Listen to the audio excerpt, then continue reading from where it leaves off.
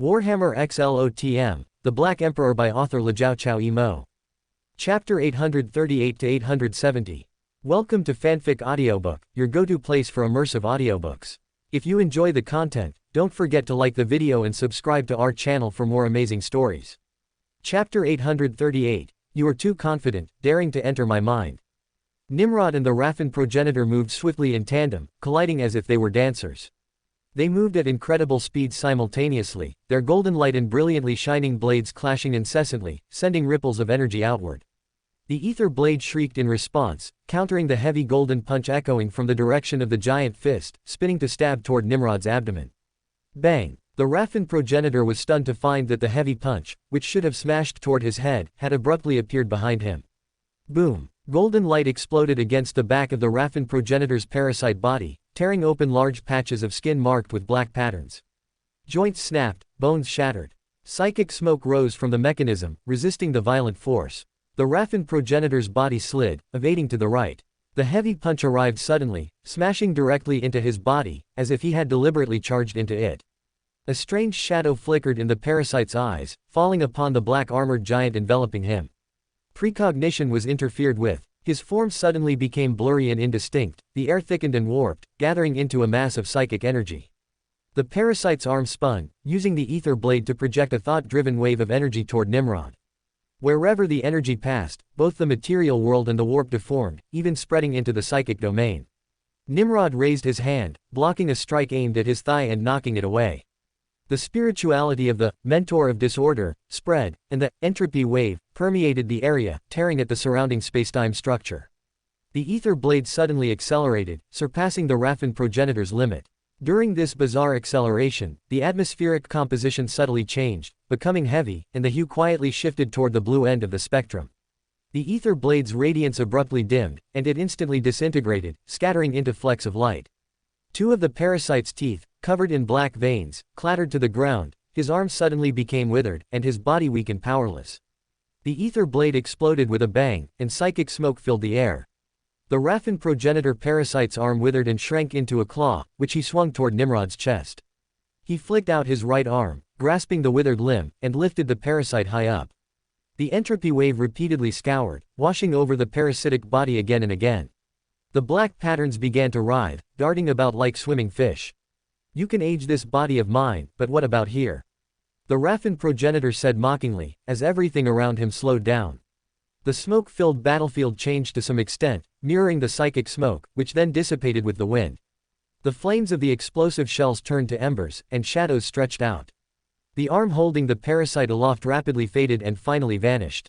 The black veins on his body receded, and his skin emitted a faint glow. A strange smile appeared on his face as he looked around with interest. He looked up at the sky where shining stars hung. He looked down at the ground where clusters of shadows appeared. "This is your mind," the Raffen progenitor said leisurely, as if he were a visitor. "My kin told me that Angrens was a blood-red world of slaughter." Amidst the buzzing sound echoing throughout the world, knights clad in magnificent armor and wielding fine weapons fought against warriors holding clubs without any protection. Savage warriors fell continuously, each time smashing a fissure into the blood-red earth. Sanguineous as was, the Raffen progenitor's narrative abruptly stopped, a curve forming at the corner of his mouth. "All your genetic forging power, even your psychic energy, is useless here. In this place, I am the..." The confident words of the Raffen progenitor turned into a silent choke, and clusters of tentacles erupted around him. Light and shadow moved together. Blinding light tore apart the tentacles. Clusters of shadows coiled around the Raffen progenitor's body. The Primarch's obsidian eyes narrowed. Open black lens bracket. "You are too confident, daring to enter my mind." Close black lens bracket. In the outside world, within the minds of the Titan crew members, Nimrod's psychic power, boosted by ambition, could only maintain a balance of resistance. But within the mindscape, he was the master. Shadows spread upward, converging on a single point, the brain. The brain was not on a physiological level, but a supernatural one. The concentrated psychic shock forced the Raffen progenitor's mind to splash out images like spilled paint. Stars ignited in this imagined sky, rotating around a supermassive black hole. With every breath, millions of years of light and material pulses were ejected. The scenes connected in the light to form a psychic web, composing light that did not belong to the real world. Under the pressure of Nimrod's psychic will, streaks of shadow outlined the contours of a nebula. The Raffen progenitor's tendrils exploded, bursting into a cloud of illusory smoke. The smoke drifted, dissipating in the wind. Trying to run, shadows coiled around the smoke, outlining a colorful scene, revealing the internal landscape of the nebula. As the smoke drifted away, it transformed into swollen, massive orcish cruisers made of scrap metal plates, slender Aeldari ships, petal-shaped vessels of the Herud, and countless bizarre alien voidcraft. Most of the ships were extremely ancient, belonging to races humanity had never encountered, except for a few metal tombstones recording ships and wreckage orbiting shattered worlds. Occasionally, Baroque-style warships dense with crenellations and a few Imperial Gothic warships slipped through the void. Nimrod's eyes narrowed as he focused on the elegant fleet. Every warship was a crystal spindle in an exquisite pod, like a palace floating in the void. Force fields flickered, and the hulls, bearing armor and hooks, resembled shining crustaceans swimming through space. Nimrod's consciousness continued to seep in, tightly locking onto the source of the bright halo. The physical dimension's appearance receded, revealing a web-like network of veins. Asteroids spun, fragments floated. A ring of orbital debris circled a broken, dead world, which in turn slowly orbited a dim, almost extinguished giant star. Just as Nimrod was imprinting every detail of the psychic mark, recording every space and celestial phenomenon in the star cluster, an iris suddenly opened within the cluster. A giant eye densely covered in tentacles stared fixedly at the black-armored, golden-winged figure.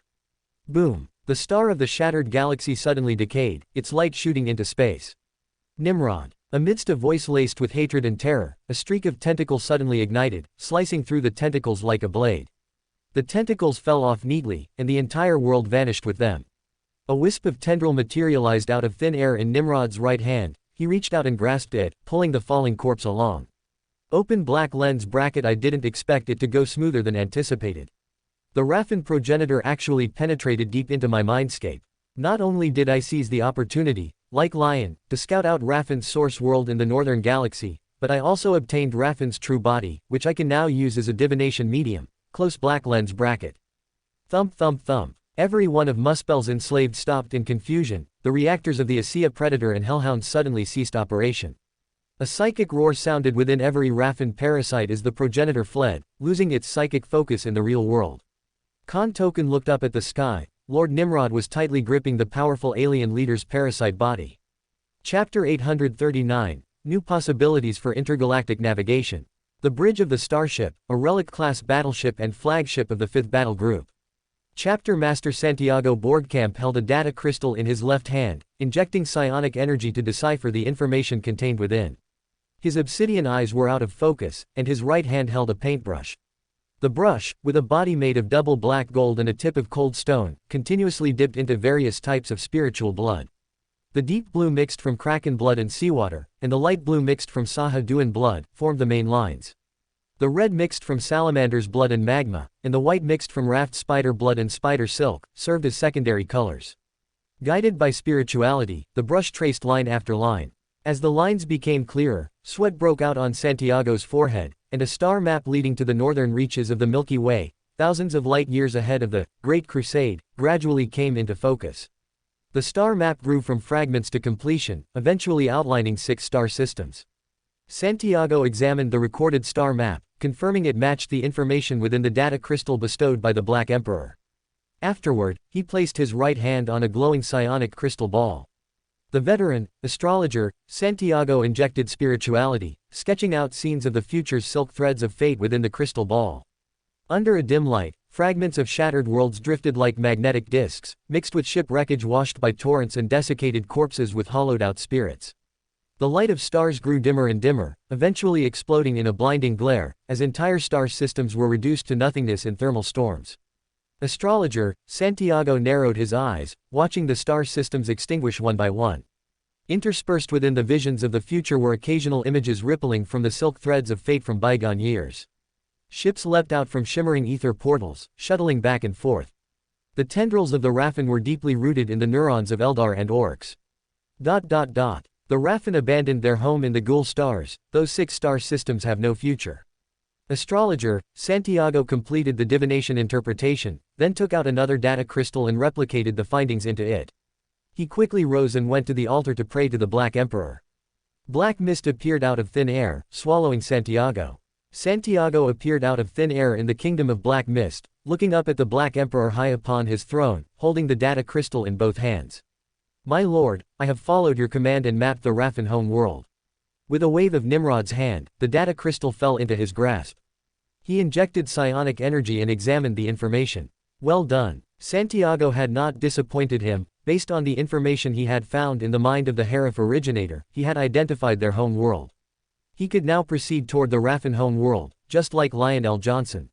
Nimrod's gaze was deep as he contemplated the state of the progenitor space and the Raffen race. He remembered that after Lion led the fleet to the Ghoul Stars, the progenitor led a team to stop them. Lion relied on the exterminatus remnants to kill the progenitor, causing the entire race dependent on him to die instantly. But he did not enter deep into the progenitor space, so the Raffen race was not truly extinct. In the 718th year of the 38th millennium, the Raffen launched a 200-year predatory war against the fortress world of Kolmag II in the Salaka sector. After the Star Phantom warband broke the siege, most life on that world had become spiritual food for the Raffen, nearing population extinction, and it was eventually reclassified as a penal world. In the 900th year of the 39th millennium, Amraphel of the Orpheus sector invited the Raffen, who were disguised as interstellar mercenaries. Before the entire planet was about to become food, alert members of the Ecclesiarchy discovered and stopped it in advance. It was based on these memories that Nimrod could conclude that there were at least multiple Raffen groups led by progenitors, meaning there were many potion materials for the sequence 4 inches Earl of the Fallen. At the same time, the progenitor space, as a special dimension, was also a method for intergalactic navigation. Although humans were not a psionic race like the Raffen and could not utilize it directly. But he could still rely on the spatial teleportation of the door pathway, the research into the mysteries of the Raffen by the Hermit and White Tower pathways, and the astronomical and knowledge domain abilities of the Paragon to gradually develop interstellar navigation capabilities. On the other hand, based on the analysis that the Raffen did not pose much of a threat in the future and that humans had already become their main predatory target, the other groups were not large. The strongest branch was the one that invaded Muspel. Open black lens bracket. Since I can defeat the strongest Heref originator and I have the strength to capture the progenitor space, there's no reason not to try. After all, this is a new possibility for intergalactic navigation. Close black lens bracket. Nimrod made his decision while contemplating. Your mission is to find the entrance to the progenitor space in the Raffen home world. Open black lens bracket. If I can find it, I can use this divination, for which the dice of prophecy are about to finish charging, for other divinations. Close black lens bracket. As you will. After Santiago Borgkamp bowed and accepted the order, Nimrod sent him back to the real world. He then replicated the star map from the data crystal to other worlds and distributed it to the participating warbands. Progenitor space. Countless crystal spindles and stasis pods were clustered in various areas.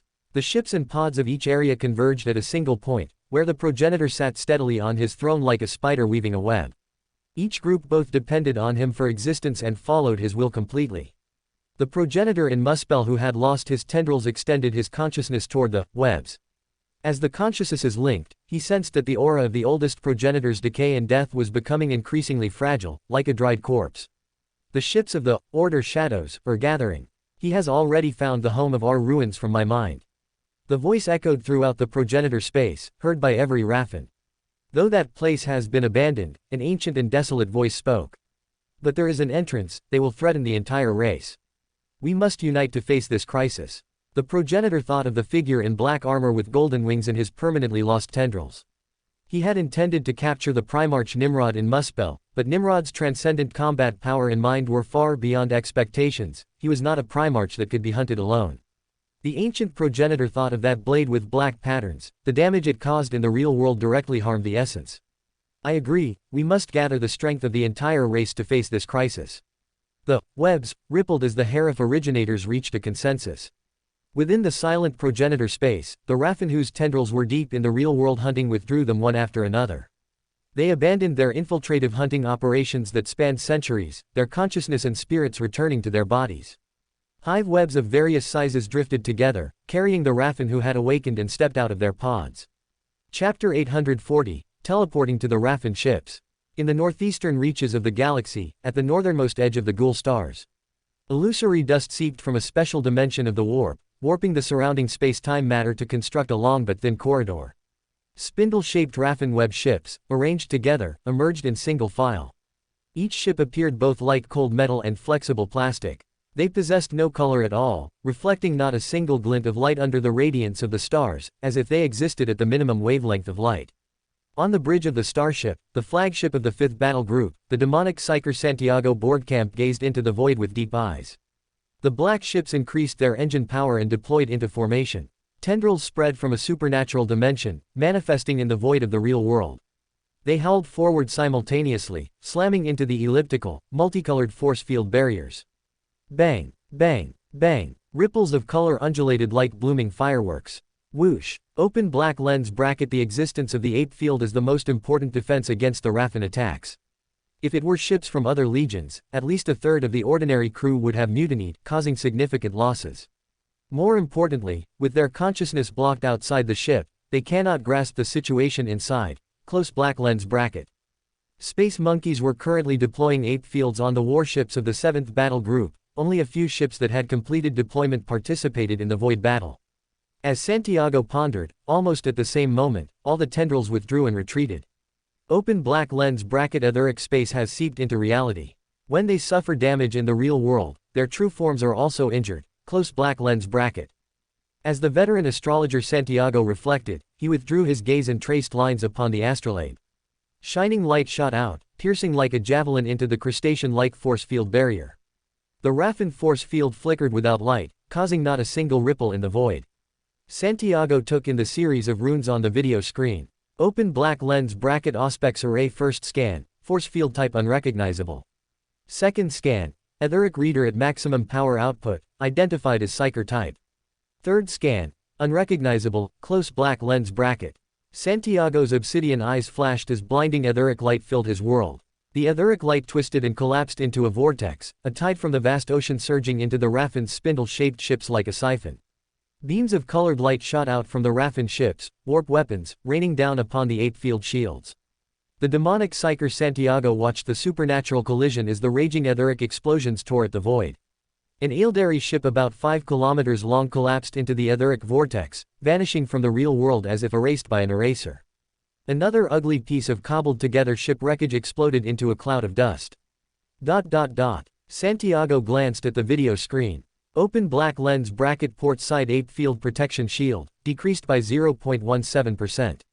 0.29%. The Raffen possess psychic weapons capable of damaging the ape field. Close black lens bracket.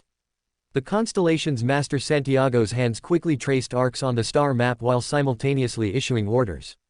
Ether cannons, fire. The starship took the lead in firing, the ether cannons mounted under the bow's belly unleashing beams of colored light through the illusory etheric dust. Blinding light crossed through the dim star system, hitting the targets simultaneously. Bang! The shining light slammed into the force field shields. The howling of the etheric explosions rumbled loudly. An elegant and exquisite pod suddenly burst apart. The Raffen inside, whose tendrils were clutching Eldari food, had both flesh and soul erased by the etheric beam. Santiago surveyed the void battle. The Order Shadow's fleet had already gained a certain advantage. The Raffen's psychic weapons caused limited damage to the ape field, but the ether cannons were tearing through their force field protection. Open black lens bracket. I must lock onto the teleportation target. Close black lens bracket. Santiago thought to himself. He knew the losses in a void battle exchange were too great. He had to follow the Black Emperor's orders to lock onto the Raffen ships, positions and conduct a teleportation raid. Runes on Santiago's Lord Hunter suite glowed, and simultaneously, the runes on the 3 surrounding servitors lit up. The demonic psyker's consciousness ascended and detached from his body, as layers of Jeb spread out across his vision. Jeb was not of any real-world dimension. It had no concept of length, width, or height. The left side of Jeb twisted and rose, then became entangled together. The right side of Jeb resembled a scroll, twisting and intertwining. Every part of Jeb was constantly changing and flowing, emitting a piercing light. The demonic psyker immediately felt a sense of familiarity, a dimension to which his spiritual intuition was tightly linked. The 9th layer of the cake was a constantly shifting and chaotic gray. The formless abyss, a special space Santiago had personally marked when he traveled to the warp. The demonic psyker Santiago's etheric vision gazed at Jeb, discerning the intertwined and brilliant colored images. Santiago's consciousness flowed, scanning through the layers of Jeb, before finally settling on one spot. A spider crawled along a web, which extended toward various points in reality. Whoosh! An unsettling aura seeped in, like freezing cold tentacles brushing against every part of his being. Santiago's consciousness projected onto that dimension, locating a single point. The demonic psyker Santiago discerned and deconstructed it, quickly memorizing the coordinates on the supernatural plane. With deep eyes, he quickly typed a series of numbers onto the console. On the black ships, the Terminators began to line up for teleportation. Dixon, the first company captain of the first battle group, wearing a Saturn pattern Terminator prototype, stepped onto the teleportation platform. The flash of teleportation lit up, and the teleportation chamber, constructed of buttresses and sealed energy banks, vanished. The teleportation flash faded, and the emitted steam dissipated in the corridor as an unsettling stench filled their nostrils. It smelled like decaying leaves and rotting insects, a sensation as if one had been shrunk to a microscopic level and thrown into a spider's nest.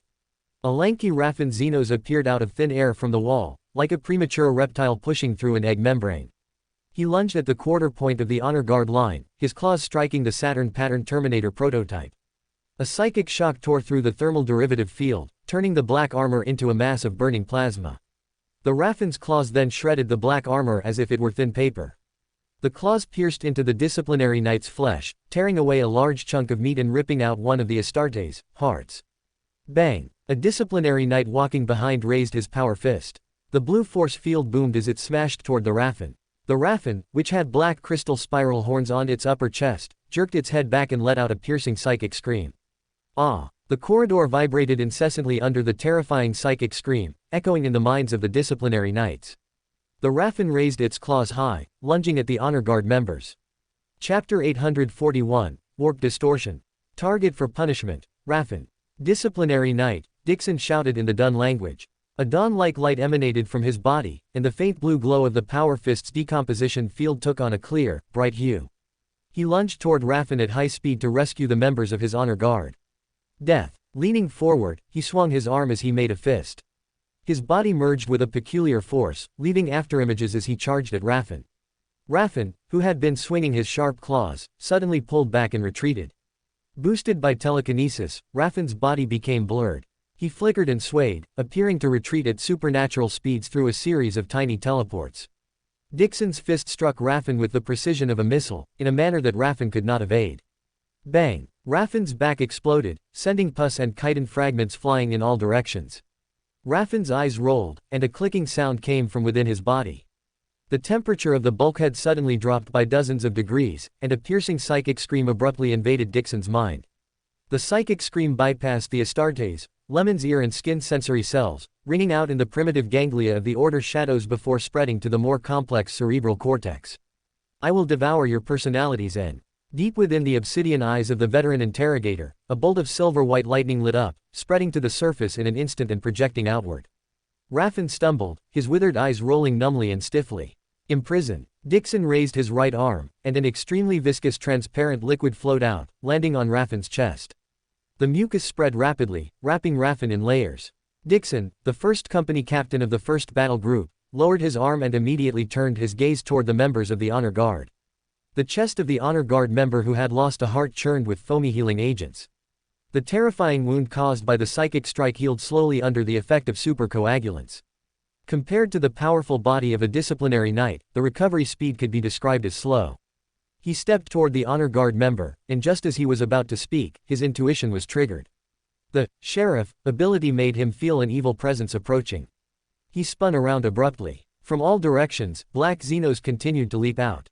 They generally resembled half-human, half-bat creatures, with wingspans even longer than their bodies. Their black skin was as dry as paper and shimmered. From their brutal joints, sharp bone structures protruded, constantly emitting ear-piercing explosive pops. They gave off a smell of rust as they moved, and psychic fluctuations made the air crackle. When Raffen moved his physical body, he still resembled a snake wandering through psychic mist. His flickering tendrils emitted a supernatural chill, causing the Saturn pattern Terminator prototype's thermal diffraction field to crackle. Raffen's joints popped as he ducked swiftly, avoiding the incoming power fist. His clawed foot swept out, and amidst the explosive sound, the thermal diffraction field burst into a wave of heat. The spiderweb-like structures on the crystal spindle bulkhead exploded as if stimulated. The bulkhead vibrated in a series of implosions, and the supernatural senses of the Order shadows became nearly blurred. Dixon's right gauntlet slammed against the ground. His legs, which had been swept out from under him, bounced up, and he delivered a series of kicks toward Raffen's ugly head. The Raffen extended its limbs, twisting joints like elbows and knees to block in front of itself. Dixon, granted excellent combat abilities by the Arbiter class, suddenly leapt up, his body rising above the upper edge of Raffen's bat wings. He swung his left arm and smashed down with a fist. The light-wrapped pale blue field hissed as it struck down, tearing through the void with an explosive roar. Raffen raised his right arm, and psychic fluctuations distorted the air. Shimmering etheric energy surged, and black lines traced the shape of a blade-like psychic weapon.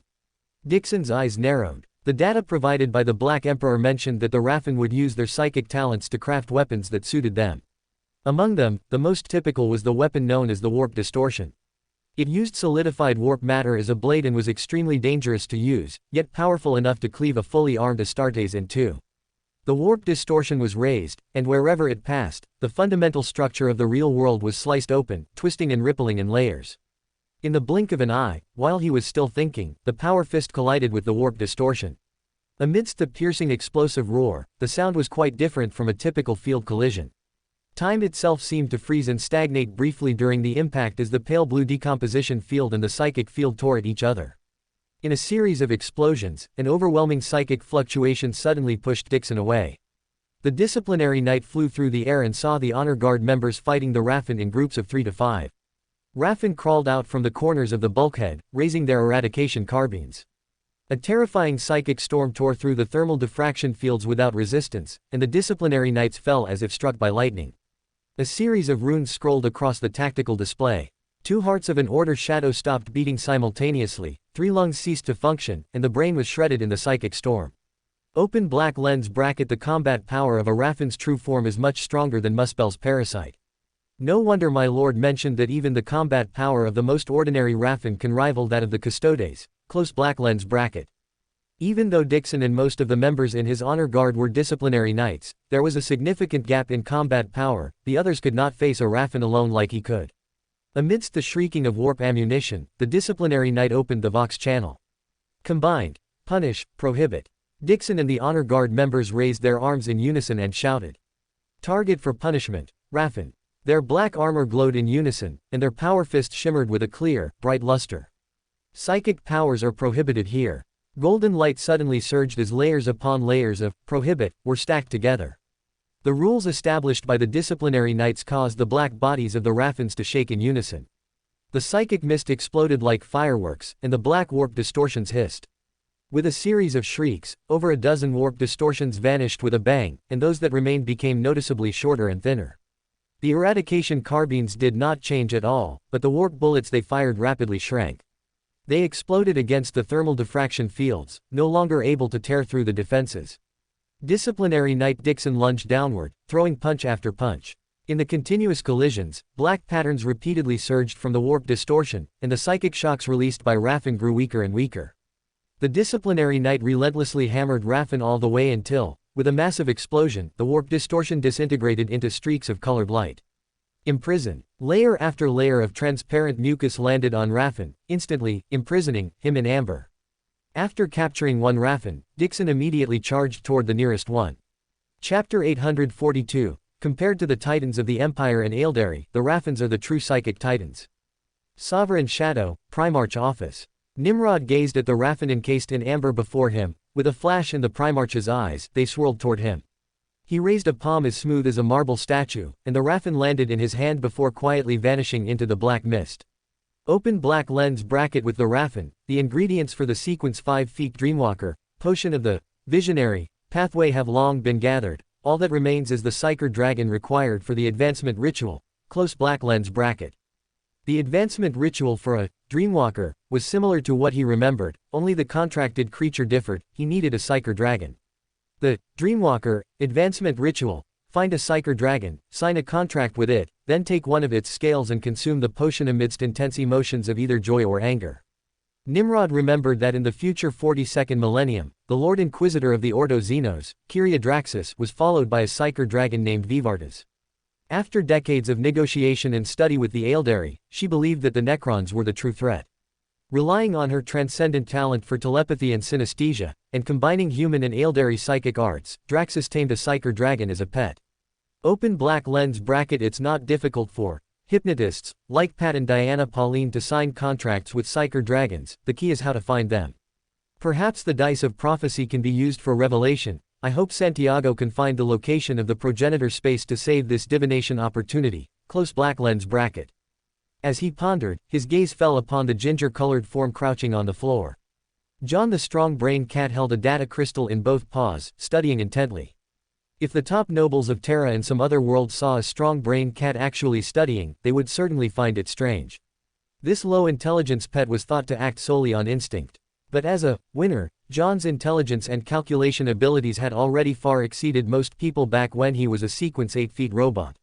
What John was currently researching was by no means ordinary data, but information Nimrod had obtained during his mental confrontation with the most powerful Heref originator. Among the human population, only a few like the Emperor, Malkador, and Magnus could rely on powerful psychic abilities to capture information from ancient times within the warp. Nimrod took in the light of wisdom and the focused posture flickering in the strong-brained cat's obsidian eyes, thinking to himself.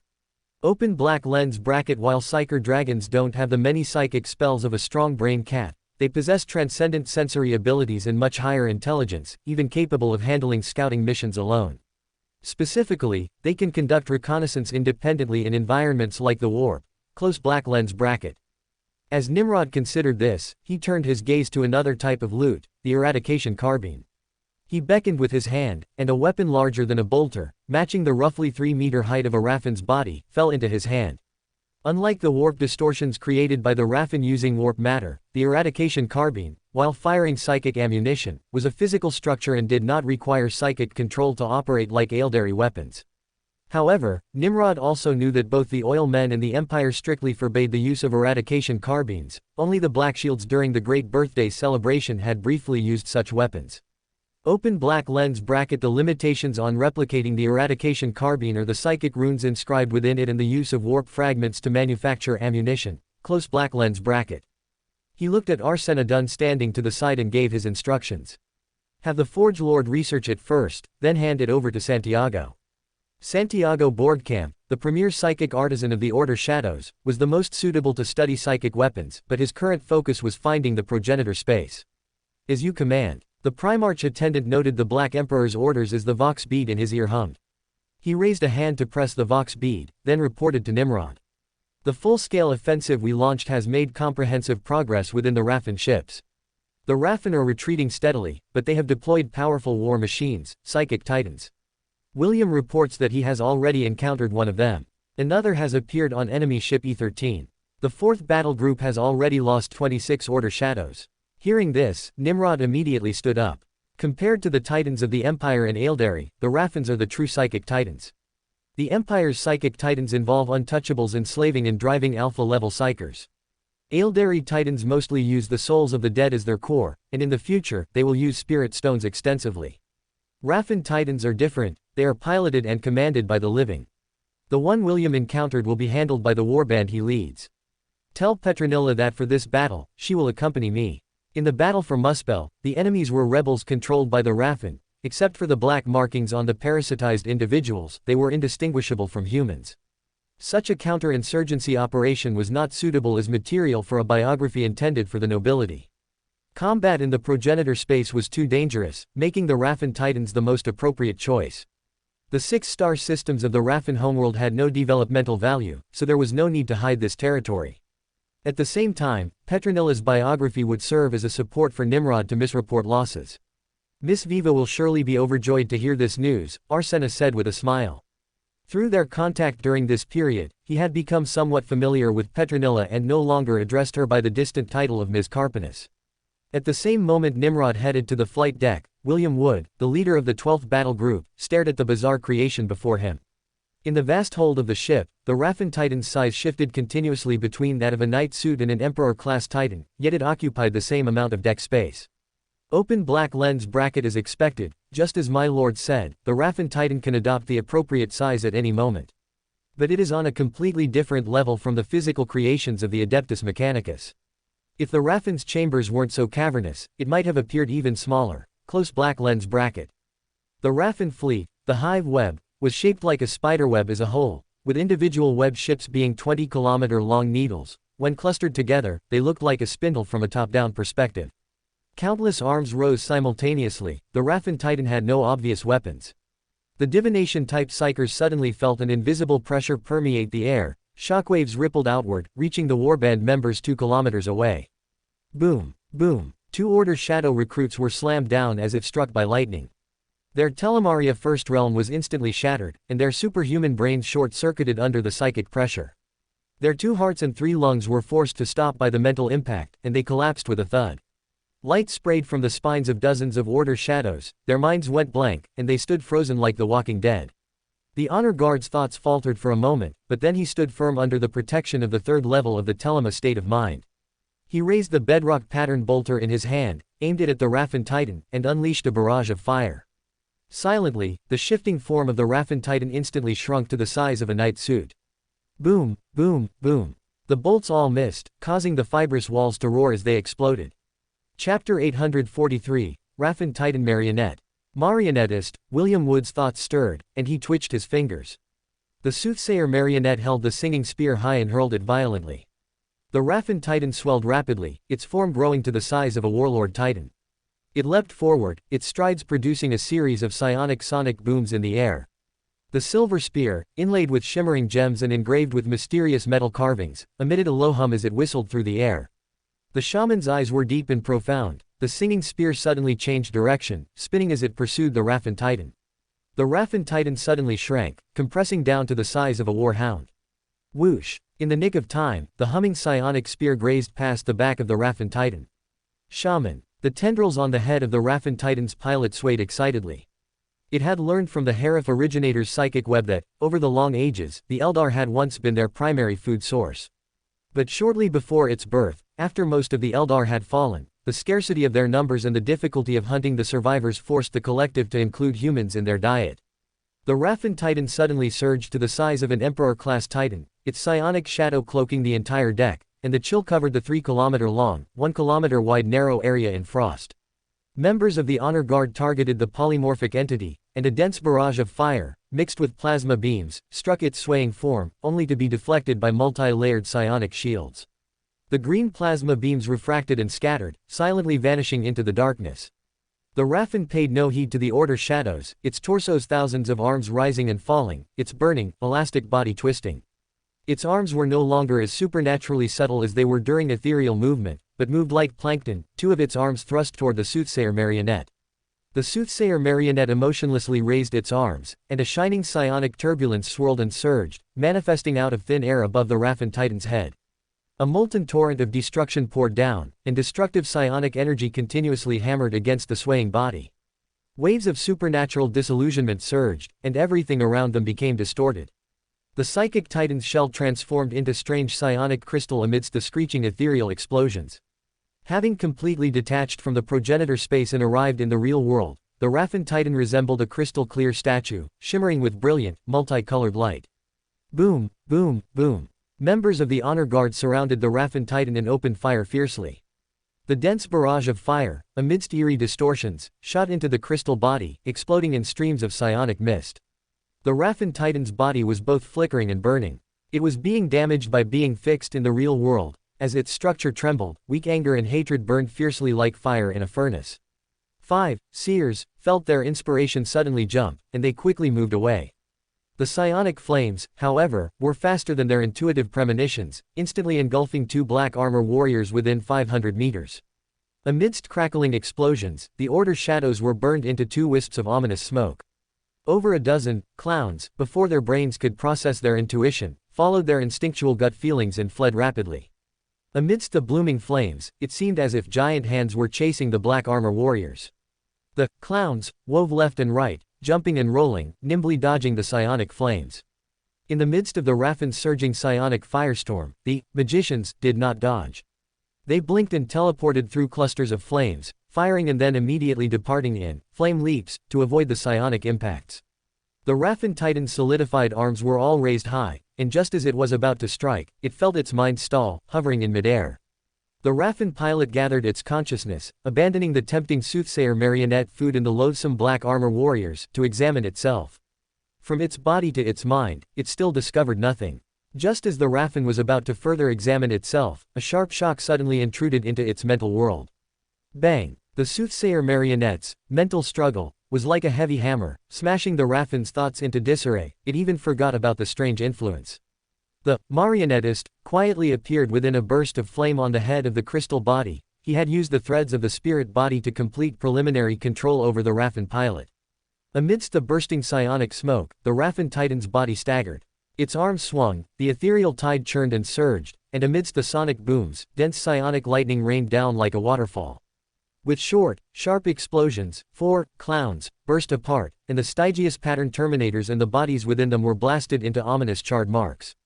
The magicians, who had leapt out of the flames, were struck by the crashing psionic thunderbolts.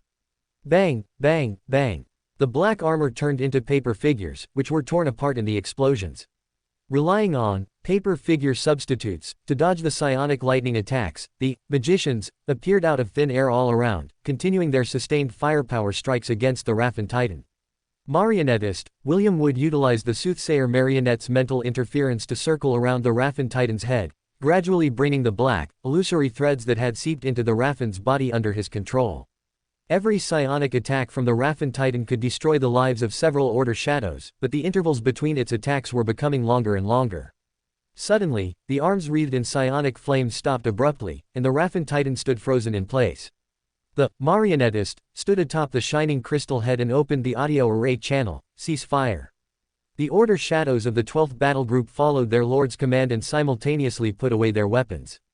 After standing frozen for a few seconds, the Raffen Titan straightened its body, and its form, which had been restricted to the real world by the soothsayer marionette's strike, gradually became ethereal.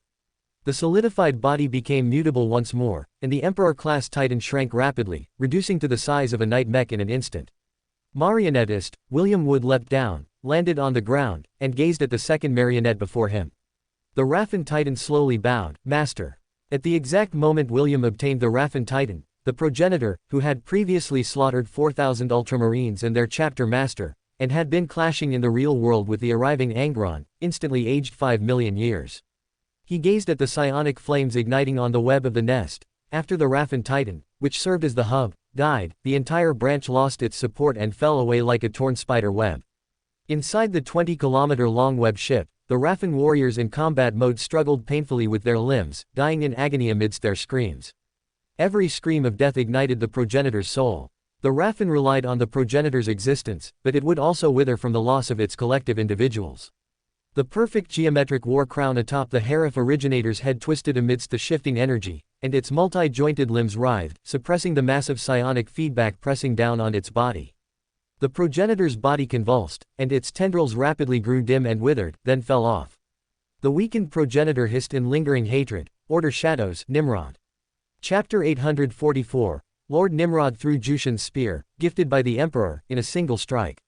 Inside the cabin of the Raffen web ship, designated E13 by the Order Shadows. The gatekeeper, Sasebo Tezuka, maintained the open spirit world gate with a pale face, the dark green vines spreading from the bronze gate burned to ash in the psionic flames. His giant bone serpent was coiled tightly around the massive Raffen Titan, which was as large as an Emperor-class Titan. In the shadow of the Raffen Titan's massive body, the shadow ascetics used shaped shadow blades to stab the exposed crystal body that was being pulled into the real world by the bronze gate. The Raffen Titan's body slowly shrank. At every moment, several shadow ascetics were forced to jump down in bursts of psionic mist after stabbing their shadow blades into the crystal body. The gatekeeper, Sasebo Tezuka's spirituality was rapidly consuming. The bronze gate quickly became illusory and shook incessantly. When the Raffen Titan's body shrank to the size of a warlord titan, the bronze gate shattered with a bang. The Raffen Titan's crystal body receded, shifting between illusion and reality. The shadow ascetics emerged from the shadows where they were hiding, and the blades condensed from the Raffen Titan's body also vanished.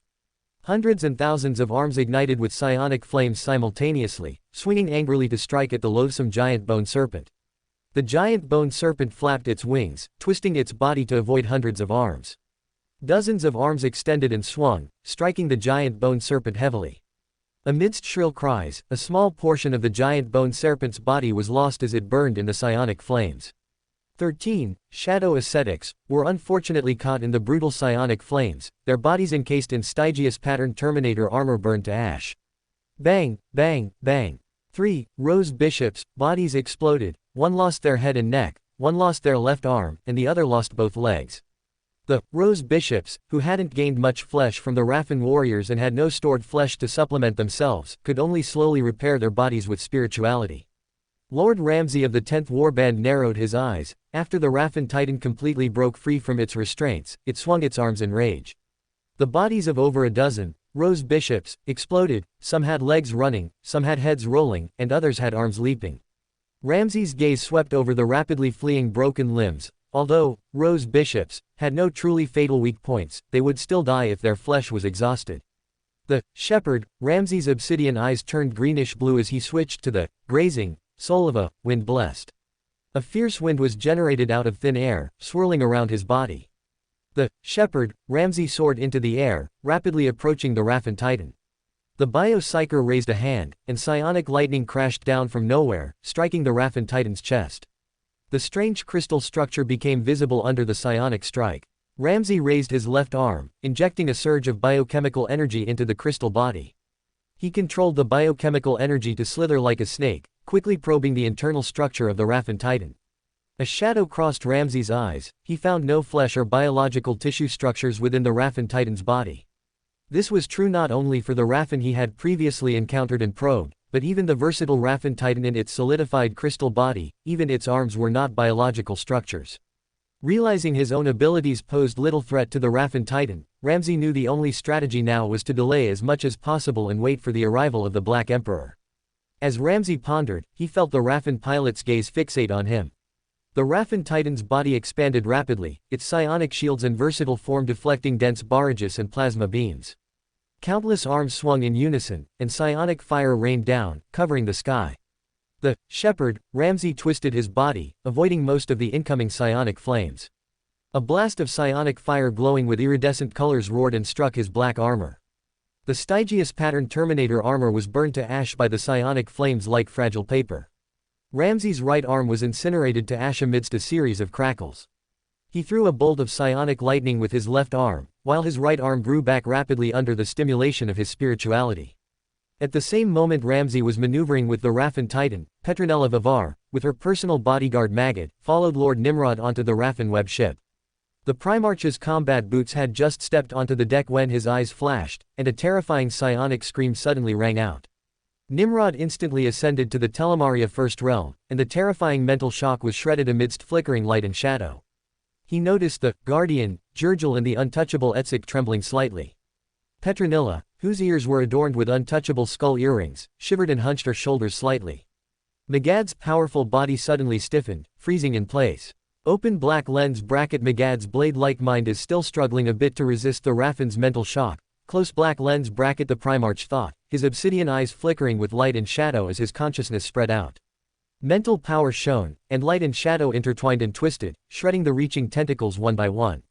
Magad's body trembled, he was dazed for a moment, then looked toward the majestic figure in front of him to the side. Open black lens bracket Lord Nimrod destroyed the thing that invaded my mind, close black lens bracket. Having long since lost the ability to speak during surgeries by the Capanis family's private doctors, he took a large stride forward, wanting to thank Lord Nimrod. Suddenly, his golden eyes saw a strange bat-shaped creature appear out of thin air in front of him. Magad pulled the trigger, and a series of bullets from his pistol hammered into the misty body covering the Xenos. Bang, bang, bang. As the bullets shattered, a blade appeared out of thin air in the Raffen's hand. The Corian rapier in Magad's right hand struck like a silver serpent, its glimmering blade thrusting straight forward. Amidst a booming sound, the blade tore through the psionic shield and pierced the black, hideous body. The Raffen, whose stature rivaled that of a custodian, was run through by the rapier and collapsed to the ground. Nimrod took in the scene of Magad killing the Raffen. Open black lens bracket as expected of the heirloom blade of the Capanis family, its lethality against warp creatures even exceeds that of most power swords. Close black lens bracket. While thinking, he raised his right hand and snatched Jushin's spear from Etzak's back. His golden wings flapped once, and the giant spear thrust repeatedly. Petronilla's eyes widened as she tried her best to track Lord Nimrod's figure, but she only saw an afterimage. Blood holes exploded in the chests of the Xenos appearing from all directions, and they collapsed one after another. She pouted unwillingly. The organic crystal core of her memory pen captured the thoughts in her brain and wrote down a line of words. Open black lens bracket. Lord Nimrod is as swift as the wind. He killed 15 Raffen simultaneously.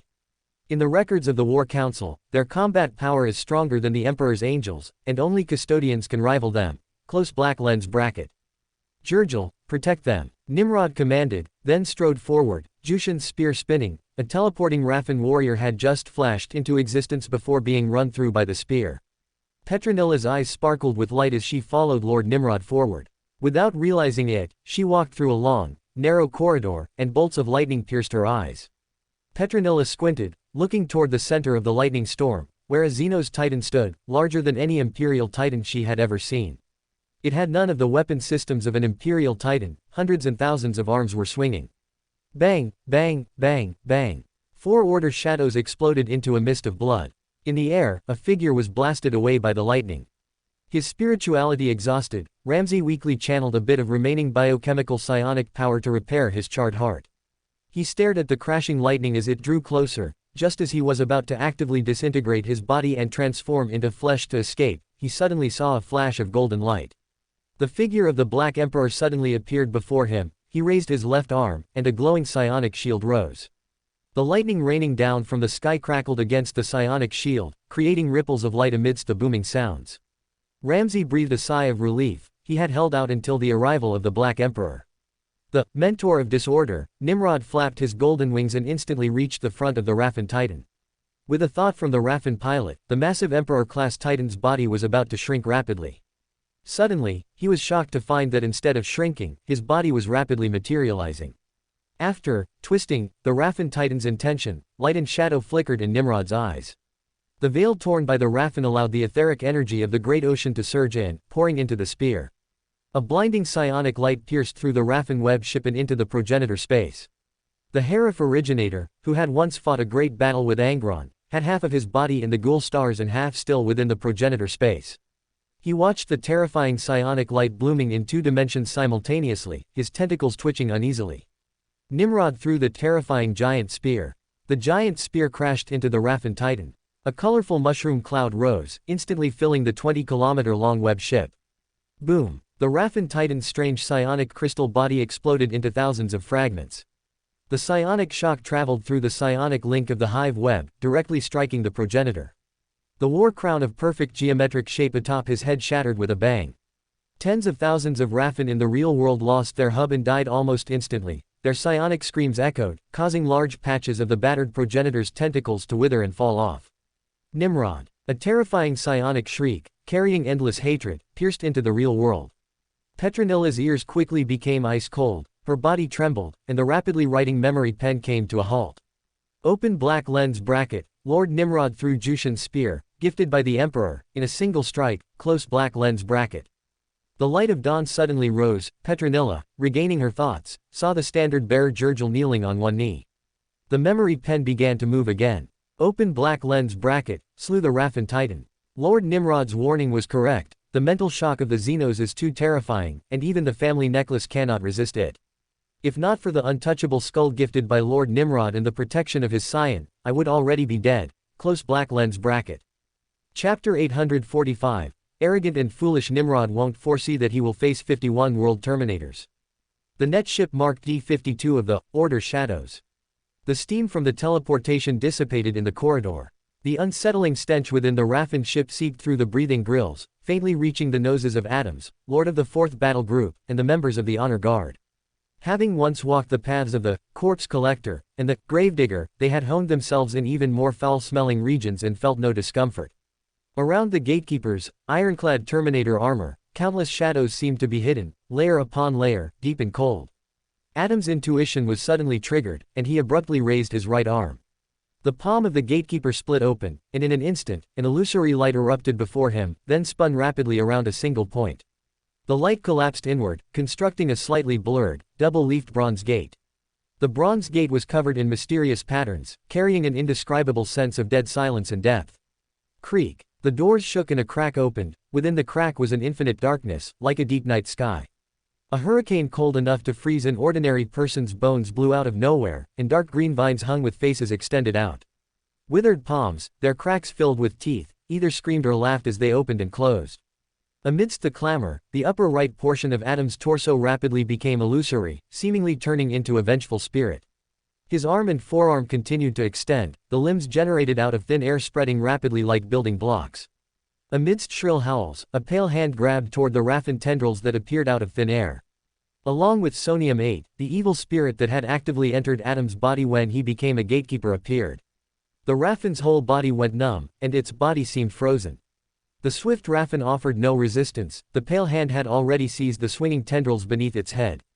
The Raffen's body rapidly withered, becoming as weak as if it hadn't parasitized or fed for thousands of years. Gloomy green slime dripped onto the bat-shaped body, which in an instant turned into a mummified corpse. The pale arm retracted rapidly. Inside the bronze gate, hundreds or thousands of other arms danced and swayed wildly, yet not one dared to approach. As the bronze gate swallowed the first Raffen to emerge, the gatekeepers either tapped their brows or opened their palms to open the underworld gates. One after another, Raffen evil spirits with withered bat wings and swaying tendrils leapt out from the bronze gates. Their bone wings flapped as they pounced toward the living beings who were similar in appearance but several sizes larger. Shameful profanation. The Raffens roared and shrieked in anger, their eradication carbines firing waves of psychic storms. Ripples of colored ether shot out and struck the body of one Raffen. Bang! The Raffen evil spirit's body exploded, its aura weakened, and its form became increasingly dim. Its eyes stared fixedly at the living, its gaze venomous, letting out an unwilling scream. The Raffen responded to the evil spirit with a piercing shriek. The psychic scream, full of hatred, echoed through the long, narrow deck. The dark green light of the dead tainted the colored etheric light during the collision, and the Raffen's tendrils withered one by one. Amidst the hissing sounds, a Raffen evil spirit quietly appeared beside a living being who was firing an eradication carbine and emitting a psychic scream. It swung the green-tinted death blade in its hand, which resembled a warp-distorted weapon, hacking at the junction of the right batwing and the back. The Raffen stowed its eradication carbine, its body spinning. As its right claw gripped the air, etheric light flashed. It swung the shaped warp distortion, slashing at the incoming venomous blade. The two blades collided, producing a piercing explosion. The shockwave threw the Raffen back. The strength and agility of its dead kin were still terrifying. Moreover, through the right arm holding the warp distortion, a strange energy was eroding its body and mind. In its long life of over 10,000 years, it had never encountered such strange energy. The most similar was a decayed Raffen. Before the Raffen could steady itself, its body was suddenly tackled. The dead one that had been shrieking with it earlier wrapped its withered arms around its body. The dead one's body twisted and folded, even more flexible than when it was alive, tightly locking its multi-jointed torso. Another Raffen evil spirit followed closely, swinging its dark green blade and hacking mercilessly at the Raffen. The venomous blade struck the psychic shield, letting out a piercing bang. The Raffen's body swayed frantically, its right arm bending back to deliver continuous psychic strikes behind it. Bang, bang, bang. The Raffen evil spirit's body was shattered, struck until its frame was lopsided, then twisted and entangled, yet it never let go of its arms, as if it felt no pain. It became even more venomous, its withered, branch-like tendrils piercing into the living being's hindbrain. Ah! The venomous scream pierced the Raffen's brain and seeped into its mind. The Raffen's body froze, and then the venomous blade hacked fiercely into its strangely tightened forehead. A gatekeeper raised a pale palm, aimed it at the newly deceased Raffen's corpse, and whispered the words of the dead.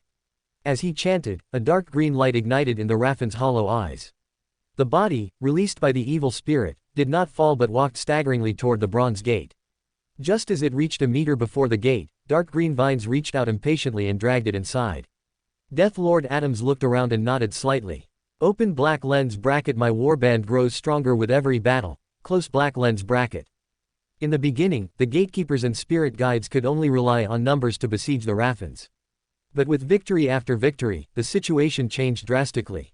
The 6 home worlds of the Ghoul Stars, due to their overlapping with the Raffen's progenitor space, had undergone drastic changes in their space-time structure. The souls of the dead mostly haunted this place, creating opportunities to enslave evil spirits. By enslaving one Raffen wraith after another, the strength of the undead driven by the gatekeepers and spirit guides had significantly increased.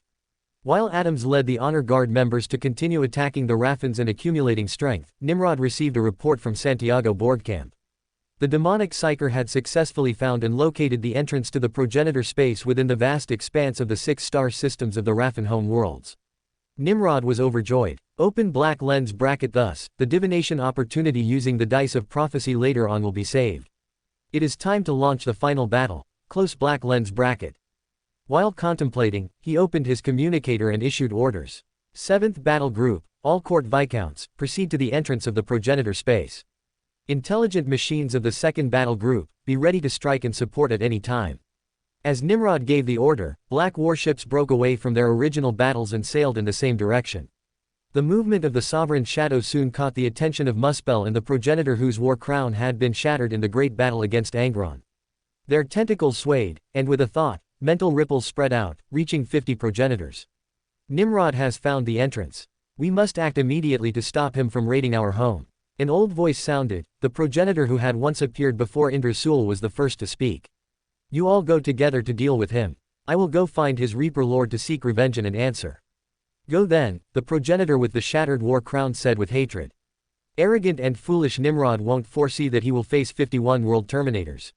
Chapter 846, Heref Originator, from beginning to end, you have fallen into the conspiracy I orchestrated. In a corner of the Ghoul Stars, Sanchez, Lord of the 7th Battle Group, and Wilshire, Lord of the 2nd Battle Group, boarded a Monarch heavy landing craft together. The black starship roared as it took off from the deck. Sanchez looked out through the observation window. In the dim void, black warships were exchanging fire with the surrounding Raffen vessels.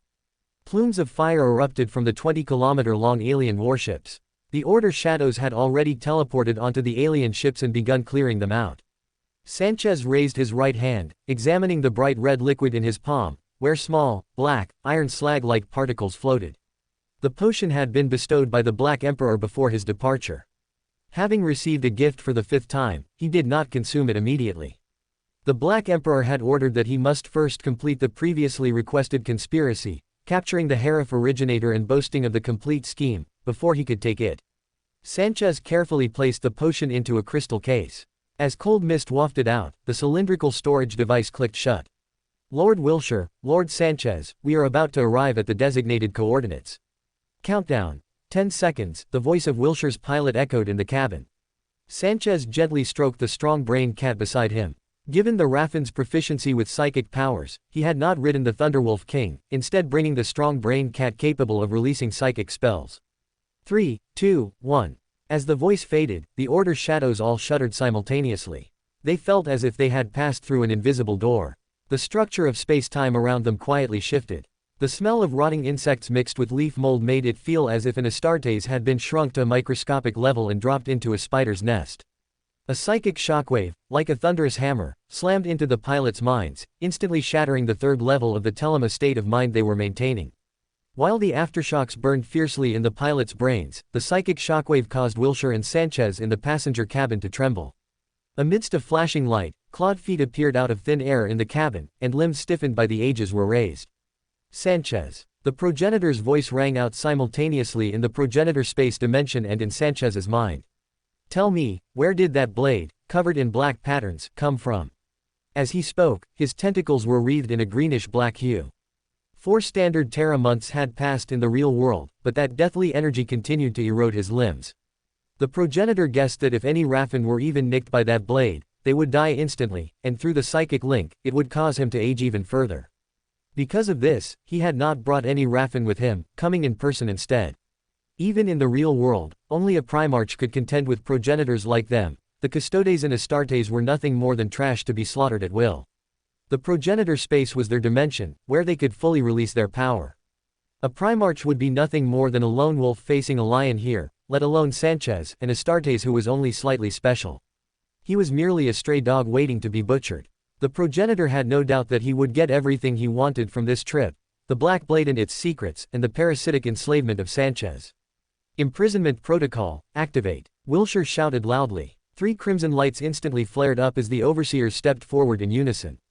Boom, boom, boom. Massive mechanical feet slammed down around the progenitor, encircling and sealing him in. The Heref Originator's consciousness spread out, examining the source of the Order Shadow's ridiculous confidence. His probe was rebuffed by logical programs composed of copper, silicon, and steel. Abominations, the progenitor said with disgust. Forms without any spiritual anchor were the racial curse of the Raffen. His withered body expanded through the ages, and he swept his right arm, drawing a 2-meter-long blade. The shining warp twisted and hissed. The overseers, discs lowered in unison, and a waterfall of crimson light rolled down. The 3 poured torrents of energy crashed down, slamming into the progenitor's psychic shield from different directions. Amidst a series of ear-piercing explosions, the progenitor's body crackled all over. His withered left arm erupted with shining etheric light, propping up a ring. The progenitor slowly raised his arm, lifting the psychic shield above his head. He took a step toward one of the abominations, his blade slashing diagonally. Screech. The unblockable supernatural friction sound penetrated Wilshire's and Sanchez's lemon's ear, as drops of blood splattered down. Just as the progenitor was about to strike a second time, the heavy thud of footsteps rang out. Amidst the heavy mechanical footsteps, intelligent machines poured out from all directions. Though only the size of dreadnoughts, they walked between the legs of the overseers, which were as large as warhound titans. They filled the gaps between the 3 overseers. Hundreds of mechanical arms turned in unison, and streaks of thermal rays and graviton bullets shining with golden light flooded the area, firing toward the progenitor at the center. A surging storm of energy engulfed the Heref originator, his psychic shield was instantly torn apart, and his withered body was pummeled into sunken craters. Damn it! A faint, colorful light glowed on the progenitor's body. Just as he was about to teleport away, everything around him suddenly came to a standstill. The falling crimson light stopped, the surging energy storm froze, and the etheric light went stagnant. In the absolute silence, a needle-filled syringe whistled through the air, piercing and pinning itself into the Heref originator's withered head. The Heref originator's war crown slumped powerlessly. His ancient consciousness fell into a bizarre state of paralysis, and his etheric energy dissipated uncontrollably. The stagnant time fluctuated for a moment, and the voice of the detestable Sanchez rang out. "Wilshire, I have caught him." Protocol terminated. Wilshire gave the command. The crimson light receded, and the thermal rays and graviton bullets were deflected at the last moment under the control of the intelligent machines, grazing past the progenitor's body. As the intelligent machines strode away, the conspirator walked toward the Heref originator, following the Black Emperor's order to honestly reveal his entire conspiracy. "You should understand now. At Indrasul, I deliberately used the black blade to wound you, luring you here to find me." Sanchez the conspirator briefly mentioned the trap he had set in the past, then detailed the conspiracy from just a moment ago. Thud. The Heref originator's massive body crashed onto the deck. "Your most powerful psychic forces are useless against the intelligent machines Wilshire brought, yet their terrifying firepower can pierce your psychic shield." Sanchez the conspirator squatted down, gently stroking the strong brain cat that lay powerlessly on the deck, psychically linked to him. It released its psychic power with everything it had to help me pause time for a single instant. As Sanchez the conspirator stood up, he took out a stasis storage case. "I used that instant to fire the potion the chief apothecary specially made for you." Sanchez had learned from Mikkel that he had used the Heref originator tentacles the Black Emperor obtained at Muspel as experimental subjects. After hundreds of experiments, he had developed a potion capable of anesthetizing a progenitor. The base of the potion was Sloth's necrotic bodily fluids and Nuceria's anesthetic injections, with dozens of other materials added, such as mandrake and Fenrisian iceworm blood. "Heref originator, from beginning to end, you have fallen into the conspiracy I orchestrated." As Sanchez spoke, he stepped across, standing over the Heref originator's neck. After glancing down, he tilted his head back and drank the blood-like liquid. As soon as the potion entered his mouth, a blood-colored mist filled Sanchez's world. Amidst uneasy, sizzling hisses, hundreds of Harud wrapped in tattered cloaks suddenly appeared. Like greasy scrolls within the space-time continuum, they lunged straight for Sanchez. His armor became dull and lusterless, as if it hadn't been maintained for 1,000 years. The conspirator raised both hands, and his spirituality guided 200 fire crows to whistle out, slamming into the Harud like precision shells. The first group of fire crows exploded the shadow veil created by the entropy field. The second group of fire crows slammed into the Harud. Bang, bang, bang. Amidst the exploding firework-like flames, a figure abruptly emerged, a sloth wrapped in a necrotic cloak, raising a necrotic scepter. Eerie green light crackled and shot toward Sanchez. The conspirator raised his right hand, and 5 fire snakes suddenly lunged out, creating a wall of blazing fire around him.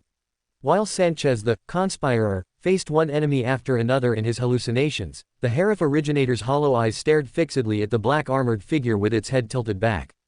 Open black lens bracket. I once witnessed the war in heaven, and experienced the war between the Eldari and the Necrons. I have witnessed the rise and fall of countless races. I have fed on the lives of countless worlds, seizing all their memories and secrets. Yet now, I have been deceived by an ant. Close black lens bracket. Chagrin filled the progenitor's mind. The progenitor tried to awaken his power and drive his powerful body, but there was no response. Open black lens bracket. The day of my race's decline has arrived ahead of schedule. Close black lens bracket. The fear of death eroded his ancient heart. You, detestable. The voice reached Sanchez's ears. The conspirator, who had been knocked back by the Heref originator's illusions and was covered in blood, was suddenly filled with power. His obsidian eyes turned iron black, and a brilliant white spear condensed between his hands. The conspirator leapt up fiercely, his eyes fixed on the tentacles as he swung his arm and threw the brilliant white spear. The Heref originator's body lit up with a dazzling light, and his form slid supernaturally. The brilliant white spear whistled through the air, precisely striking the tentacled chin. Boom! The Heref originator's head exploded.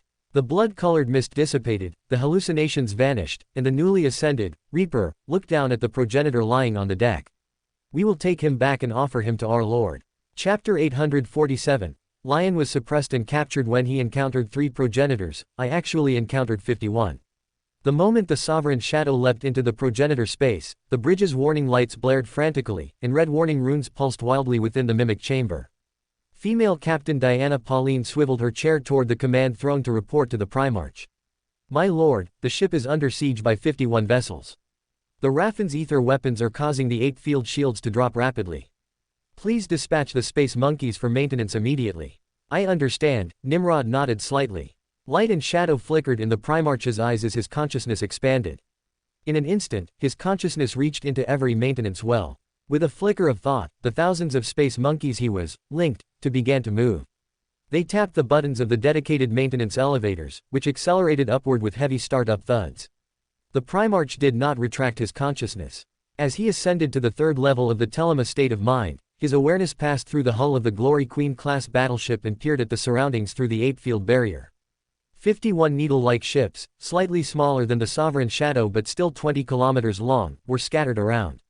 Beams of ether light shot from the Raffen web ships, bombarding the oval force field barrier in an overwhelming barrage. Piercing light stirred up layers of psychic mist. The Primarch's eyes narrowed. He surveyed the surroundings, following the materialized mental network within the progenitor space, the hive web, to find the shadow throne suspended at the hub's center. The creature atop the throne was as thin as a skeleton, its body covered in cracks, resembling a mummy from the historical records of ancient Terra. Terrifying warp energy seeped from its parched skin, and power sufficient to strip tens of thousands of souls crackled around its withered carapace. The Heref originator's massive head had horns growing backward. Above its deep-set eye sockets, shining psychic power supported a triangular crown engraved with unknown hieroglyphs. Its withered body suddenly rose from the throne, and a terrifying electromagnetic cloud erupted around it. Nimrod, you were actually foolish enough to step into our territory. Just like every empire I have devoured in the past, I shall feast upon your remains. Nimrod glanced at the progenitor's lost tentacles and felt a familiar psychic signature. The progenitor of Muspel. Open black lens bracket. A defeated foe, yet so full of confidence. Close black lens bracket. Nimrod thoughtfully continued to spread his consciousness, identifying the shadow thrones and the progenitors seated upon them through the hive web. 1, 2, 50. Nimrod's eyes narrowed. There were actually 51 Heref originators. The number far exceeded his expectations. Open black lens bracket. I thought I would only encounter a few progenitors. I didn't expect there to be so many. Close black lens bracket. Nimrod couldn't help but recall the final battle in the Ghoul Stars when Lion faced the progenitor of Muspel. 2 other progenitors had suddenly appeared on either side, with black crystal spiral horns growing from the upper edges of their chests. The 2 progenitors had each seized one of Lion's arms, completely suppressing him. Open black lens bracket. Lion was suppressed and captured when he encountered 3 progenitors, only killing them by relying on the extinction relic gifted by Old Man Huang. I actually encountered 51. Close black lens bracket. We will devour you, the 51 Heref originators declared in unison, as the progenitor space surged with violent ripples. Your science, your everything. The corners of Nimrod's mouth curled up as he looked mockingly at the 51 progenitors. Light and shadow flickered in his eyes as he released a thought pulse that pierced through the 8 field. I'll be waiting for you. After speaking, he kept a portion of his consciousness focused on the Heref originators' movements while his main consciousness returned to his body. Nimrod's gaze swept over the 48 conspirators who had already digested their potions and were waiting to complete their ascension rituals. Thibaut, 1st Company Captain of the 7th Battle Group. Stevens, 5th Company Captain. Borti, 7th Company Commander. His gaze finally landed on Nguyen Khan Hasik of the White Scars, and he asked. The ones about to step into the trap are 51 progenitors. Are you still confident in your plan?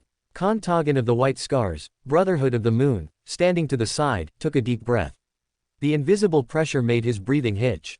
51 alien leaders. The Raffen were already so terrifying, with 51 progenitors comparable to a Primarch, how could they possibly win?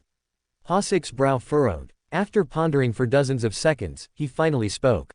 With appropriate adjustments to the lure and divide plan, I can still capture the progenitors alive. He looked at the Black Emperor on the throne and did not continue. The greatest variable brought by having more progenitors than planned was that the Black Emperor, acting as the bait, would have to endure much greater pressure. 1 or 100 makes no difference to me, Nimrod, the mentor of disorder, said calmly. Open black lens bracket. I should not have doubted my lord's great power, close black lens bracket. Hasik bowed his head, repenting in his heart. Nimrod looked at the 46 Order Shadows conspirators. The conspiracies you have planned now have the opportunity to be implemented. He had originally expected to encounter a few, at most a dozen or so progenitors, allowing combat-strong conspirators like Hasik and Thibaut to complete their ascension. He hadn't expected the number of progenitors to be far more than he anticipated, but this was also an opportunity for more conspirators to have a chance at ascension. Nimrod rose from his throne and commanded, each of you prepare yourselves. I will go to the lower deck first to activate the bait. Tagan gazed at Lord Nimrod's towering back, his eyes full of worry. Open black lens bracket. Can Lord Nimrod really defeat 51 progenitors, close black lens bracket? He clenched his fists, his heart filled with a longing for power. His memory flashed back again to the Amand Training Center on Terra, to the painful memories belonging to Harlan Swenson. Nimrod strode toward the elevator. With a thought, the space monkeys outside the lower deck, whose long fingers were clinging to the hull to repair the ape-field shields, quickly moved away. Wearing his mostly restored war crown, the progenitor who had once battled Angron. He had lost most of his tentacles, the remaining dozen or so swayed in unison, emitting a puzzled thought pulse. Is he mad? Or is he intimidated by us? Is he seeking his own death? The consciousness of the progenitor who had appeared at Muspel was cold. Foolish pride. Nimrod once defeated a parasitic body in Muspel that did not carry full power. He thinks he can kill us alone. All of us, yes, that's what he thinks. Foolish, said the third progenitor, who had black crystal spiral horns on the upper edge of his chest. No one can defeat us. 5, at most 5, said the fourth progenitor, who also had black crystal spiral horns on the upper edge of his chest. That would be enough to suppress him. True, but we won't give him any chance, the progenitor of Muspel said coldly. Teleport. 50 progenitors, following their strongest, simultaneously released a psychic shockwave, concentrating it on Nimrod alone. Bang! At the same moment the bottom edge of the eggshell-like ape field shattered, in the central area of the Sovereign Shadow's lower deck.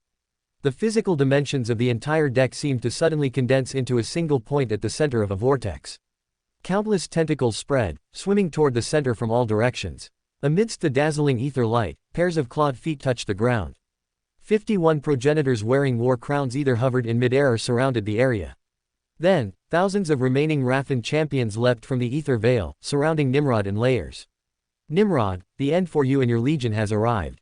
The king of Raffen, the strongest among them who had appeared in Muspel, his mummy-like shell emitting a piercing clicking sound. We will devour your everything. Chapter 848, Nimrod, Avatar of the Order's Agent. In the central area of the Sovereign Shadow's bottom deck, Nimrod looked around. After confirming that the 51 Raffen progenitors had all arrived, he sent out a thought. The space monkeys in the first layer of the Nation of Disorder immediately sprang into action. Using potion materials like the Gloom Hunter, hunted from the erased 2nd Battle Group's home planet, they began concocting the Sequence 5 Reaper potion.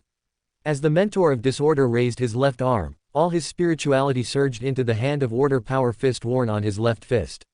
Shining golden light leapt up, dyeing the deck, which had been redesignated as Zone 33 after the pre-war modifications, into a golden kingdom. Nimrod, his spirituality drained, felt a needle-like prick in his temples. The blood-colored chain wrapped around his right pinky finger shimmered, and the pain gradually receded.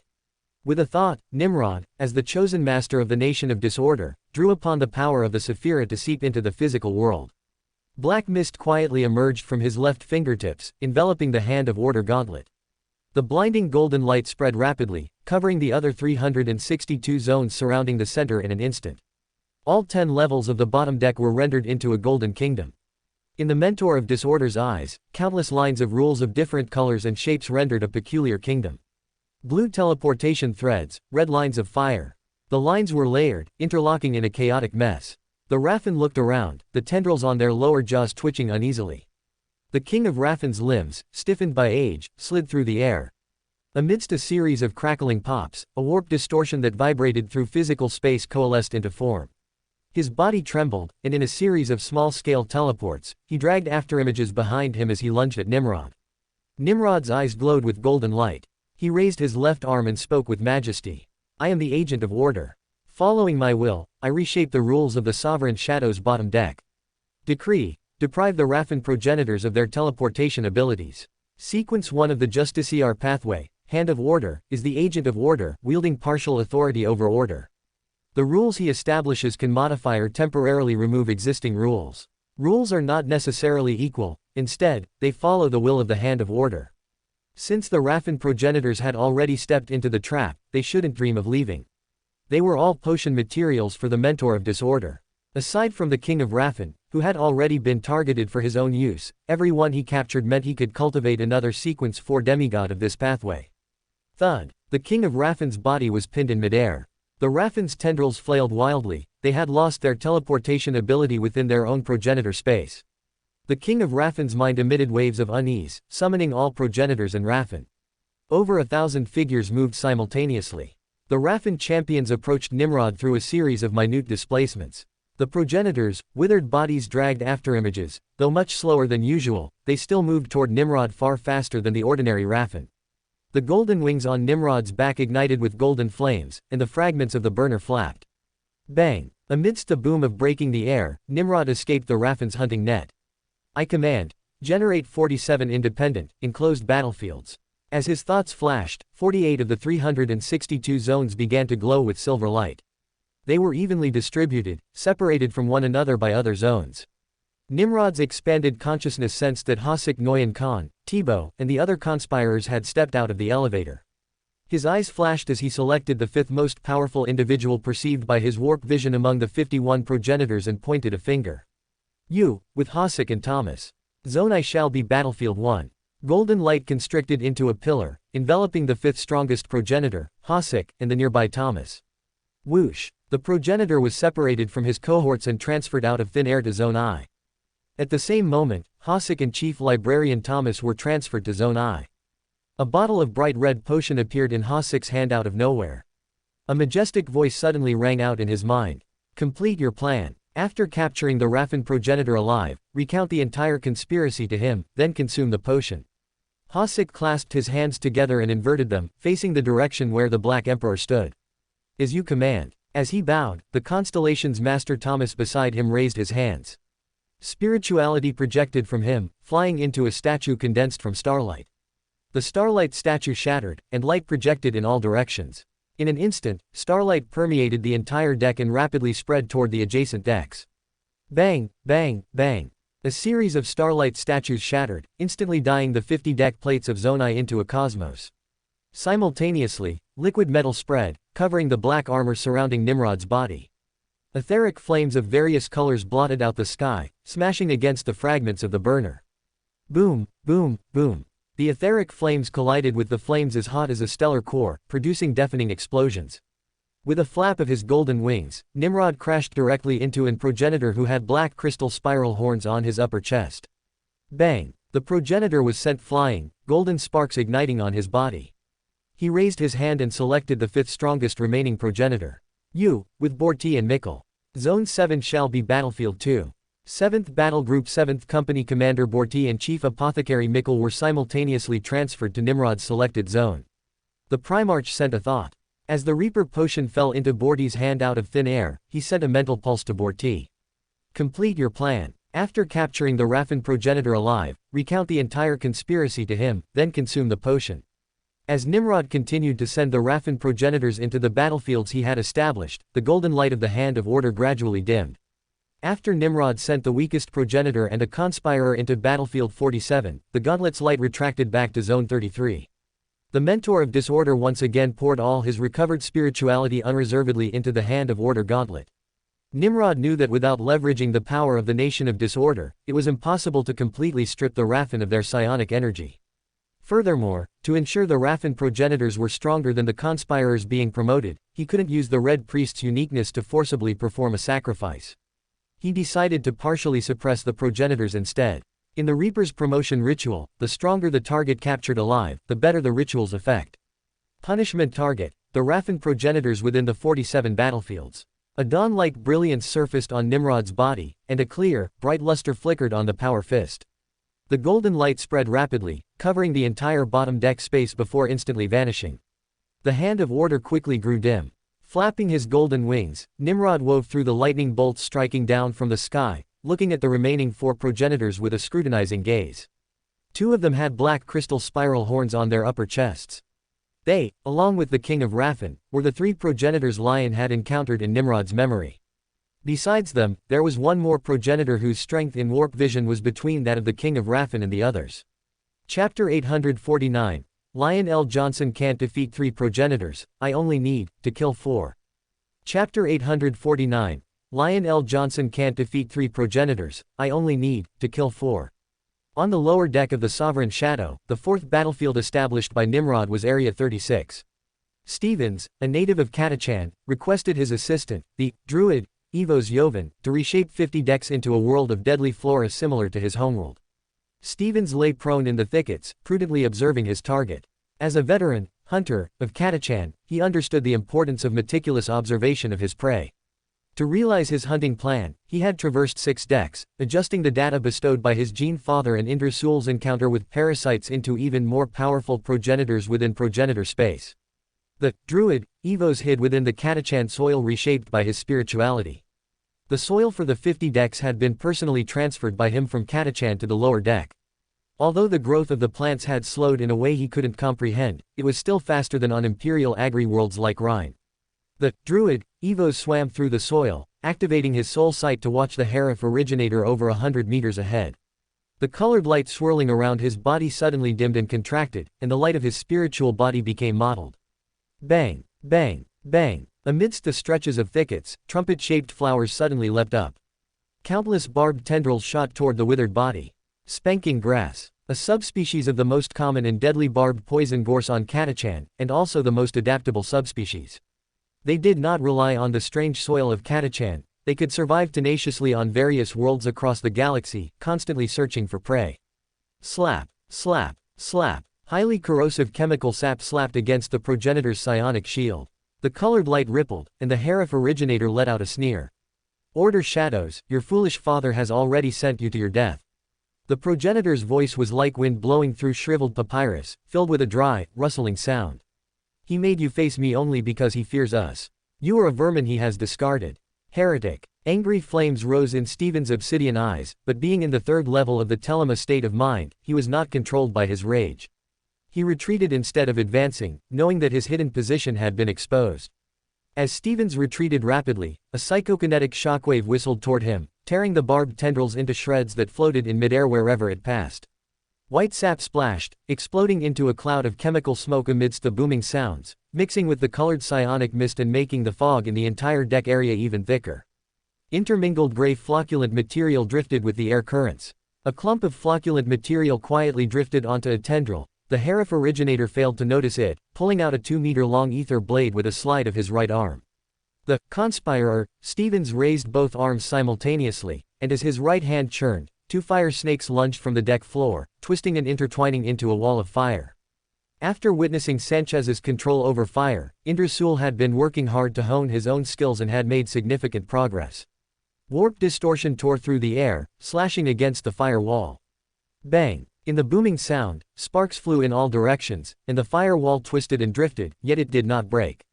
The conspirer, Stevens flicked his left middle finger, and fire rockets whistled, striking the spot where the progenitor's clawed right foot stepped. Before entering progenitor space, the temperature-sensitive traps he had buried in advance were activated.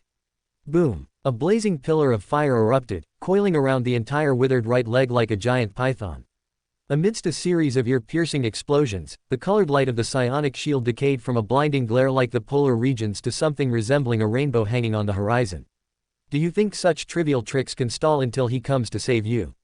The progenitor's mocking voice rang out as he raised his left arm. A bolt of psionic lightning cut through the mist and struck down.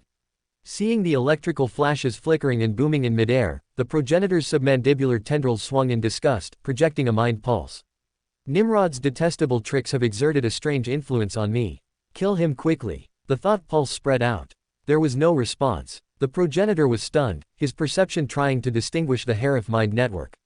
He could still vaguely perceive his hive web constantly enduring Heref's death shocks, but he could not feel any other mind networks at all.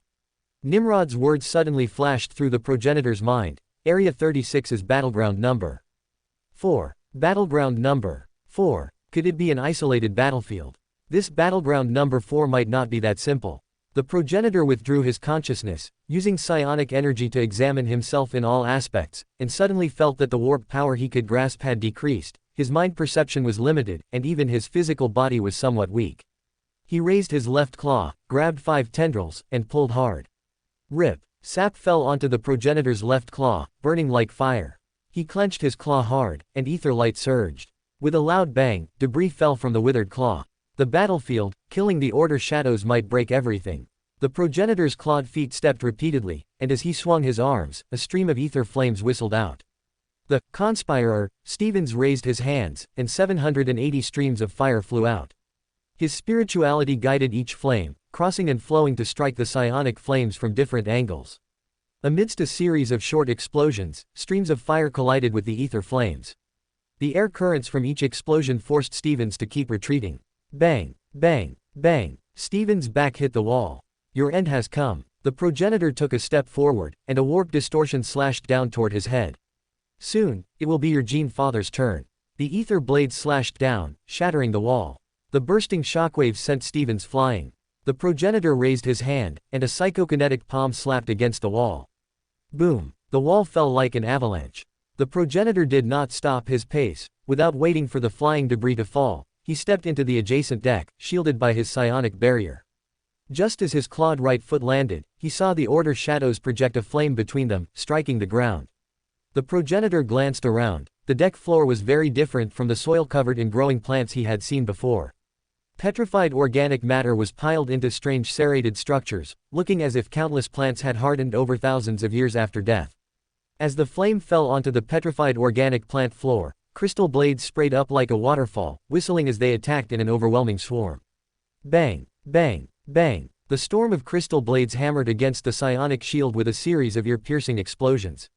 The shining psionic shield shattered and went out, and the rippling shockwave dissipated, sweeping away a large amount of crystal fragments. The progenitor's tendrils trembled uneasily as a shining glass grenade smashed down in front of him. Ah! Amidst an ear-piercing scream, a grain-sized, crystal-clear insect lunged up, heading straight for his tendrils. The progenitor condensed his mind power, colliding with the terrifying warp brain worm. Boom! A supernatural collision erupted in the mental realm. In the blinding light, the progenitor lost all perception of his surroundings. A syringe shot toward him, striking the stiffened body of the progenitor.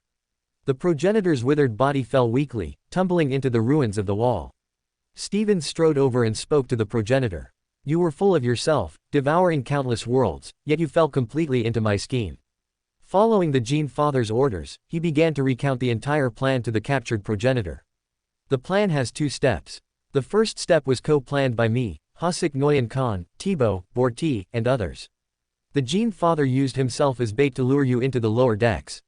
The second step was our individual plans. We were to capture our respective targets, the Heref originators, in our respective battlefields.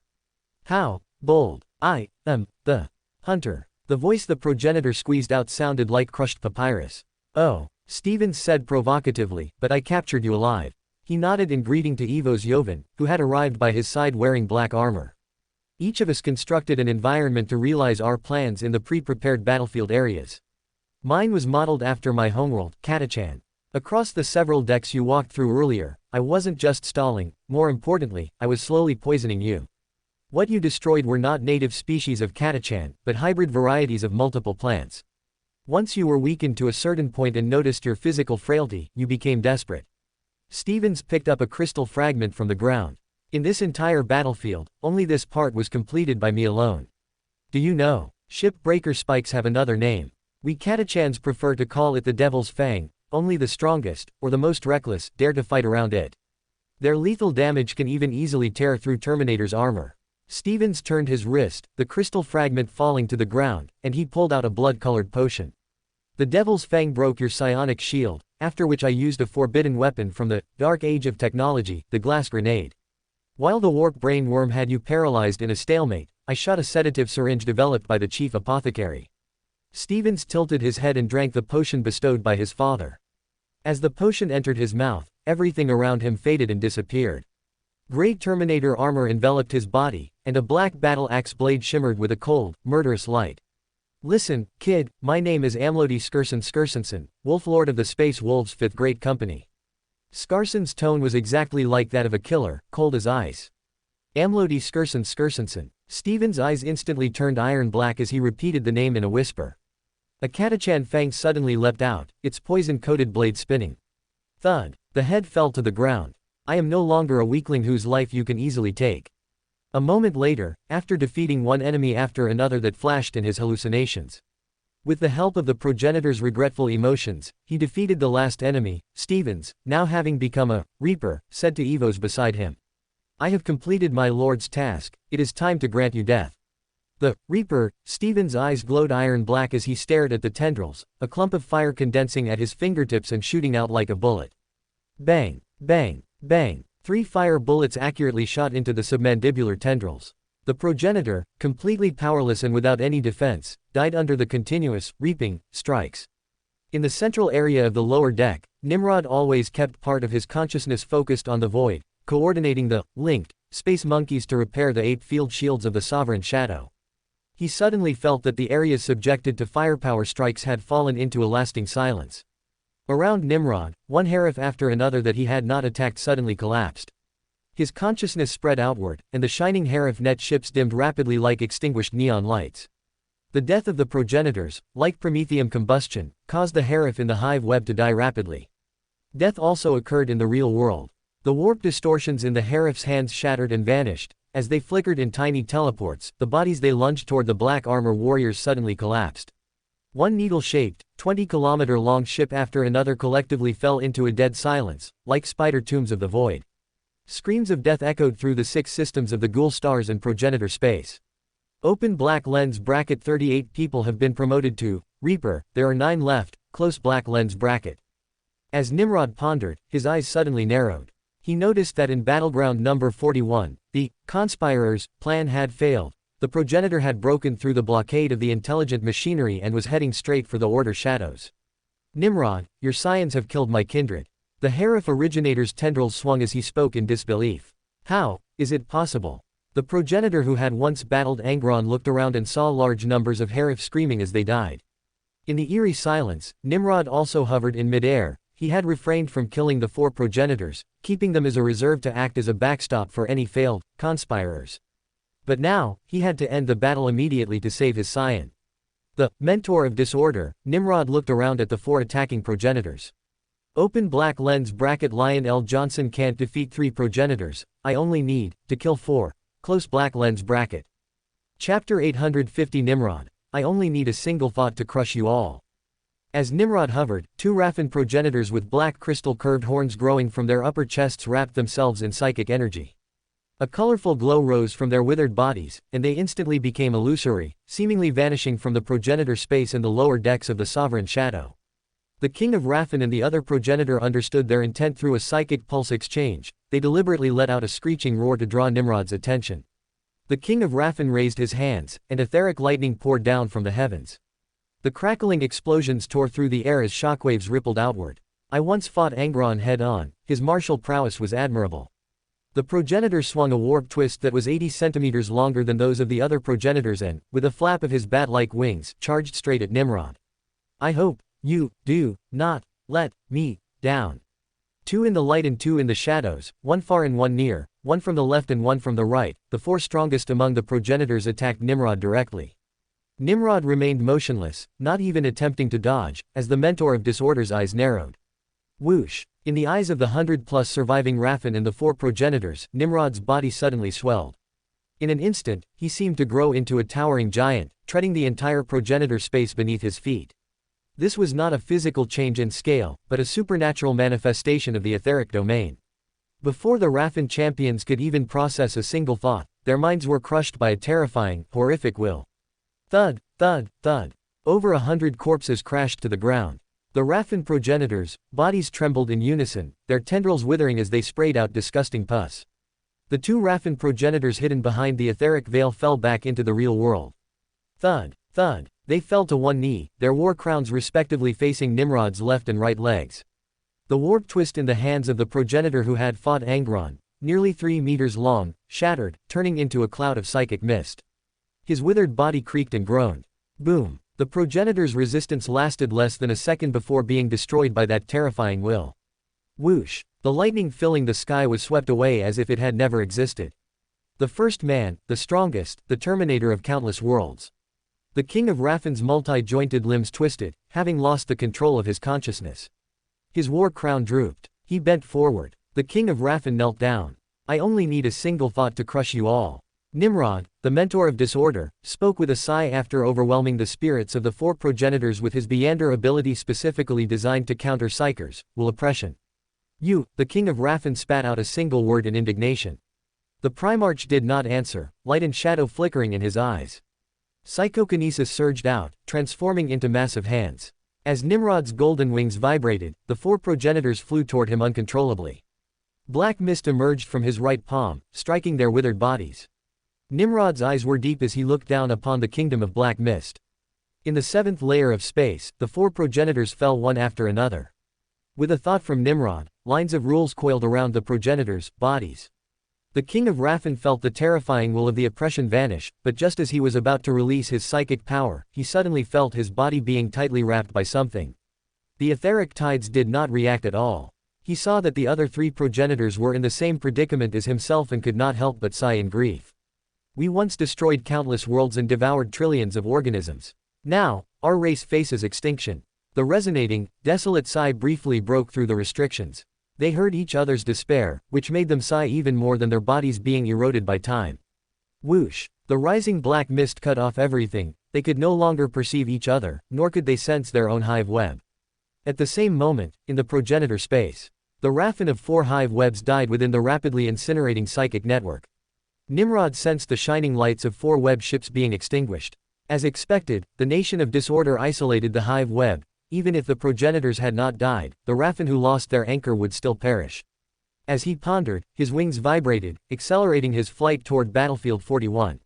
The Primarch's psychokinesis swept across the surroundings, and Raffen champions were constantly hurled toward him, then cast into a separate palace within the first layer of the Nation of Disorder. At the same moment the last Raffen champion was thrown into the Nation of Disorder, the mentor of disorder, Nimrod, had already seen the golden space enveloping Battlefield 41. He raised his power fist and injected spirituality into it. I am the agent of order, by my will, release Battlefield 41. The hand of order erupted with a dazzling golden light. Bang! The giant golden fist smashed against the golden space, producing a piercing tearing sound. You shall all die. The progenitor's bat-like wings flapped as a 2-meter-long warp twist slashed down from the air. Boom! Amidst the roar, the wall constructed of dawn light shattered. Ethan was pressed down by the immense force, his knees slamming into the ground. Do not worry, your gene father, Nimrod, will soon follow in your footsteps. Perhaps he is already dead by now.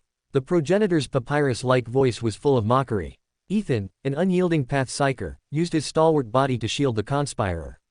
The guardian held his broken dawn sword before him. Xenos, your kin have already been slain by father. Die. The progenitor swung his blade downward. Ethan stared at the approaching blade, his eyes filled with unyielding will as power surged within him. He leapt up abruptly, swinging his sword to meet the attack. The blades collided. Boom! There was a moment of stasis. The dawn blade shattered with a bang, and the warp twist struck directly at the black armor. Amidst the crackling explosions, images flashed rapidly through Ethan's mind. Barbarous, shrouded in toxic mist, where Mortarian's arm pulled his thin, weak body toward the execution platform. His gene father had reached out to help him. Must my steps stop here? I still wanted to surpass the death guard. Thud. The one who fell was not Ethan, but the progenitor. Ethan looked in confusion at the kneeling progenitor, momentarily thinking he was hallucinating. A beam of golden light pierced into his eyes. Father. Ethan and the conspirer shouted in unison. Nimrod nodded slightly. He raised a hand, and the progenitor was dragged toward him. He did not linger, his wings vibrating as he flew toward another dangerous battlefield he had sensed. One progenitor after another was sent into the Nation of Disorder, and 43 conspirers successfully promoted to Reaper. Among the 4 who failed, 3 were rescued in time, while only 1 unfortunately perished. After gathering everyone, Nimrod nodded with satisfaction. Considering the massive power gap between the conspirers and the progenitors, he could accept such losses. He looked at Arsena Dunn, who had emerged from Battlefield 3 after assisting Thibaut in promoting to Sequence 5 Reaper, and ordered, have Adam's warband clear the battlefield. Almost simultaneously, the deaths of a large number of Raffen and even progenitors gave rise to countless lost souls. In the ghoul stars and the progenitor space, there were now massive numbers of undead creatures waiting to be contained. Chapter 851, Nicare's head, Mortarian's adoptive father, the chance of obtaining it has increased. 998, M30. Inside the progenitor space, at the Primarch's office of the Sovereign Shadow. Nimrod leaned back on his throne, listening to the report from the Lord of the 5th Battle Group, Scribe, Santiago Borgkamp. My lord, I have followed your command and established special coordinates within the progenitor space. Very good. Nimrod nodded. He spoke to the demonic psyker and Arsena Dunn, who stood in attendance on the other side. We shall embark on an ethereal voyage. As you will, Santiago and the Primarch attendant said in unison. In an instant, the 3 of them ascended into Magnus's second layer of consciousness, their bodies of light breaking free from their physical constraints and rising steadily. They avoided the doorway where Etzek stood guard and flew in the opposite direction. In a flash, the 3 shimmering figures reached the exterior of the lower deck and flew straight out through the breach in the ape field caused by the Raffen webship. Santiago, the demonic psyker, looked around and remarked with a sigh. This is the most unique ethereal voyage I have ever experienced. There are no warp predators like bloodthirsty sharks, yet there are countless screaming souls. As soon as he finished speaking, a multitude of voices spoke out simultaneously. Nimrod. Order shadows. The voices sounded as if they had been tuned to the same communication channel, merging into a dense sound like rustling papyrus, dripping with endless malice. We are the world destroyers, we devour the souls of countless lives. Frigid tendrils swept toward them, but just as they were about to touch the 3, Nimrod, the mentor of disorder, narrowed his eyes. His spirituality projected outward, magnifying his majestic will. Countless screams rang out at once as the Raffen souls fled in panic. Adams and his 4th battle group will still need a long time. The Primarch's gaze was deep as he surveyed his surroundings. Tens of thousands of Raffen souls lingered in the webship before them, wandering about. Santiago, the demonic psyker, naturally took the lead, his body constructed of countless mystical sigils attending the majestic form of light and shadow. Arsena, the mysticism magister, scanned the area with his narrow blue eyes, recalling the records in the Flow texts. It is very strange here. This place is filled with the scent of rot and decay, yet it also feels like a spider's nest. Santiago, the demonic psyker, nodded in agreement. Exactly. The progenitor space is essentially a special dimension of the warp. The traits of the physical world shouldn't be this obvious. But as the Raffen destroyed many worlds and devoured countless minds, they also brought the scent of rot and decay from the real world back into their own dimension. He raised his right hand, a stream of light surging as he waved it forward. Whoosh. As if a curtain were being pulled back, elegant buildings appeared out of thin air. This complex of buildings is the spoils brought from reality after a Raffen progenitor devoured an Aeldari city. As for the spider's nest sensation, that is the brand formed within the dimension by the collective consciousness of the Raffen race. At the same time, it is closely related to their connection to the real world and their method of warp travel. As Santiago spoke, he moved through the wreckage and arrived before a shadow throne floating without support. It once belonged to an progenitor who sat atop a war throne. The progenitor space belongs to the warp dimension, yet it is directly connected to the real world. What I mean is, it's not just their home world that spans 6 star systems in the ghoul stars, that is a special entrance. I am referring to how an progenitor seated on a throne can rely on his own powerful psychic energy to locate a place in the real world. Once his mind successfully parasitizes an individual, the destruction of that world begins. Arsena immediately thought of the records in the Harud mycelium scrolls, as well as everything that had happened on Muspel and Indrasul. The Raffen will follow Theospider silk, spread by the progenitor, seeping into the real world to parasitize and devour everyone's spirit. This devouring usually takes centuries, with the specific time depending on the population size and how many psychers or sufficiently powerful minds can serve as psychic focuses in the area. Nimrod, the mentor of disorder, stared at the shadow throne, his obsidian eyes filled with lines of rules. He gazed at the blue lines of rules among them, following the threads to look into the distance. Looking beyond the progenitor space.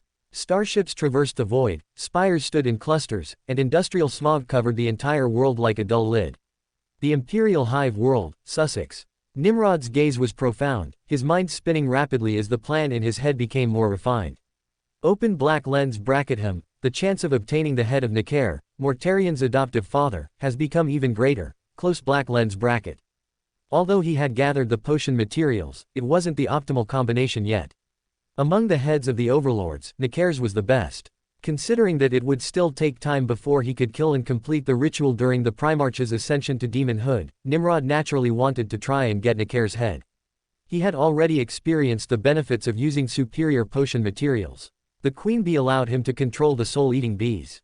Not long ago, the king of sloth allowed him to easily crush a multitude of progenitors and Raffen when he released his will pressure, though the king of Raffen had resisted the impact.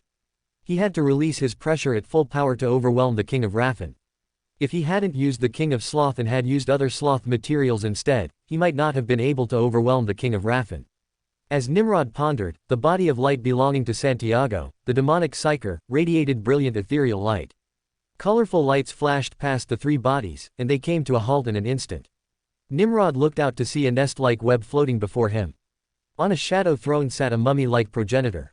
With him as the center, 4 dim, needle-shaped webships and thousands of silent pods extended outward like a spiderweb. My lord, I have discovered 14 corpses of progenitors within the progenitor space. They likely died over the past tens of millions of years. Nimrod, the mentor of disorder, examined the withered corpse on the throne, which still retained a glimmer of spiritual radiance. Open black lens bracket him, spirituality doesn't drain as fast in the progenitor space as it does in the real world. They can still serve as potion materials, though the effect might be slightly worse. Adding these to the previous 52 means that, excluding myself, I can cultivate at most 65 rolls of the fallen, which is much more than I expected. Close black lens bracket. He gazed at the Raffen webships and gave instructions to the demonic psyker Santiago, who would be able to promote to sequence 5 inches traveler of the door pathway in a year. The Raffen's warp navigation technology has its unique merits. I will dig out secrets from the minds of the progenitors. You will be responsible for researching their webships and the eradication carbines. Besides that, I have another task for you. Let's head back. The demonic psyker's eyes flashed, and with a burst of light, they returned to the office. After returning to his golden body, Nimrod pulled open his desk drawer and took out a shimmering data crystal. Lead a team to the special dimension where the psyker dragons live and establish special coordinates. Nimrod used the dice of prophecy, which had finished cooling down and recharging, to perform a divination. He confirmed the home of the psyker dragons and unexpectedly discovered that this species happened to live within a pocket dimension. He was delighted. 1 divination had yielded 3 gains. Psyker dragons, which were good psychic pets, one of the 4 special coordinates required for a traveler, and a permanent one at that, and the completion of the promotion ritual for sequence 5 inches Dreamwalker, of the visionary pathway. The team of priests led by Pat will go with you. You must also bring back at least 4 psyker dragons for me. As you will. Santiago bowed and accepted the command. After Santiago left, the snow-haired Primarch attendant looked toward the throne and began his report. My lord, I have compiled the losses suffered by the various departments of the Legion in this campaign. Chapter 852, Compared to Lion, I gained more from Raffen. My lord, Arsena Dunn held a data slate, scanning it to confirm that the crimson figures matched his memory. In the war against the Raffen, a total of 14,925 Order Shadows have fallen. Among the 7 participating warbands, the 10th warband suffered the highest casualties, with 3,608 sacrificed. Nimrod nodded. He remembered that Corvus Corax had led 2,000 men to descend upon Indrasul, while Lionel Johnson and his legion's main force were absent from the Great War against the Orcs on Ullanor. Although he did not know the exact casualty figures, there must have been several thousand casualties. While the casualties of the Order Shadows were higher than those of the Dark Angels, Lion had encountered a Raffen clan with 3 progenitors. Nimrod, however, had encountered all 52 progenitors. Although the clans of the King of Raffen and the other two progenitors were larger, there was no essential difference in scale compared to the other progenitors, clans. He had faced at least 10 times more than Lion, so the casualties suffered were acceptable. Furthermore, the First Legion had gained almost nothing from the entire war and instead suffered irreparable, massive losses. They had not recovered or utilized the Raffen's items, including the eradication carbines that could be directly used. They had expended a massive amount of forbidden psychic items collected from exterminating 100 psychic Xenos worlds, as well as many other relics of the Dark Age of technology, such as the psychic phage bestowed upon the First Legion by Old Man Huang. These were non-replicable, unreproducible consumables. Nimrod, on the other hand, had made many significant gains in this war. The progenitors were the primary materials for the Earl of the Fallen, and the Raffen were the primary materials for the Dreamwalker. 43 Order Shadows, conspirators, including Hasek and Sanchez, had completed their rituals and advanced to Reaper. Marionetist, William Wood had obtained a Raffen Titan marionette. The 4th Battle Group had obtained numerous Raffen wraiths and was even attempting to enslave the souls of the progenitors. They had harvested thousands of eradication carbines. With the progenitor space and hundreds of intact and thousands of damaged Raffen web ships, they might one day develop a unique method of warp travel. Open black lens bracket compared to Lion, although I lost more progeny, I have also gained more from the Raffen, close black lens bracket. Nimrod reined in his thoughts and spoke. Report to the War Council that the number of fallen is 41,500.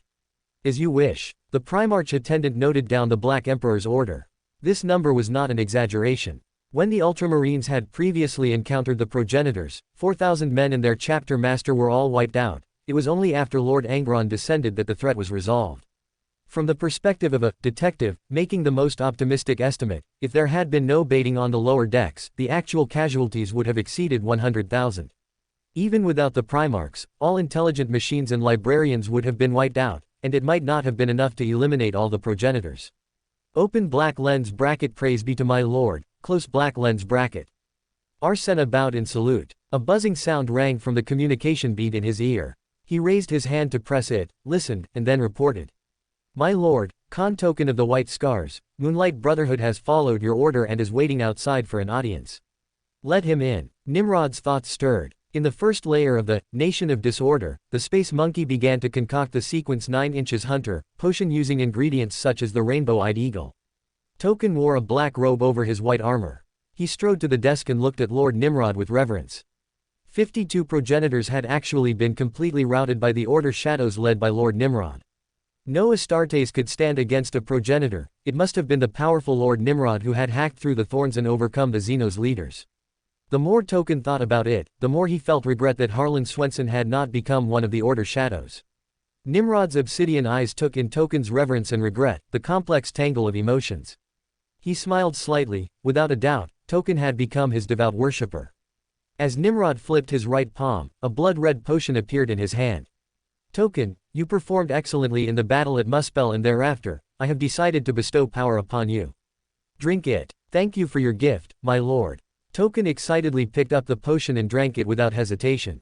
A moment later, Token, now a Sequence 9 inches Hunter, knelt on one knee. Lord Nimrod, your will is above all else. Above the Emperor of Terra and my Gene Father. Nimrod rose from his throne, smiling, and walked to Token's side. He placed his hand on Token's shoulder, keenly sensing the body inside the armor tremble. Nimrod applied slight pressure and helped Token to his feet.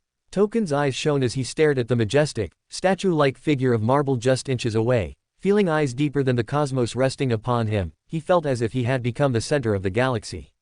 I believe in you. The majestic voice penetrated his eardrums with power, making Token's body burn. Return with Hasek for now, he will lead you. Token felt unwilling, but he did not defy Lord Nimrod's command. As you command. After Token left, Nimrod walked towards his bedroom, then took a step and arrived at the 5th layer of the Nation of Disorder. He looked around at the 9 progenitors. They were the last of the entire Raffen race. In order of strength, they were the King of Raffen encountered at Muspel, the progenitor who had battled Angron, the oldest progenitor whom Korax had defeated at Indra-Sul according to his memory, the 2 progenitors with black crystal spiral horns on their upper chests who had pinned Lion's arms, and 4 previously unknown progenitors who had caused the Order Shadows, conspirators, to fail their advancement. Nimrod kept them, partly for the knowledge and psychic arts within their minds, which were a vast treasure. Even the youngest progenitor had lived for over 10 million years, devouring the memories of creatures from hundreds of worlds. The oldest progenitor had experienced the war in heaven in its entirety and was a living fossil of history. On the other hand, he was also attempting to use the fifth layer of the Sephira to inflict corrosion on the progenitors. Once corrosion was applied to a progenitor, he could immediately utilize them in the progenitor space to carry out many impossible actions, including assisting himself in acquiring Mortarian's trophy, Nicare's head. Nimrod took a step and arrived before one of the progenitors with black crystal spiral horns on their upper chest. The mentor of disorder focused his thoughts, and a voice of majesty penetrated the progenitor's mind. Submit or die. The black crystal spiral horns trembled slightly. Nimrod, do not think your little tricks can make me yield. I am a progenitor, I am a world eater. I will never yield. Nimrod perceived the progenitor's deep-seated hatred and firm will, and he could not help but frown. Subjugating a progenitor who is at the Primarch level and skilled in the psychic realm is still too difficult. I must find the flaws in their minds. Chapter 853, I said, our Lord will guide us. The bridge of the starship, the relic-class warship and flagship of the 5th Battle Group. Lord Santiago Borgkamp stood before the panoramic observation window. Because Chief Priest Pat was an important passenger, and no combat was expected on this trip, he did not sit at the console as he usually did. Lower the viewports. Following his command, amidst the clicking of motors, the ether baffles flipped, and the shutters slowly lowered. Pat gripped his priest staff and looked out, where swirling mist permeated the surroundings. In his 2 o'clock direction, an orange light suddenly leapt up, blinding and dazzling. A few seconds later, the light suddenly receded. Another few seconds later, at the 10 o'clock direction, a dazzling aurora erupted. Pat's vision had been enhanced 3 times, from the spectator, telepathist, and hypnotist. His pupils turned vertical, glowing with a pale golden light. Within this dimensional space, there is a supernatural mist, it is psionic mist. He said with a firm tone. The demonic psyker Santiago confirmed his statement, correct. Although I cannot find the psyker dragon, I can help you pinpoint the location so you won't get lost or waste time by traveling the same path twice. That is enough, Pat said in a devout tone. No matter what difficulties we face, I will fulfill the divine oracle of our Lord. The fanatical priest immediately took action.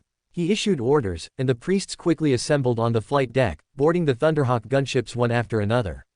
Each gunship was piloted by a robot, with an astrologer, holding a crystal ball sitting in the co-pilot's seat. Santiago's private gunship took off first. The moment it left the range of the ape field surrounding the hull, he raised his hand and pressed the activation rune on the integrated psionic array. Behind his seat, the psionic circuits on the 4 servitors lit up simultaneously. The demonic psyker's obsidian eyes were deep, and the crystal ball in his palm surged with shimmering light. In the center of the deep blue crystal ball, a point of blackness exploded, and it quickly transformed into a black eagle.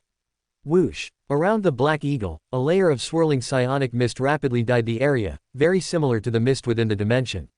Santiago focused on the divination ability granted to him by the astrologer, rubbing the surface of the crystal ball as the information bestowed by the Black Emperor within the data crystal flashed rapidly through his mind. Inside the crystal ball, the resplendent mist churned. In a trance, the sound of flapping wings echoed in Santiago's ears. He listened intently, trying to discern the source of the sound. After a dozen seconds, the sound faded away, and the mist inside the crystal ball gradually calmed down. Santiago withdrew from the transcendent state, his eyes refocusing. He gazed at his surroundings and said to Pat, "My divination ability is limited, I cannot divine the exact location of the psyker dragon's habitat based on the current information. I am better at divining celestial phenomena, and the psionic mist also interferes with the divination." "I understand, Starship Lord." Pat's voice was resonant and powerful. "It is but a minor trouble, nothing can stop us from fulfilling the divine oracle of our Lord." Amidst the sound of hydraulic release, he unlocked the mechanical arm that held him in the seat and stood up. Pat's pupils stood upright, turning almost pure gold. He walked to the narrow viewport, his golden vertical pupils staring at the mist. 11 o'clock direction. Our Lord will guide us. Santiago was taken aback. Having no clear direction himself, he could only agree with Pat's statement and ordered his private pilot. 11 o'clock direction. He immediately picked up the stylus and sketched the flight trajectory on the console. The flight formation spread out with the chapter master's craft as the center, scouting forward through the mist. The psionic mist drifted endlessly, sometimes suddenly surging with magnificent light, only to fade and disappear in an instant. "There is something," Pat said suddenly, quickly marking the target's location on the tactical network. The pilot pushed and pulled the control stick, and the black Thunderhawk turned abruptly, kicking up clouds of mist. Whoosh! The Thunderhawk flew in a spin, hovering at the location marked by the positioning rune. The Auspex array, including the ether reader, has no abnormal feedback. The pilot said in confusion. The highly intuitive robot also did not perceive anything in the surroundings. There is indeed a change. The demonic psyker Santiago said. A change in space. You mean? Pat stared at the mist. This place is like Tanis, where the forests move, here, the space moves. Correct. Santiago inserted the stylus back, giving up on the futile recording. Click. He unbuckled his restraints. I have left psionic imprints along the way. Santiago walked to Pat's side, with 4 servitors carrying bedrock pattern bolters following closely behind him. Shimmering starlight surged within the demonic psyker's eyes, enveloping the surroundings. Swoosh! Amidst the shimmering light, they flashed out of thin air into the psionic mist.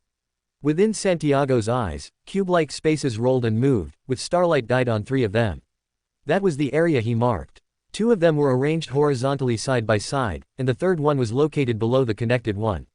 The demonic psyker led Pat, stepping quickly along the surrounding cubes. Found it. The light stopped, and the figures of Santiago and Pat gradually changed from illusory to reality. Pat looked out, his golden eyes locking onto a dozen creatures identical to the psionic images in the data crystal issued by the Black Emperor. They were about half the size of a normal human, with long, slender tails several times the length of their bodies, almost equal to the height of a normal human. Their wingspans were also extremely wide, though not as exaggerated as their tails. The wings were somewhat similar to Raffen's bat wings, with a cyan-black outer skin and red inner membranes wrapping their bodies. As soon as Santiago and Pat appeared, all the psyker dragons immediately discovered them.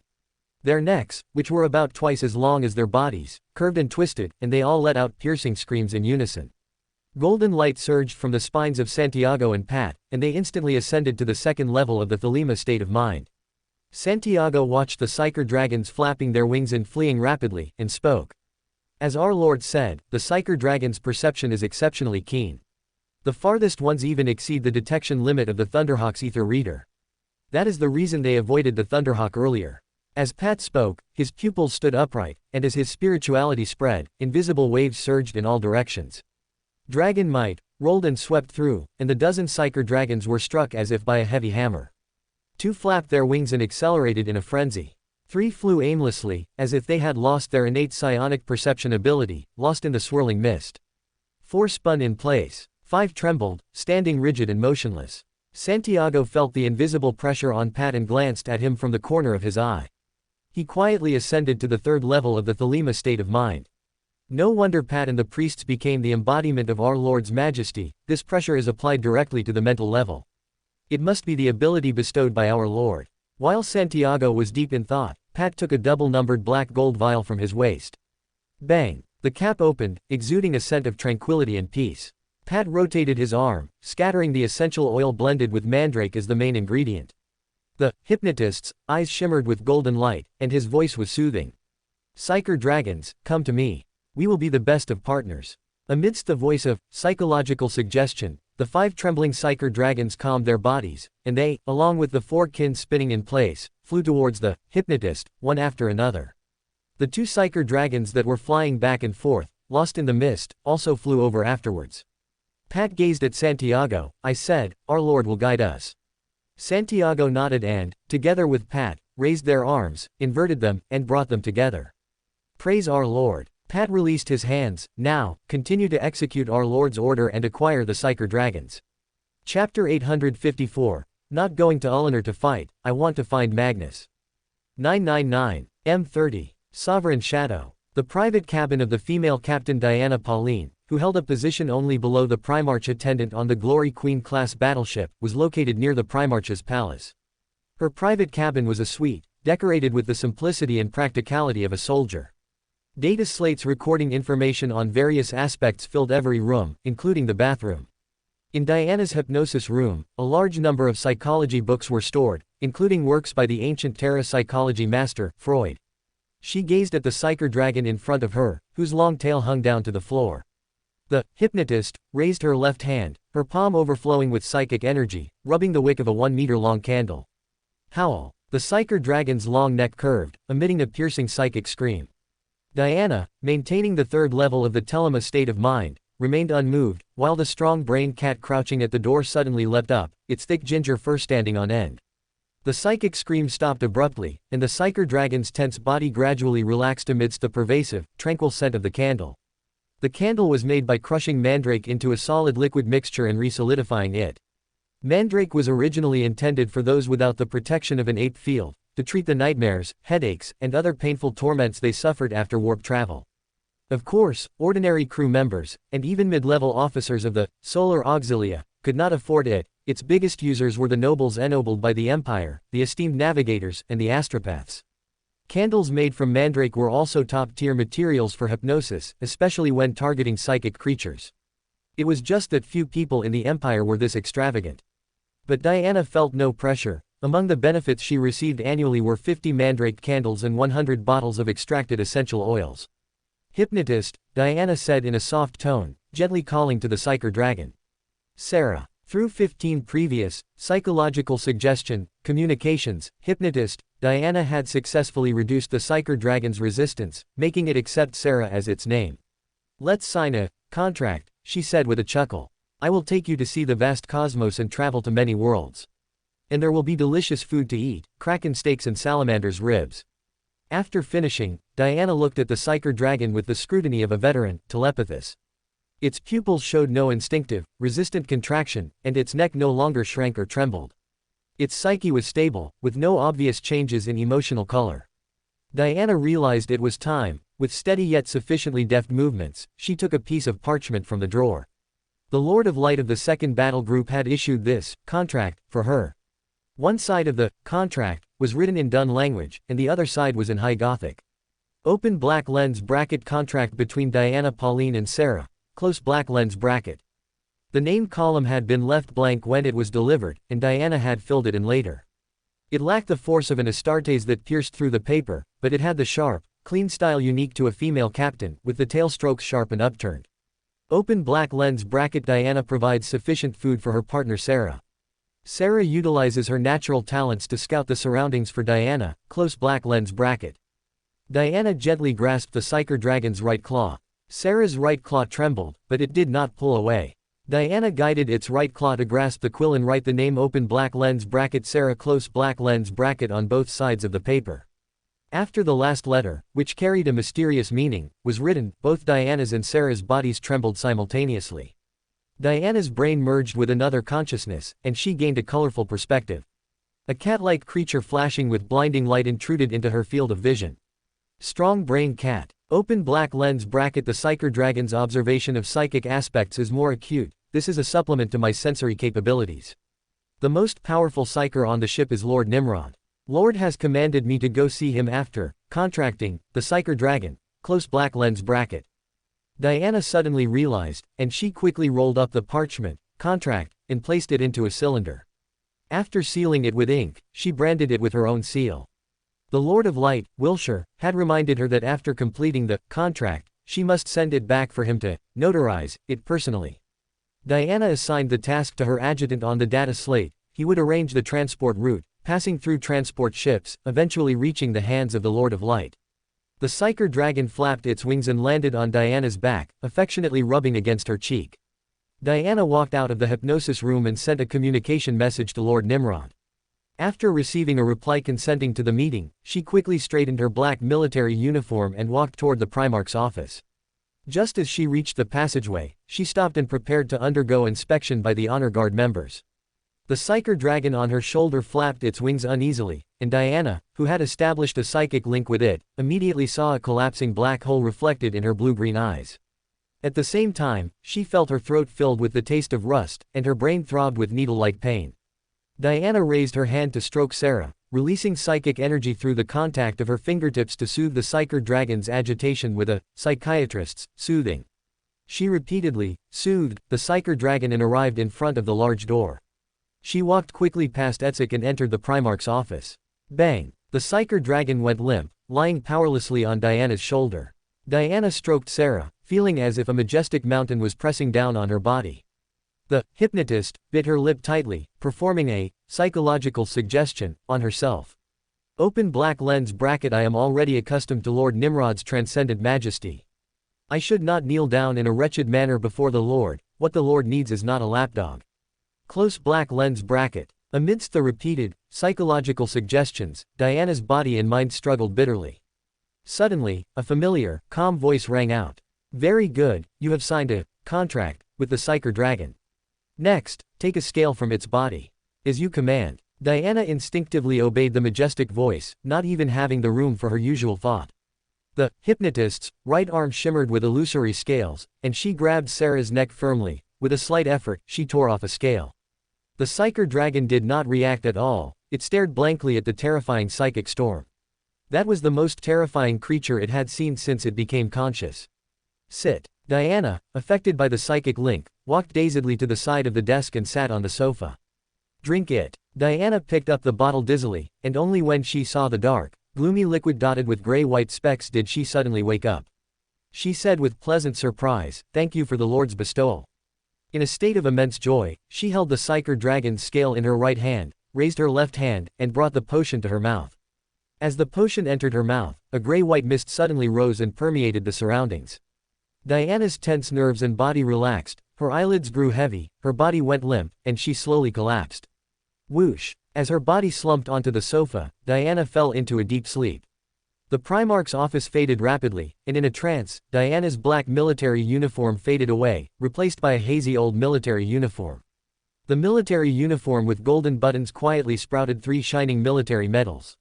Regicide, or go. Lord Nimrod's voice rang out suddenly, but it seemed to come from behind something.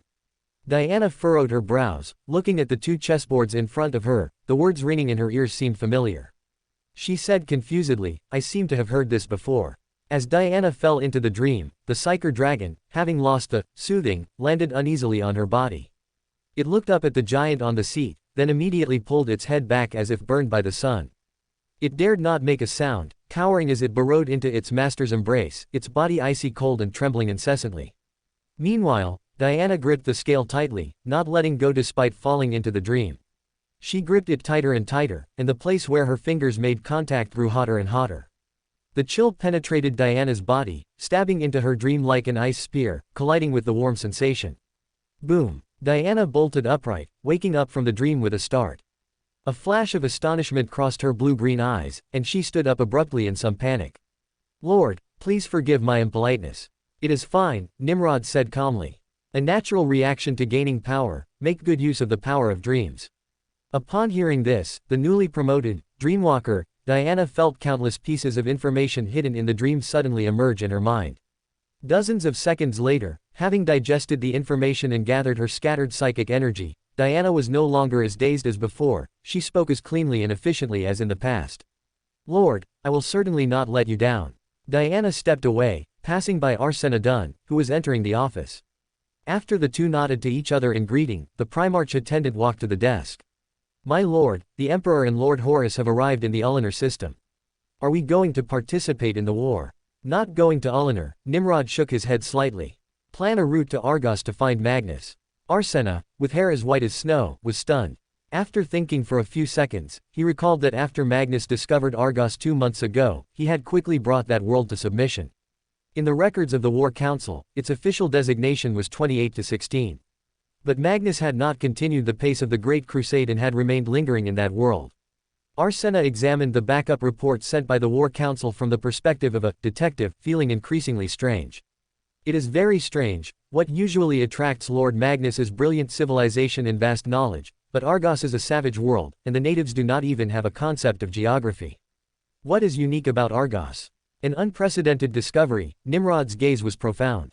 A major discovery that will turn Magnus's fate. Chapter 855 Ahriman, please, Lord Nimrod, help us retrieve our Gene Father. Dazzling brownish-yellow light scattered across the salt flats of Argos, where 100 bright red tents were scattered, each housing a squad of 1,000 suns. Beneath the scarlet canopy of a tent, Phocis Takar, captain of the Second Fellowship of the 1,000 Suns and Sanctum Hierarch of the Falcon School, gazed restlessly at the majestic, 30,000-meter-tall mountain range in the center of the plains. It was not formed naturally, but shaped out of thin air by some supernatural power. "I agree." Hather Mayat, the 1,000 Suns chief librarian and Sanctum Hierarch of the Bright Feather School, who stood in the center, nodded.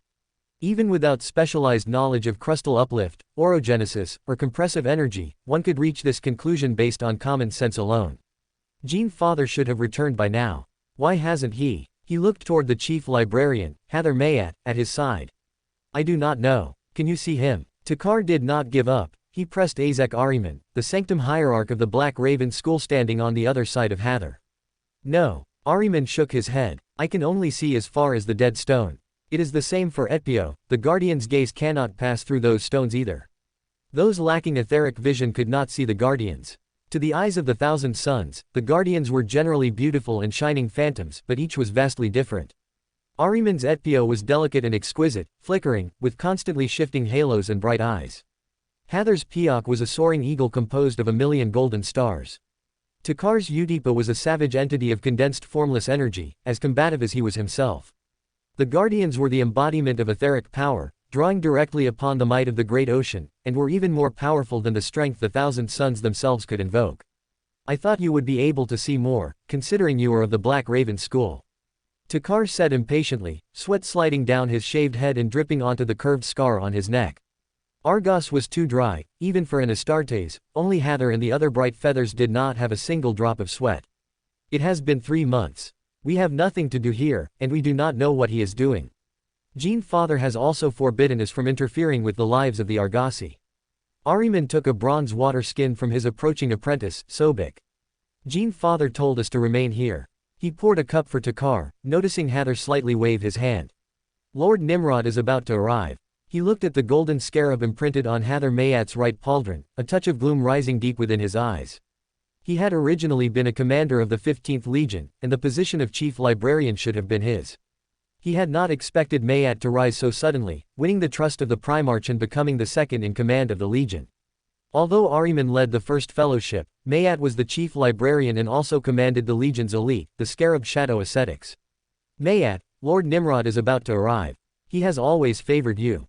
I think you could ask him to help us retrieve our Gene Father. A blurred image flashed through Ahriman's mind of when he endured the flesh change, Lord Nimrod walking toward their Gene Father alongside the Emperor. Hather, a veteran telepathist, caught the jealousy and resentment that flashed in Ahriman's eyes. Open black lens bracket praise my lord. Everything I have today, I owe to the grace of the Black Emperor, close black lens bracket. The perfectly sculpted face of Hather, sanctum hierarch of the Bright Feather School, maintained a perfect smile, his golden hair fluttering in the hot wind, without a single trace of dryness or flaw. Of course, Lord Nimrod will be happy to help us. He will be meeting with our Gene Father. Hather understood why Ahriman wanted to ask the Black Emperor to help find their Gene Father. The Gene Father had issued an order forbidding them from setting foot on the mountain range. If they disobeyed, they would surely face punishment. But the Black Emperor was different. Gene Father would not be angry because of his arrival. Ahriman drank the fresh water in one gulp, and when Sobek produced another bronze water skin, he shook his head. No need, give it to the Remembrancer Gomon, they are over by the dead stone. He said to Hather, we should prepare a welcoming ceremony to greet Lord Nimrod. Sobek took the water skin and walked with heavy footsteps toward the foot of the giant mountain range. Just as he saw the unsettling, deathly silent stones, he saw the Remembrancer Lemuel Gomon put the canvas-wrapped water skin to his mouth. Warm, bitter water could still feel refreshing in such an environment. How can anyone live in such a hot place?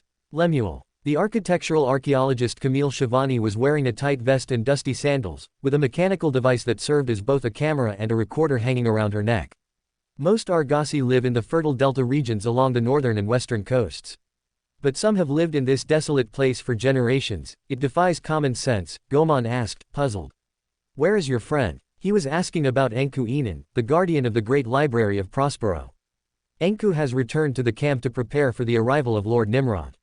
Lord Nimrod. Lemuel's hand trembled as he thought of his wife, Marika, who had been taken away by the Order Shadows.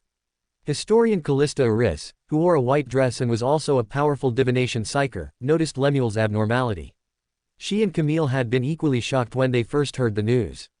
Lord Nimrod had distinguished battle achievements and great power. The Order Shadows had brought many worlds into compliance, which held rich historical and architectural treasures. When they applied, they had listed both the 28th and 33rd Expedition fleets, but were ultimately assigned to the Thousand Suns. Aris had pondered the reason for this, and the conclusion she eventually reached was, Most remembrancers of the Thousand Sons were Psychers, while the Order Shadows had no obvious preference. They were both Psychers, so they were ultimately assigned to the 28th Expedition Fleet. Eris knew the reason for Lemuel's abnormality, it was because of his wife. She did not want her friend to fall into a state of worry, so she changed the subject. Camille, Enku, and I spent hundreds of hours deciphering some of the elegant, rounded runes engraved on the dead stones. It was mainly Camille's credit, she is a psychometrist, and by touching ancient artifacts, she can read the mysteries hidden within them. Camille did not let Eris continue the praise. It is some form of early Eldar script. I mean, even to them, it is very ancient, so I haven't locked down the exact meaning. Enku said his Rosetta Scroll has similar records, which could help me understand the complex emotions and semantics of the Eldar. Lemuel immediately wanted to ask more, he was very interested in the secrets within the Rosetta Scroll. Every book, scroll, or other knowledge carrier that might contain the secret to rescuing Marika attracted him. Lemuel, the aura reader, suddenly saw a mass of searing radiance. He followed the shining light and looked at the approaching thousand sun. His features were flat, his black eyes were like those of a cobra, and his skin had a golden sheen. Lord Ahriman ordered me to bring this water. Lemuel did not take it. Lord Sobek, is Lord Nimrod coming to Argos? Camille quickly took the water skin. The Astarte's water skin, full of water, was huge and heavy in her hands. Yes. Sobek spat out the word and turned away decisively. He did not want to waste words with three mortals. He did not understand why his teacher, Ahriman, had sent him to deliver the water skin, but as long as he completed the order, that was enough. Lemuel watched Sobek's retreating back, biting his lips. I want to go see. But we don't know where Lord Nimrod is landing. I can find it. Lemuel, the aura reader, gazed into the direction where the leaping colors were rolling, and stepped forward. Camille Shivani and Callista Eris looked at each other and simultaneously stepped forward to follow. They would not leave their friend behind. They also longed to witness Lord Nimrod's presence with their own eyes. This might be the only opportunity in their lives. If they missed it, they would regret it forever. Chapter 856, the key location prepared by Tzeentch for his chosen Primarch, Magnus. Lemuel Gomon lay prone on a hillock in the salt flats of Argos, with his two fellow remembrancers, Camille Shivani and Callista Eris, lying beside him. Lemuel gazed through the heat haze and dust at the Thousand Sons warriors standing solemnly on both sides of the main road. Their polished helmets were inlaid with gold and amethyst, and their crimson armor was magnificent and beautiful. As a psyker capable of reading psychic auras, Lemuel distinguished the energies. The bright feather school of Hather Mayat shone brilliantly. The first fellowship of Azek Ahriman had a flickering, illusory aura. The second fellowship of Phocis Takar had a heavy and solid barrier.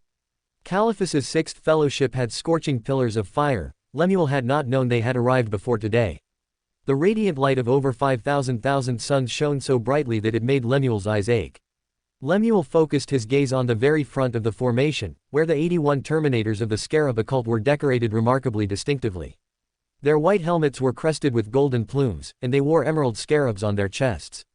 The psychic aura they radiated was superior to the other Thousand Sons, but it was completely overshadowed by the four Sanctum Hierarchs and the Guardian of the Prospero Great Library, Ankh-Anon, like stars compared to the full moon. Lemuel squinted, and before he could adjust, a beam of light suddenly struck his eyes. The brilliance of the 5 moons was obscured by a sun descending from the sky. Lord Nimrod, Lemuel murmured. Camille Shivani and Callista Eris followed his gaze and looked up, seeing a black skyhawk shuttle descending slowly. Before the thick dust cloud had dissipated, Hather Mayat's eyes filled with radiance, and he walked forward. Ahriman and the other three were stunned for a moment, then quickly followed. Lord Nimrod. In front of outsiders, Hather could not address him with titles like, "You, Divine." The Sanctum Hierarch of the Bright Feather School had his eyes instantly turned into obsidian, conveying a request for the Black Emperor to forgive his act of blasphemy. Lord Nimrod. Ahriman and the other three saluted the Primarch. Nimrod smiled and nodded slightly, his gaze sweeping over the four, and he signaled to Pat, who was following behind on the right. Not long ago, I acquired a type of psychic pet. Since there are exactly 5, I shall give them to you. The demonic psyker Santiago Borgkamp and Pat, who were standing on the left, had traveled together to a special dimension and discovered a settlement of over 100 psyker dragons. After satisfying the contracts for 52 Order Shadows and promoting them to Sequence 5 inches Dreamwalker, there were still 163 left. Besides the already promoted Captain Diana Pauline, the others needed were Hather, the White Scars, Jagat Icon, and the Apothecary Natsag. Nimrod, To avoid others realizing his close relationship with Jagatai Khan and Natsag, decided not to promote them before the great birthday celebration. Giving them to Hather alone would be too abrupt, so he simply gave them all out together. More importantly, the other four might have unexpected gains after establishing mental links with the third spatial layer, association, and the fifth spatial layer, corrosion, in the Nation of Disorder. Ahriman, Takar, Caliphus, and Anan, seeing the psychic creatures flapping their wings inside the transparent crystal cages, thanked him in unison. "Thank you for your generous gift." After thanking him, they all looked at Hather. Hather understood and said to the Black Emperor, "Lord Nimrod, the Primarch went deep into the mountains and has not returned for a long time. We are under orders not to disturb the natives. Could you please go personally and bring Father back with you?" Seeing the expectation in the eyes of Ahriman and the others, Nimrod smiled and nodded.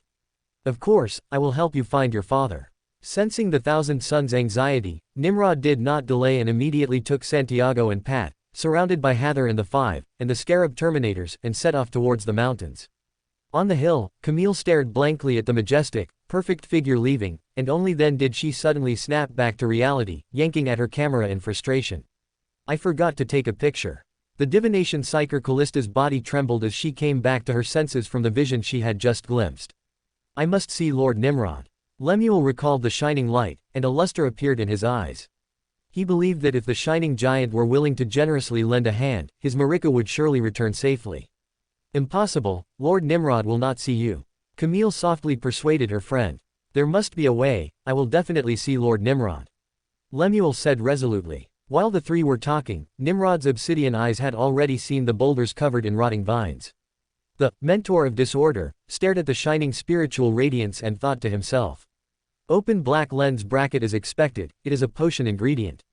Considering their cause is related to death, it is undoubtedly a potion ingredient for the death pathway. Argos was not a wasted trip. Close black lens bracket. Hather was slightly behind the Primarch, and seeing the deathly stones that caused instinctive revulsion, he reported to the Black Emperor on his front right. "My lord, those stones are objects of worship for the Argossi. Scholars skilled in geology have secretly examined them. The death stones suffer not the slightest damage from being flooded or burned." He looked at the approaching mountains and continued. "Before Father entered the mountains, we followed him to the foot of the mountains to talk with Atiri, the leader of the Argossi's Argalu tribe. He requested that we not enter the canyon in the mountains. He said it is a sacred place for the Argossi. Father therefore forbade us from entering." Nimrod nodded and stepped forward. At the entrance of the canyon, drums sounded, alternating between slow and fast, and the Argalu tribe guards raised their weapons. Nimrod did not stop, and the Argalu barbarian warriors, dressed in sunset-colored robes and leather breastplates, looked at the majestic giant and slowly cleared the way. Santiago and Pat followed, while the Thousand Sons stopped at the canyon entrance. Santiago followed the Black Emperor, looking out at the mountains. The endless mountain paths were clearly organized, with arcs and lines extending to the horizon.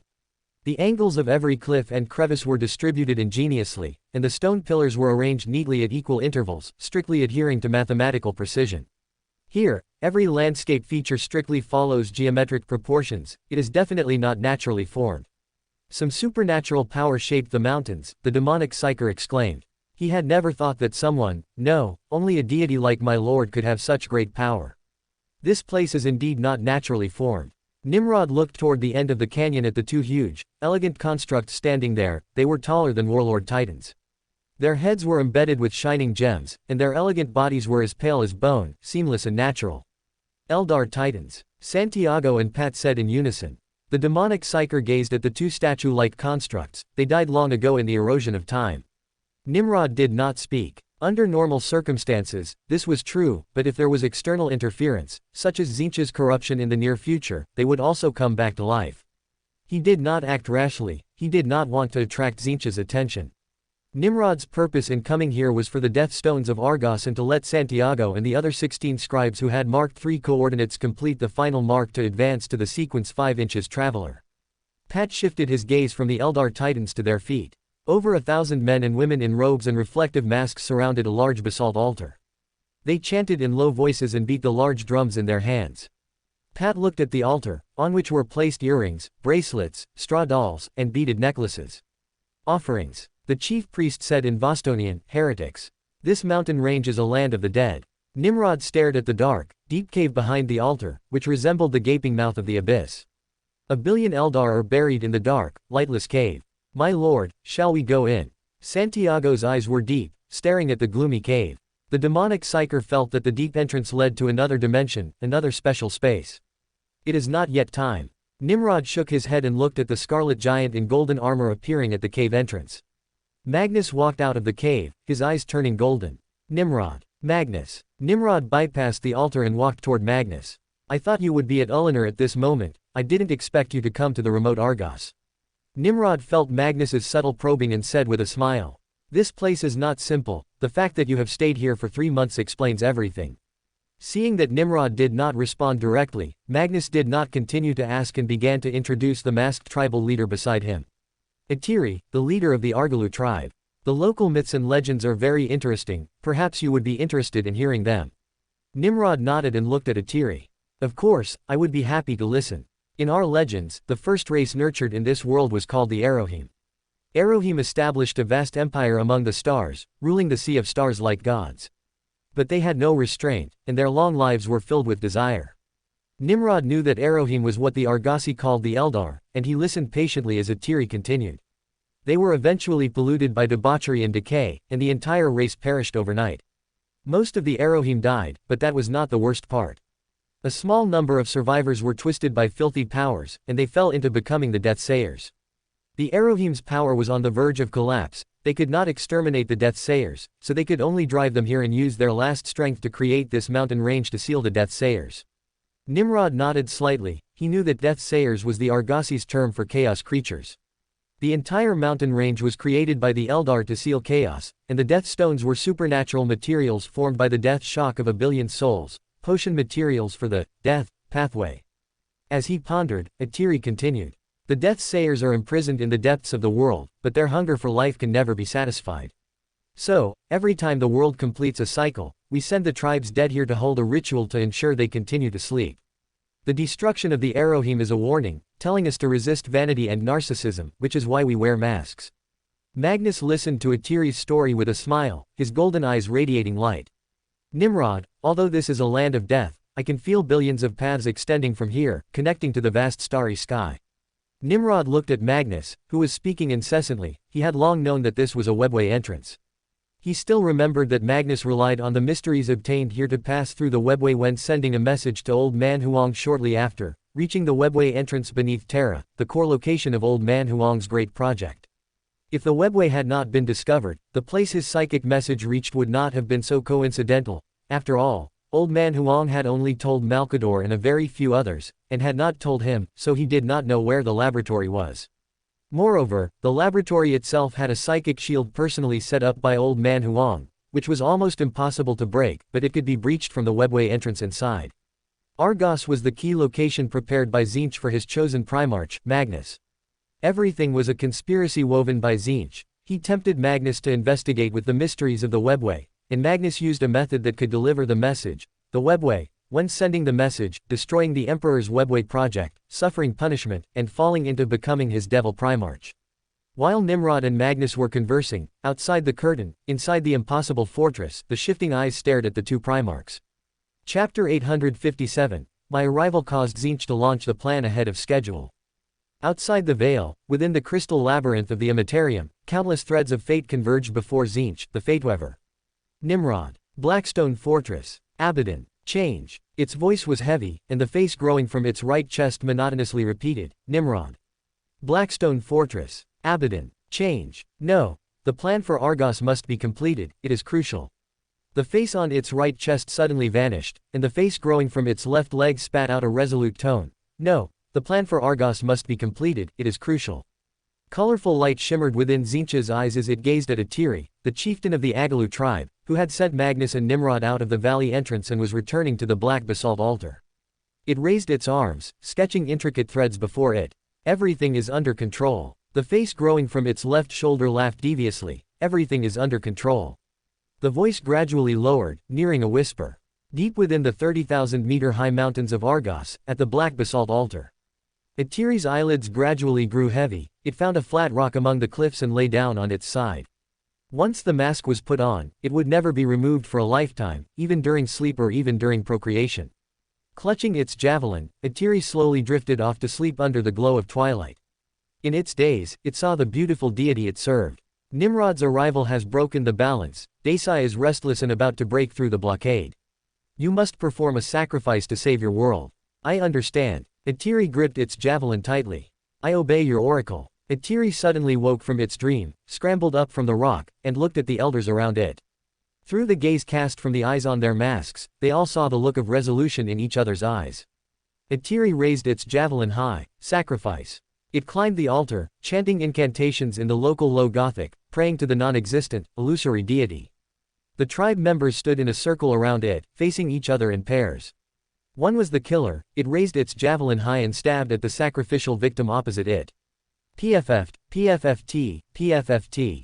Javelins danced, their sharp blades piercing flesh and bone. Corpses fell onto the black basalt altar.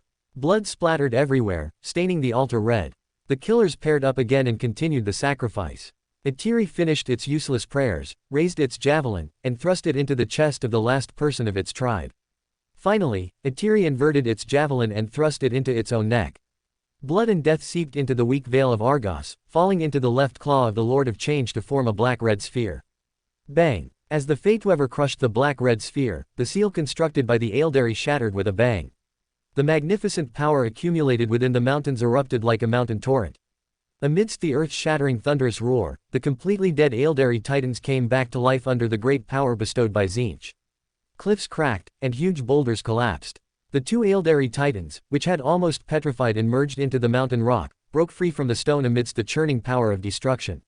Boom! The foot of the first Aeldari titan smashed into the valley. The psychic storm roared, breaking through the barrier constructed of dead stone, and struck directly at the camp of the Order Shadows and the Thousand Suns. The great power of the great ocean rolled in, and the psychic shockwave erupted suddenly in the minds of everyone possessing etheric vision. Whoosh, whoosh, whoosh. Dazzling flames rose from the hands of the Thousand Suns, of the Fire Phoenix School, whistling into the sky like fireworks being set off. Surging etheric energy poured into their bodies, they had never been so powerful. Caliphus, the sanctum hierarch of the Fire Phoenix School, had flames rising in his eyes. He clenched his right fist, striving to bring the surging power under control. You only need to let the power pour into your body, and you will gain unparalleled power. The supernatural temptation echoed in his mind. Caliphus's guardian spirit, Slaughter, had the flames burning on its wings grow increasingly intense. No, Caliphus roared lowly. He was fond of destruction, and the Fire Phoenix School was currently standing at the crest of the ever-changing tides of the great ocean. The merits he had earned were rapidly approaching those of Azek Ahriman and Hather Mayat, but he would never wantonly abuse violence. Caliphus held fast to his mental defenses, resisting the temptation of power. His resolute resistance caused him to lose power, and even the joints of his limbs became stiff and unable to move. Just then, a majestic and powerful low voice penetrated his ears and pierced through his mind. Ascend to the highest level of the state of mind you have mastered. These few words were like an anchor stabilizing a ship in a crazy energy storm, pointing toward the harbor of self-controlled mind. Caliphus stepped into Magnus's state of mind, attempting to rebuild his mental defenses. As he continuously pushed his state of mind to higher levels, the etheric flames gradually subsided. Whoosh! Caliphus ascended to the 8th level of Magnus's state of mind and finally regained control over himself. Following the marble statue-like large hand resting on his shoulder pauldrons, he saw the black-armored, golden-winged giant. Lord Nimrod, thank you for your assistance. No need for courtesy. Nimrod restored Caliphus, withdrew his hand, and gazed toward the valley. Open black lens bracket. My arrival caused Tzeentch to launch the plan ahead of schedule, close black lens bracket. Light and shadow flickered in the Primarch's eyes, and his consciousness spread out. Nimrod saw Magnus helping Ahriman enter the state of mind to rebuild his mental defenses, then walking toward Physis Taka, the sanctum hierarch of the Falcon School. The hypnotist, Hather Mayat, without needing a reminder, constructed his own mental defenses and walked toward Anku Enan, the guardian of the Great Library of Tizca, to provide assistance. Nimrod's consciousness locked onto Santiago Borgkamp and the other 15 scribes in the camp, and with a flash of thought, sent them pulses of thought. Follow me closely, and according to the plan, record the special coordinates. The Order Shadows maintained the 3rd level of the Telema state of mind and gathered toward the Gene Father. Nimrod stepped forward toward the mountains. As the majestic figure walked past him, Caliphus saw that in the shadows behind Lord Nimrod followed Santiago, the lord of the 5th battle group, and Pat, the chief priest. Besides Santiago followed 4 servitors, the anti-psychic circuits on their bodies shining, cutting off the connection with the great ocean. Caliphus withdrew his gaze and ran toward the 1,000 sons of the 6th Fellowship to help them rebuild their mental defenses. He was Caliphus, the aggressive as the wind, and would not fall behind the Order shadows. Nimrod walked out of the camp area of the Scarlet Canopy and saw that Magnus had reassembled nearly 500,000 sons from various schools. Nimrod, the fragile balance has been broken, and we must rebuild it. Nimrod gazed at the pitch-black tentacles wrapping around the 2 psychic titans, pulsating as they injected chaos power into their elegant bodies. One each. Magnus's eyes rolled into red, and he suddenly remembered that during the defense of Siliolet, both Nimrod and Sanguinius had destroyed Margot Silas's Wraith Knight. Nimrod had even become the first person in the Empire to defeat a sorcerer titan. Magnus's single eye burned fiercely. Chapter 858. My telekinesis is slightly weaker than yours, but I am the #1 Primarch in the psychic realm. 2 Xenos titans, one in front of the other, shook the earth with their heavy footsteps, creating a rumbling echo. They raised their slender heads, fixing their gaze on the black-armored, golden-winged figure in the sky. Their right arms twisted, moving as fluidly as living creatures, a far cry from the crude synchronization achieved by Imperial crews through psychic shock units and mechanical bodies. 2 long cannons roared and spun, the air suddenly twisting as if the entire mountain range were taking 2 deep breaths at once.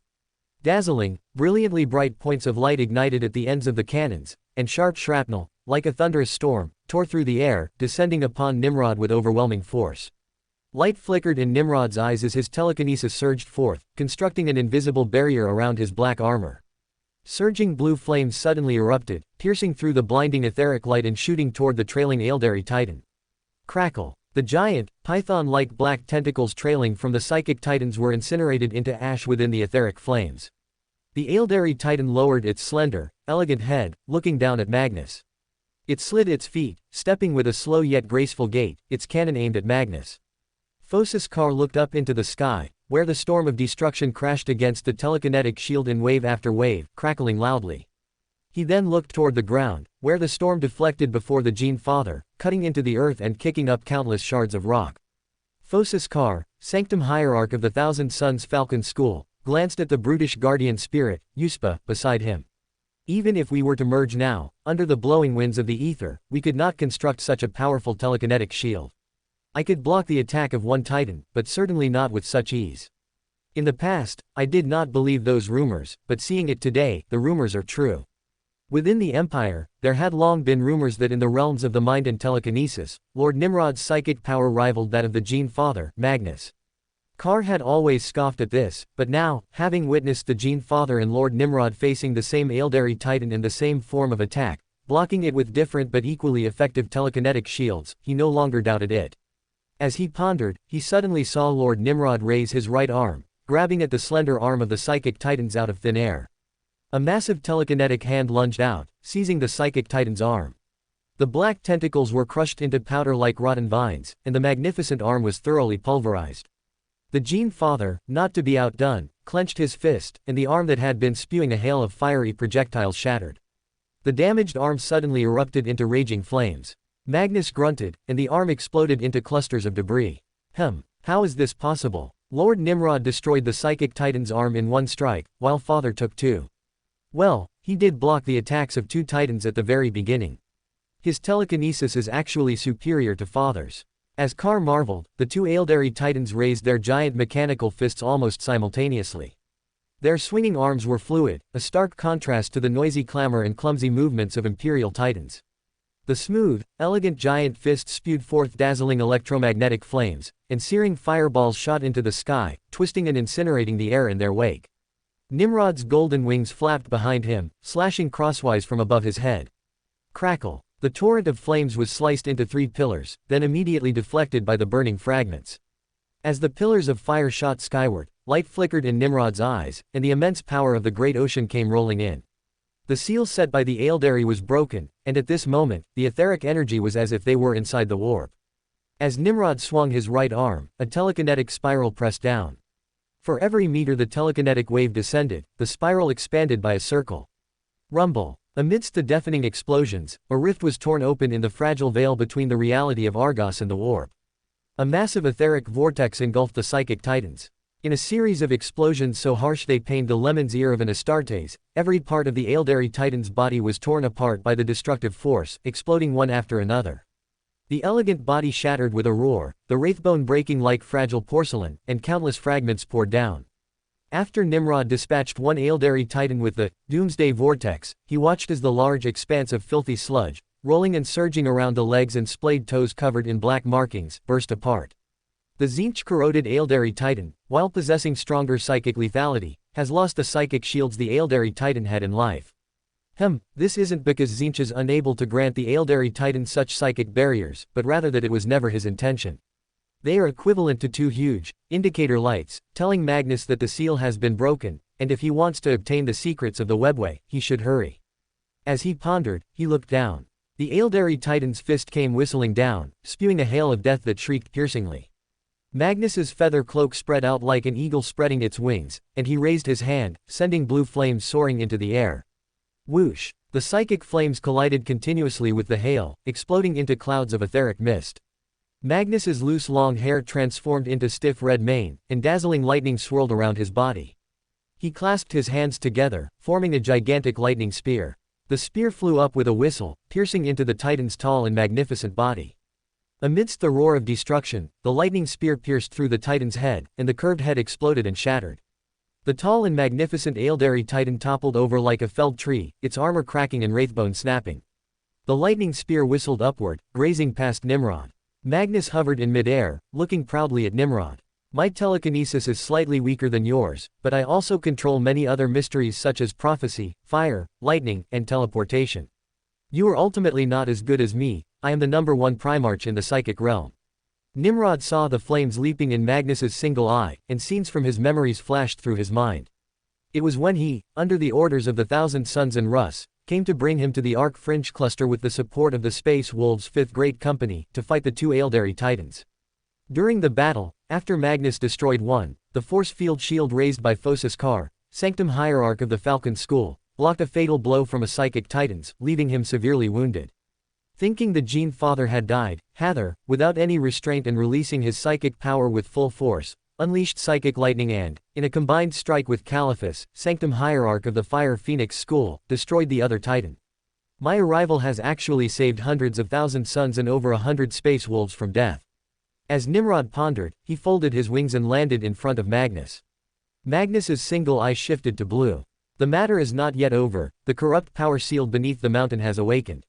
We must step into the abyss. Nimrod nodded. Very well. After Magnus summoned Hathor Mayat and Azek Ahriman, he couldn't help but pause when he saw 16 people behind Nimrod. It is very dangerous down there. I know, I will bring them back, Nimrod said to the scribes. He then sent a thought pulse to Pat, mind the Deathstone. Pat nodded slightly in acknowledgement. Chapter 859. I too have obtained a portion of the webway's mysteries, though only 1/10,000th of yours, but. Chapter 859. I too have obtained a portion of the webway's mysteries, though only 1/10,000th of yours, but. Nimrod and Magnus walked into the mountain's core, the black basalt altar and deep, dark caves shattered, turning into a giant pit. He gazed into the black hole, hundreds of meters in diameter. The rock wall above was crystal clear, made of the same elegant material as the Titan. Crimson was faintly visible within the pale milky white vault, where the blood sacrificed by Yadiri and the other Agaru people had seeped in, pulsing incessantly. Like the Eldari Titan, this place had also been corrupted by chaos. 9,000 pitch black, foul vines spread out from the pit. Amidst slippery sounds, they surged and spread. The demonic psyker Santiago Borgkamp walked to the remains of a stone platform and gazed at one of the runes. It is not an Eldari rune. Hathor Mayat of the Thousand Suns' Bright Feather School walked to his side, staring at a carved coiled golden serpent with silver eyes. I sense a stagnant corruption within it, yet I also feel a teeming vitality contained inside. Nimrod's gaze naturally swept over Hathor.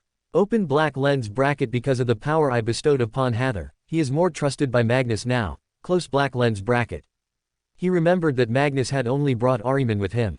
Something is calling. Ahriman listened to the soft, sleep-talking like whispers, which hid a fragrance of ultimate bliss. Magnus's eyes slid into a deep, dark abyss, his pupils extremely dilated, seemingly filled with the same black tentacles as the surroundings. Focus. Ascend to the 10th level of the state of mind and block those voices. Ahriman and Hather's consciousnesses ascended to a higher state of mind, finding peace and tranquility within their inner sanctums. The Order Shadows also maintained the third level of the Telema state of mind. Santiago gazed down. Amidst the twisting and churning of thousands of black tentacles, orange fibers lifted a man's naked body. Yatiri! Magnus cried out in sorrow. One end of a tentacle wrapped around Yatiri's neck like a rope, while the other encircled his forehead like an obsidian crown. Driven by the black tentacles, Yatiri's husk flew toward Magnus, his pitch-black eyes like two doors. Magnus! A hissing whisper called out Magnus's name. Ahriman sensed the power seeping up and called out worriedly, "Father! I can control it, this is no secret to me," Magnus said confidently. Nimrod shook his head imperceptibly. Magnus was still too confident. Because he had always held the upper hand in past dealings with chaos, he underestimated the potential danger. As Nimrod pondered, Magnus met Yatiri's gaze, initiating a fierce battle that spread from the mind to the soul. Yatiri's body suddenly lunged forward, his pale, thick bones tightly embracing Magnus like a close brother. Beneath his mask, psychic flames burned fiercely in his pitch-black eyes, and the surrounding black tentacles attacked like giant pythons. Light and shadow flickered in Nimrod's eyes. He raised a hand, and telekinesis swept through the surroundings. Bang, bang, bang. Thousands of black tentacles exploded, and the viscous black blood hissed as it evaporated. Magnus felt the foul power surging from the abyss, writhing and coiling around his body as tentacles struck directly at his mind. He chuckled disdainfully. His mind had been personally crafted by the greatest architect in the galaxy. He had wandered the cosmos and the great ocean, honing his will and state of mind. How could he be struck down by such a crude attack? With a thought from Magnus, biomantic power flowed through his body, instantly turning him into a flaming furnace. Yatiri's flesh was instantly incinerated to ash. Magnus gazed into the abyss, his hand lightly brushing the smooth skin over his right eye, feeling a familiar etheric fluctuation. He had once traded with the claws of the evil shadows deep within the great ocean to win back control over his sons. His father also knew of those creatures' existence. They were called the primordial annihilators. The Emperor had traded with them in ancient times. When Magnus traded with one of them before, he had not faced him directly. At this moment, he felt that ancient, evil shadow again. Its corrupt energy lurked below. Magnus opened his mind's eye, sensing billions of paths extending below, a vast network of many illusory tunnels connecting the cosmos as one. His eyes shimmered with an azure light, as millions of tunnels and forks were branded into his mind. Open black lens bracket. Father will surely be pleased when he learns I have discovered the webway. He will forgive my overstepping. Close black lens bracket. Magnus's eyes shifted to gold. Any discovery or achievement of the Great Crusade paled in comparison to the secrets below. Without further hesitation, he leapt down. Hather glanced at the Black Emperor and then leapt down along with Ahriman. Light flickered in Nimrod's eyes as his consciousness spread out, landing on the Order Shadows. One by one, illusory obsidian eyes rose, hovering over the scribes. Nimrod had unearthed some secrets from the mind of the Heref originator. Combining them with his own abilities, he had developed a new technique for the mind's eye. Although he could not yet stand in the progenitor space and peer into multi-dimensional reality like a progenitor, he expected to be able to sense marked targets within a specific dimension. Nimrod sent a thought pulse to the Order Shadows. Move out. Set the coordinates. With that, he flapped his wings, and his body fell toward the colorful ether storm. The damaged mountain suddenly rose from the ground, only to collapse with a thunderous roar. A tide suddenly surged underground, turning into a flying desert in an instant. The vortex of change between creation and destruction had neither beginning nor end. Nimrod spread his wings, flying through the shifting vortex. He looked around. Golden threads like veins appeared, traversing the galactic network. A labyrinthine network layout crossed and wound through many worlds. Nimrod did not spread his consciousness to actively sense the exposed secrets of the webway. He merely instinctively branded the network's layout into his brain as he passed through. He ignited psychic flames, sensing the direction of the mental marks within a dimension devoid of physical form. Nimrod's eyes suddenly narrowed. He simultaneously sensed a burning, powerful will in the scribes he had marked. As his consciousness locked onto Santiago, an image suddenly leapt out from within the obsidian eye. Hundreds of black tentacles swayed, and etheric flames surged, attacking from all directions. In the hazy mist, tens of thousands of colorful devils buzzed restlessly. Amidst wild laughter, their claws swung, and fireballs of constantly shifting colors struck directly at the Order Shadows.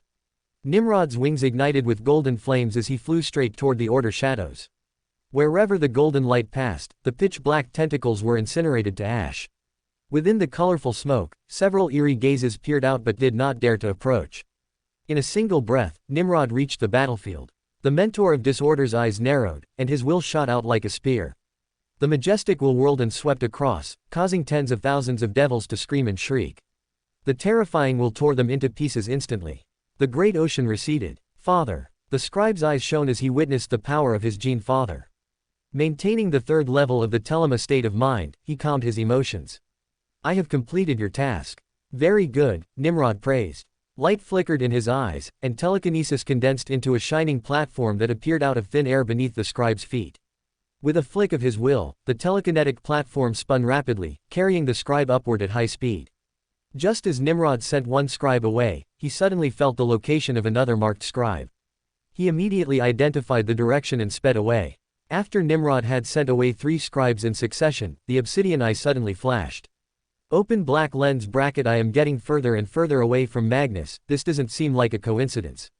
Tzeentch interfered with the scribes' positions because he didn't want me to influence Magnus, close black lens bracket. Nimrod did not stop while thinking, continuing to fly toward the 4th scribe. Tzeentch's plan could be called an open scheme, he couldn't possibly abandon his own children to go to the other side. Moreover, Magnus was not in danger, he was enjoying his journey of acquiring the greatest secrets. While Nimrod searched for his children, the golden veins before Magnus, who was feasting on the webway's mysteries, dissipated, and boundless darkness condensed. Countless black spirals swirled and converged, ultimately, it formed a shimmering giant snake with obsidian scales. Its eyes were vortices of blue and pink, and a pair of magnificent feathered wings soared from its back. Its wings shifted through a million colors at every moment. It's wonderful, isn't it? The serpent's body shrunk to the same size as Magnus, coiling around his legs and crawling upward. No power is greater than mine, I can defeat you. Your power is borrowed from elsewhere. The serpent's massive body shrunk again, becoming as large as Magnus's arm. You are a doll endowed with life and vitality. The black snake climbed onto his arm. Don't you want to hear what I can give you? And I should believe you. Magnus's single eye radiated golden light. Everything you say is a lie. No light compares to the terrible truth about to be revealed. The black snake avoided Magnus's grasping hand. You have made a trade with me. Your fate has fallen into my control. Don't try to bluff me, Magnus said disdainfully. To save my sons, I have traveled the entire great ocean, I have unraveled and reshaped the threads of fate. My sons and I are far from destruction. Your insignificant temptations are meaningless. Pride. The black snake hissed, its body rapidly expanding. Incomparable conceit. You will be a sweet morsel. Enough. Magnus raised his hand, and etheric flames surged, engulfing the black snake. We shall meet again soon. The giant serpent's shining wings scattered. The flames incinerated the darkness. Around Magnus, Ahriman and Hathor suddenly appeared, swinging their force staves and sweeping away tentacles. He reached out his arms, grabbed the 2 of them, and with a surge of telekinesis, they rose rapidly. Stepping onto the ground, Magnus saw 16 Order shadows standing neatly behind Nimrod. He was taken aback, then said, the dark power lurking in this world has been destroyed by me. Magnus raised his arms, and the Aeldari runes on the stone platform at the edge of the rift lit up. With the infusion of psychic energy, the seal regained its abundant power. Magnus looked at Nimrod proudly. The thing that drew me here no longer exists, but I have discovered a priceless treasure. Congratulations, Nimrod said with a smile. I too have obtained a portion of the webway's secrets, though only 1/10,000th of what you glimpsed. But after instinctively sensing the webway's nodes, it will be easier to master all its mysteries in the future. Nimrod did not take risks like Magnus because he had other methods, such as continuing to mine Slota's mind. Chapter 860, Of course I'll go to Ullanor. At the entrance of the black tent stood Etzik, with Jushin's spear slung diagonally across his back. Inside the tent, Nimrod's mind stirred. In the first layer of the Nation of Disorder, the space monkey began using potion materials like star charts drawn with spiritual blood to concoct the sequence 5 inches Traveler potion. He looked toward the lord of the 5th battle group, Santiago Boardcamp. The scribe drew his force sword. Without activating the power runes, spirituality overflowed from his fingertips and spread to the tip of the blade. Santiago tapped the ground rapidly, and geometric shapes like triangles and squares rose swiftly into the air. The Euclidean sigil ascended, and the great ocean receded like an ebbing tide. Behind Nimrod's back, black mist quietly rose from his right hand. With a flick of his wrist, bottles of potion, white yet transparent like half-melted snow water, landed before the 16 scribes. Drink it. We thank the Father for his gift. Santiago heard the other Order shadows thanking the Black Emperor. He picked up the potion and observed the pale green bubbles gurgling inside. He tilted his head back and downed the potion, and the other scribes drank theirs almost at the same moment. As the potion slid down their esophagi, the consciousnesses of Santiago and the others gradually blurred, involuntarily detaching from their bodies and ascending into a supernatural realm birthed by powerful minds and intense emotions. Countless pieces of information flashed in their minds like a galaxy exploding. The mysteries of unknown spaces and dimensions left even the devilish psyker Santiago intoxicated. After absorbing the power and information bestowed by the Black Emperor, Santiago's obsidian eyes surveyed his surroundings. Various emotions and feelings coalesced into an impenetrable mist surrounding him. Santiago's eyes blinked rapidly as he searched for Argos's location within the infinitely sprawling, colorful world. He wandered for an unknown amount of time in this timeless dimension, yet he could never find the trail he had left when he arrived. Suddenly, a voice of majesty rang out.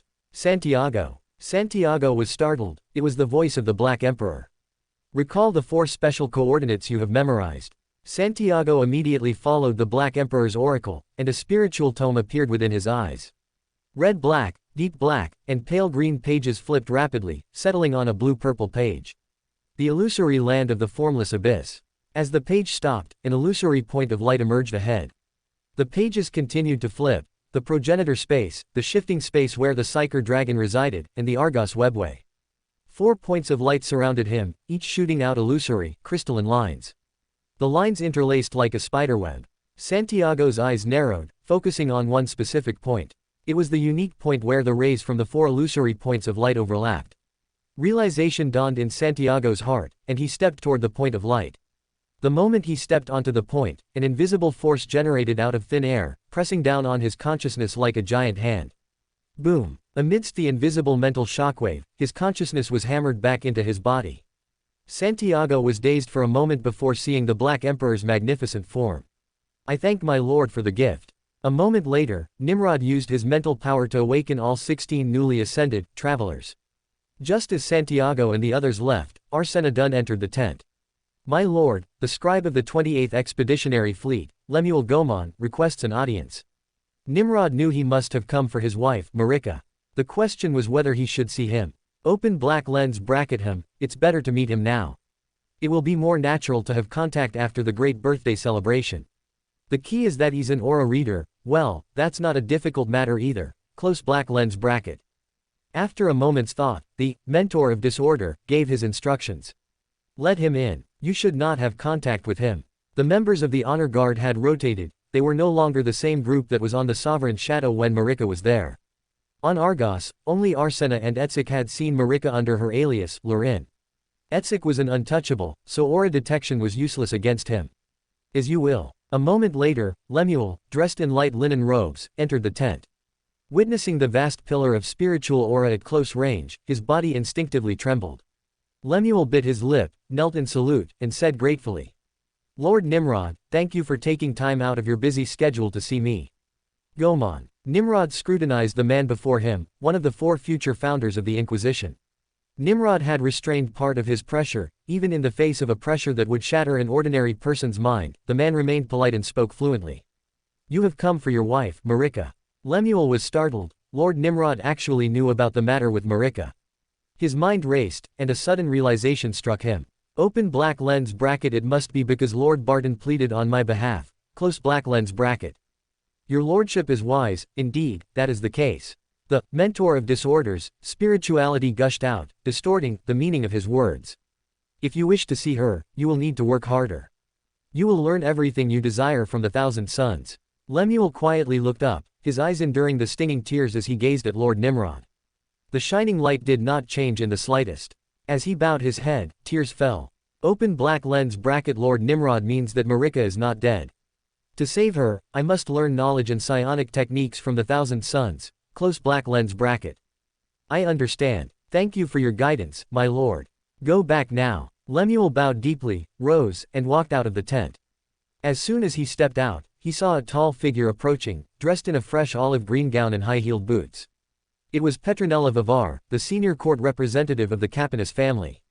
Lemuel lowered his head and said respectfully, Lady Capanis. Petronilla looked at the various patterns on his linen robes and asked with interest. And you are? While Lemuel was conversing respectfully with Petronilla, Magnus finished the High Council meeting and unsealed the Sothis rune. Magnus's ever-changing eyes shifted to orange. Mayat, Ahriman. Father, Hather Mayat and Azek Ahriman said in unison. I want you to pay special attention to Lemuel Gomon. He is quite interesting. Gomon, the aura reader? Hather asked. He hadn't expected that not only the Black Emperor was watching that scribe, but the Gene Father had also taken notice of him. Yes, he has already gained enlightenment, likely learned from the writings of North African witch doctors. He is groping for a path. I want you to educate him and help him master his power. Ahriman frowned slightly. That will be no easy task, he has no mastery over his state of mind. That is why you must teach him. Father, I will not let you down, Hather was the first to accept. Nor will I, Ahriman followed. Magnus nodded with satisfaction. His eyes changed to purple as he strode out of the tent and headed toward Nimrod's direction. Nimrod sensed Magnus's powerful consciousness approaching and stepped out of the black tent. Nimrod, Chagatai and Gilliman have already opened the path to Ullanor. The upcoming final battle will be a war of the ages. Father and Horus have already taken their place on their grand stage. I am going to Ullanor. What about you? I will go as well, Nimrod replied with a smile. Magnus's eyes shifted to a startled gray. He had already perceived the threads of fate and knew that Horus would be crowned Warmaster. Even if Nimrod could not prophesy like him, Sanguinius, or Conrad Kurz, his wisdom would allow him to foresee this. I thought you wouldn't go. Of course I'll go, Nimrod said calmly. Open black lens bracket. I also need to try and get Nicair's head. There should only be two opportunities, the Ullanor Triumph and the Council of Nicaea, both of which Mortarion attended. To prevent him from suspecting me, a situation where many Primarchs are present is most suitable. Counting me, there will be 10 Primarchs at Ullanor, including Magnus, who is even more famous for his psionics. If his foster father's head goes missing, the primary suspect won't be me, close black lens bracket. Seeing Nimrod's certain tone, Magnus said no more. His single eye shifted into a brilliant gold. I have gained many secrets on Argos, I have perceived the secrets of the galaxy. On the journey to Ullanor, we can have a contest of travel. Nimrod knew that what Magnus had gained on Argos was not just the secrets of the webway, he also had a deeper understanding of warp navigation and related aspects. During the future solar war, he would cut in from above the ecliptic plane, allowing the fleets of the Thousand Sons, Sons of Horus, and Word-bearers to bypass Dorn's physical defenses and appear directly in the heartland between Terra and Mars. Fine. He accepted Magnus's friendly challenge. Chapter 861. Nimrod indeed has no way, his knowledge of the mysteries of the great ocean is far less than mine. Sovereign Shadow, Primarch's office. Hather Mayat, with a Psyker dragon perched on his shoulder, woke from his dream. The newly promoted Dreamwalker bowed to the Black Emperor. Thank you for your gift. I will continue to carry out your will and serve you. The Sanctum Hierarch of the Bright Feather School saw the Black Emperor's chiseled chin nod slightly and instinctively followed suit, stroking his own chin. My lord, the Gene Father did not mention what mysteries he obtained on Argos during the Hierarch meeting. He only shared some insights with us regarding traversing the Great Ocean, which were more fascinating than what he had recounted in the past. Hather subtly reminded the Black Emperor, he never doubted the Black Emperor's great power. But since he followed the Gene Father by divine decree, he naturally had to report all important information to the Black Emperor. I understand, Nimrod said calmly, not fixated on the outcome of the warp navigation contest. Open black lens bracket. Santiago and the other travelers should gain quite a lot by Magnus's side, close black lens bracket. Nimrod and Magnus had dispatched observers to each other. Hather had once been seconded to the Order Shadows, so he naturally became the representative of the Thousand Sons. Nimrod, on the other hand, chose the travelers. Beep beep beep. A hum sounded from the communication bead in his right ear. He raised his hand to press it, and Arsena Dunn's voice came through.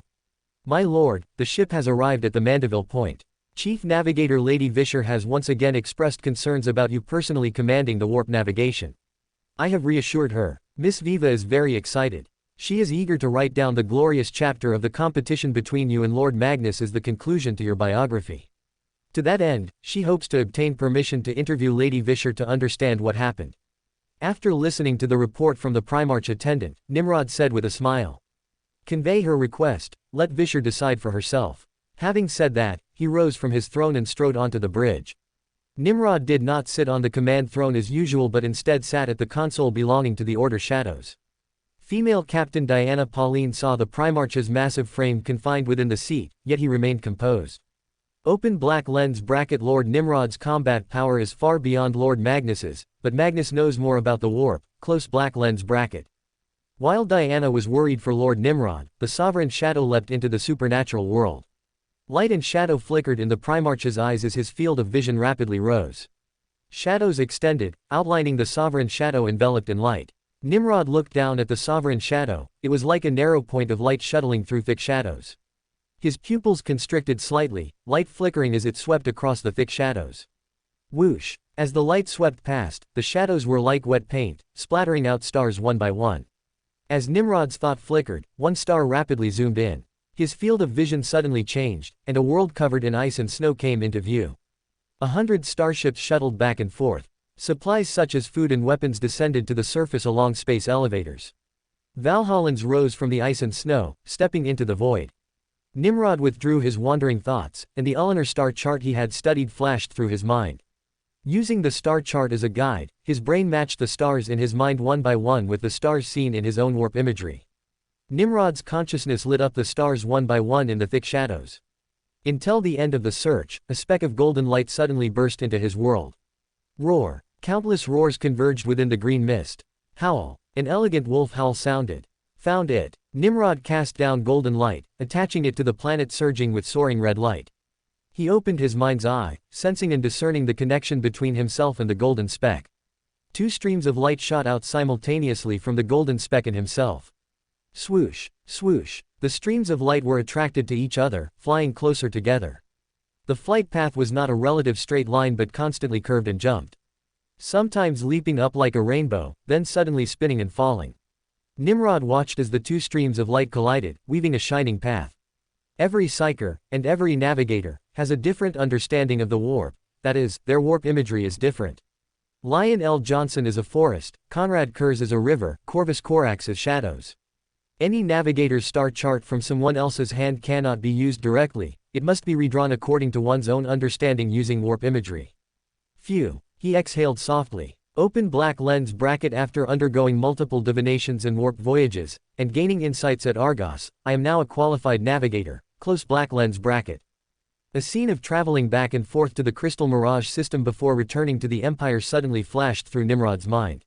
Open black lens bracket. Now, if I were to retrace that path, it would be much easier, close black lens bracket. Nimrod clearly discerned the difference. Back then, he had not yet clarified his own warp imagery. In the warp, he could only rely on instinct and luck.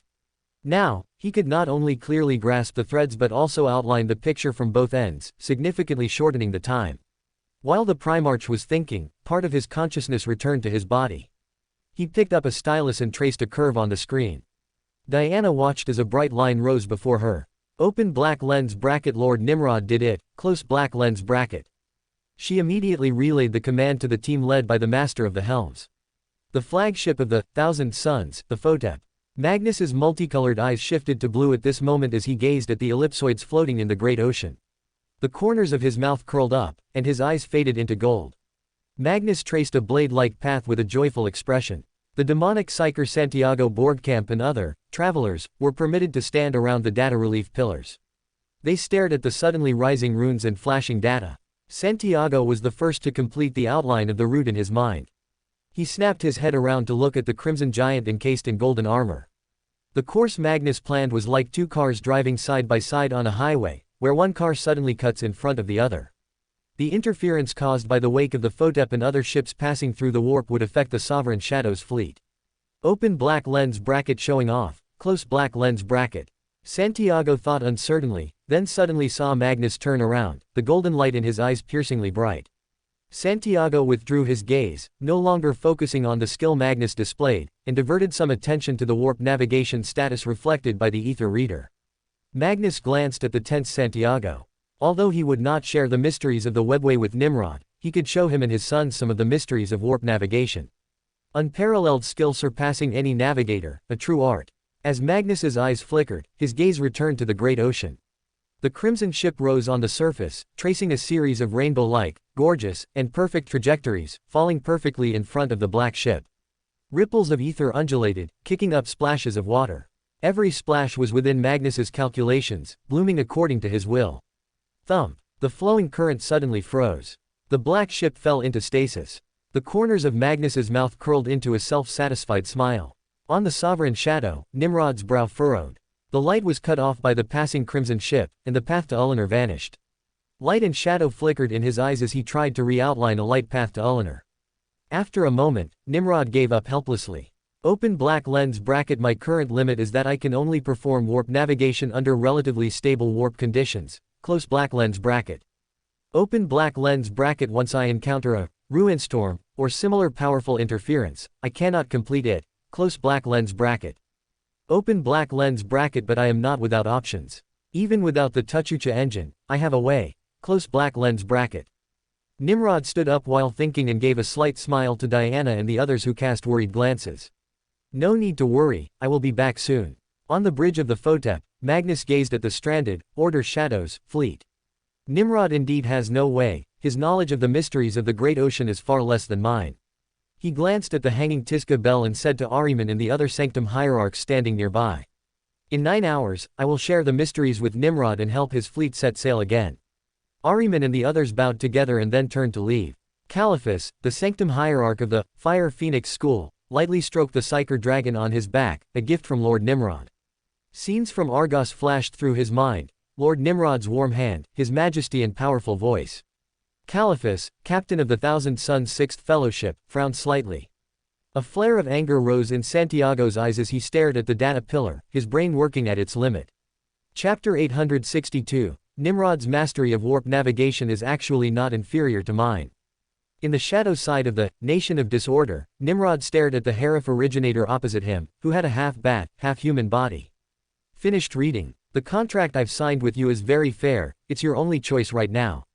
The progenitor did not answer, he scrutinized the high Gothic words on the paper once again, word by word. Yulman shall serve Nimrod, executing all of the other parties' orders, including but not limited to psychic parasitism, progenitor space navigation. Yulman and his species may perform psychic parasitism and devour the material world, but the target cannot be humans. Yulman and his species are not permitted to take any action against the Order Shadows, its affiliated forces, or various worlds without permission. The tendrils under Yulman's jaw swayed. Although Nimrod had imposed restrictions on him, significantly shrinking his predatory range, this was still an opportunity for the race to continue. Moreover, the Raffen species no longer had its former scale, now only he remained. In the past, with a population of tens of thousands, losing the vast human race meant their needs were hard to satisfy. Now, for him to use psychic power to incubate and rebreed a species of the parasitic web would take at least tens of millions of years. Perhaps for his entire life's journey, he would no longer need to worry about having no prey. Yulman raised his head, the black crystal spiral horns growing on the upper edge of his chest facing the black armor. I agree. With a wave of his hand, he used his claws to brand the name, Yulman, onto the parchment. To ensure the continuation of his race, Yulman humblingly signed the contract. The progenitor, who had once destroyed countless worlds over tens of millions of years, would now serve his food. Nimrod took the shadow contract, he had not chosen the object of the contract at random. The king of Raffen was a potion ingredient he would use for his advancement, the one who fought Angron was a master of combat, the oldest progenitor Korax encountered in memory possessed a treasure trove of knowledge such as history. Only the one in memory who seized the Lionel Johnson's arms was skilled in hiding, otherwise, they could not have evaded the Lionel Johnson, who had honed extraordinary sensory abilities in the forests of Caliban. What Nimrod's plan to obtain Nicare's head needed was his extraordinary psychic concealment ability. He raised his hand, and at the moment his pen touched the shadow contract, with a thought, the content of the contract quietly shifted. Small shadow words quietly emerged between Yulman and shall serve Nimrod, and the entire parasitic web species with his core, as well as the progenitors it breeds. As soon as the shadow word progenitor emerged, it suddenly vanished. Nimrod gazed at the final line of text. Yulman and the entire parasitic web species at his core shall serve Nimrod, executing all of the other parties' orders. The progenitor's strength is far greater than the Harut I tried before, or Etzik, who signed the contract relying on the proxy of the Blade of Twilight. The tampering of the treaty in my favor can only be limited to a certain extent. While Nimrod pondered, he signed his own name. He looked toward progenitor Yulman. Now is the time to show your value. I and Magnus are having a contest of warp navigation. The progenitors' tendrils drifted contemptuously. The crude navigation technology of humans has nothing worth praising.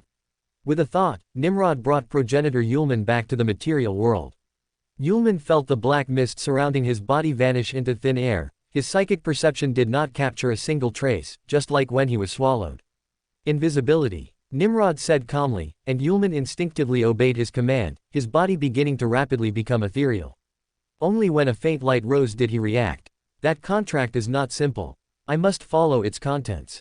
Yulman, who seemed to have been erased by an eraser, realized something. Nimrod strode toward the bridge, and Yulman followed, quietly avoiding the black hole and following on the other side. The progenitor's tendrils swayed, and his consciousness quietly spread. Following a natural connection, Yulman found the decayed progenitor space among the countless overlapping cloths. He impatiently spread his consciousness, seeping into the space belonging to the Raffen. Boom! The howling psychic screams were like heavy hammers striking him. The progenitor was almost unable to maintain his body hidden in the ether. He gazed sadly at his home.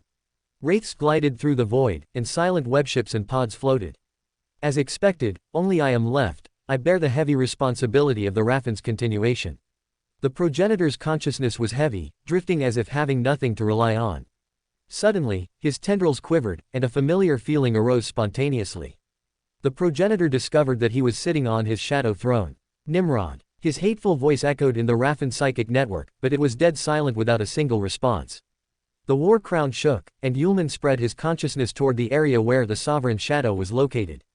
On the Photep, Magnus's eyes faded into purple as he gazed at the great ocean. The black fleet suddenly surged, turning into streaks of colored light, rapidly passing the Thousand Suns fleet. How is it possible? Only 33 minutes have passed. Santiago Borgkamp, the Lord of the Order Shadows, 5th Battle Group, his eyes shining. Praise my lord. Magnus's show of skill was cracked by my lord. He thought we would do nothing for 9 hours. He truly underestimated my lord's great power. Santiago held his head high and turned to look at Magnus. Magnus's single eye suddenly jumped to red, light flashing within it. Inside Azek Ahriman's cabin, he looked at the remembrancer Lemuel Gomon opposite him. How much do you know about the great ocean? My lord. Lemuel took a deep breath. He didn't know why he was being valued, even receiving teaching from 2000 Suns Sanctum hierarchs at the same time. Chief Librarian Hather Mayat had temporarily gone to the Sovereign Shadow to attend to Lord Nimrod. He was now being taught by Lord Ahriman. Nimrod's meaningful words when he visited him couldn't help but flash through Lemuel's mind. You will learn everything you want from the Thousand Suns. Lord Nimrod foresaw everything today. Whoever says he has no power of prophecy is truly laughable. He reined in his thoughts and gave an answer. It is a higher level plane, a psychic space. It allows void ships to travel at very high speeds. After listening to Lemuel's answer, Ahriman spoke. None of that is wrong, but the great ocean is far more than that. I have traveled the great ocean for over 100 years, taking in countless possible futures. This is not difficult. Even mortals occasionally receive revelations through dreams, but to interpret them, only a prophet can do so. Can I interpret it? Lemuel followed up. No. Ahriman, the sanctum hierarch of the Black Raven School, shook his head. To interpret the multifaceted tides of the great ocean and extract meaning from chaos, one needs decades of training in the Black Raven School. You must master 2 modes of thinking. One is to switch quickly and accurately between different concepts, merging many ideas into one. The other is to let thoughts stop suddenly and completely analyze a certain concept. He said with a smile, the modifications I underwent granted me an eidetic memory, giving me the ability to do these things. Ahriman saw Lemuel's eyes fill with longing and regret. Just as he was about to continue, he suddenly felt the entire ship tremble.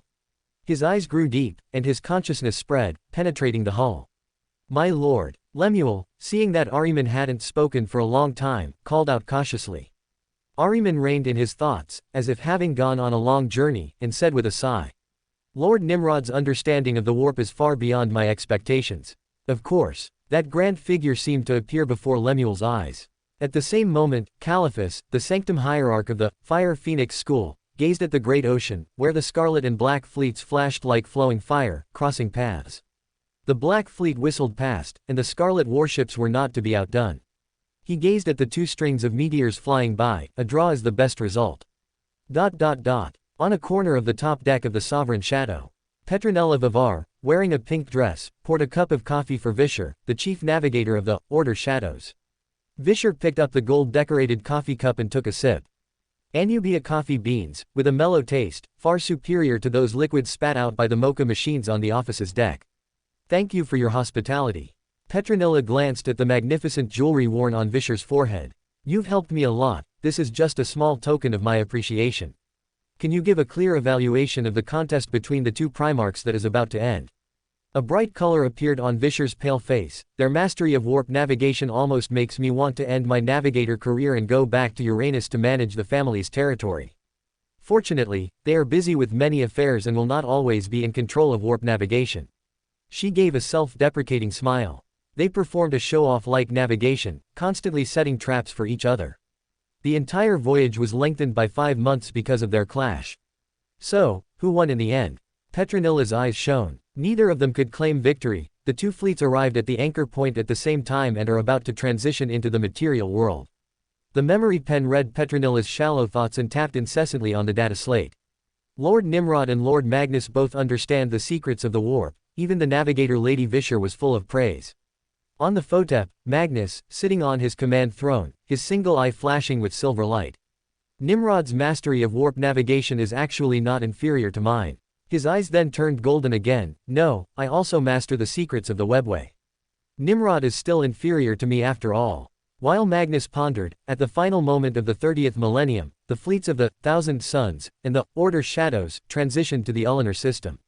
Chapter 863. The primary Primarch target to slay during the promotion ritual. M31. Segmentum Obscurus, Ullanor system. Thousands of ships hovered in the orbit of Ullanor. Plasma engines roared, fighting against the planet's gravitational pull. The Imperial fists, phalanx hovered alone. While the warships of the Emperor's children and the Blood Angels were exquisitely ornate and dazzlingly bright. A striking gold-inlaid warship occupied the central position, hovering above a continent. Horus's vengeful spirit. Black and crimson warships sailed slowly, weaving through the void ships one by one. Nimrod stood before a viewing window, gazing into the void at Chaghatai's swift white warship, Engren's berserk red warship, Lorger's grey warship, and his target, Mortarian's fleet. The Death Guard's fleet was lined up like sturdy spears. The names of the ships were written on their hulls in High Gothic, representing the Death Guard's unyielding resolve. At the spearhead was the Endurance, its deep green bow etched with campaign records, worlds visited, or records of conquered enemies in font the height of a man. The hull was decorated with the Imperial Aquila and the barbed ringed skull emblem of the Death Guard Legion itself. With a thought from Nimrod, the Heref originator Yulman, who was mentally linked to him, immediately sprang into action. His tentacles swayed, and an inhuman mind silently projected outward. Yulman's tentacles swayed excitedly, licking the remnants of the smoke left after the great victory of Ullanor. His spirit, which had been crushed by a terrifying will, was gradually recovering.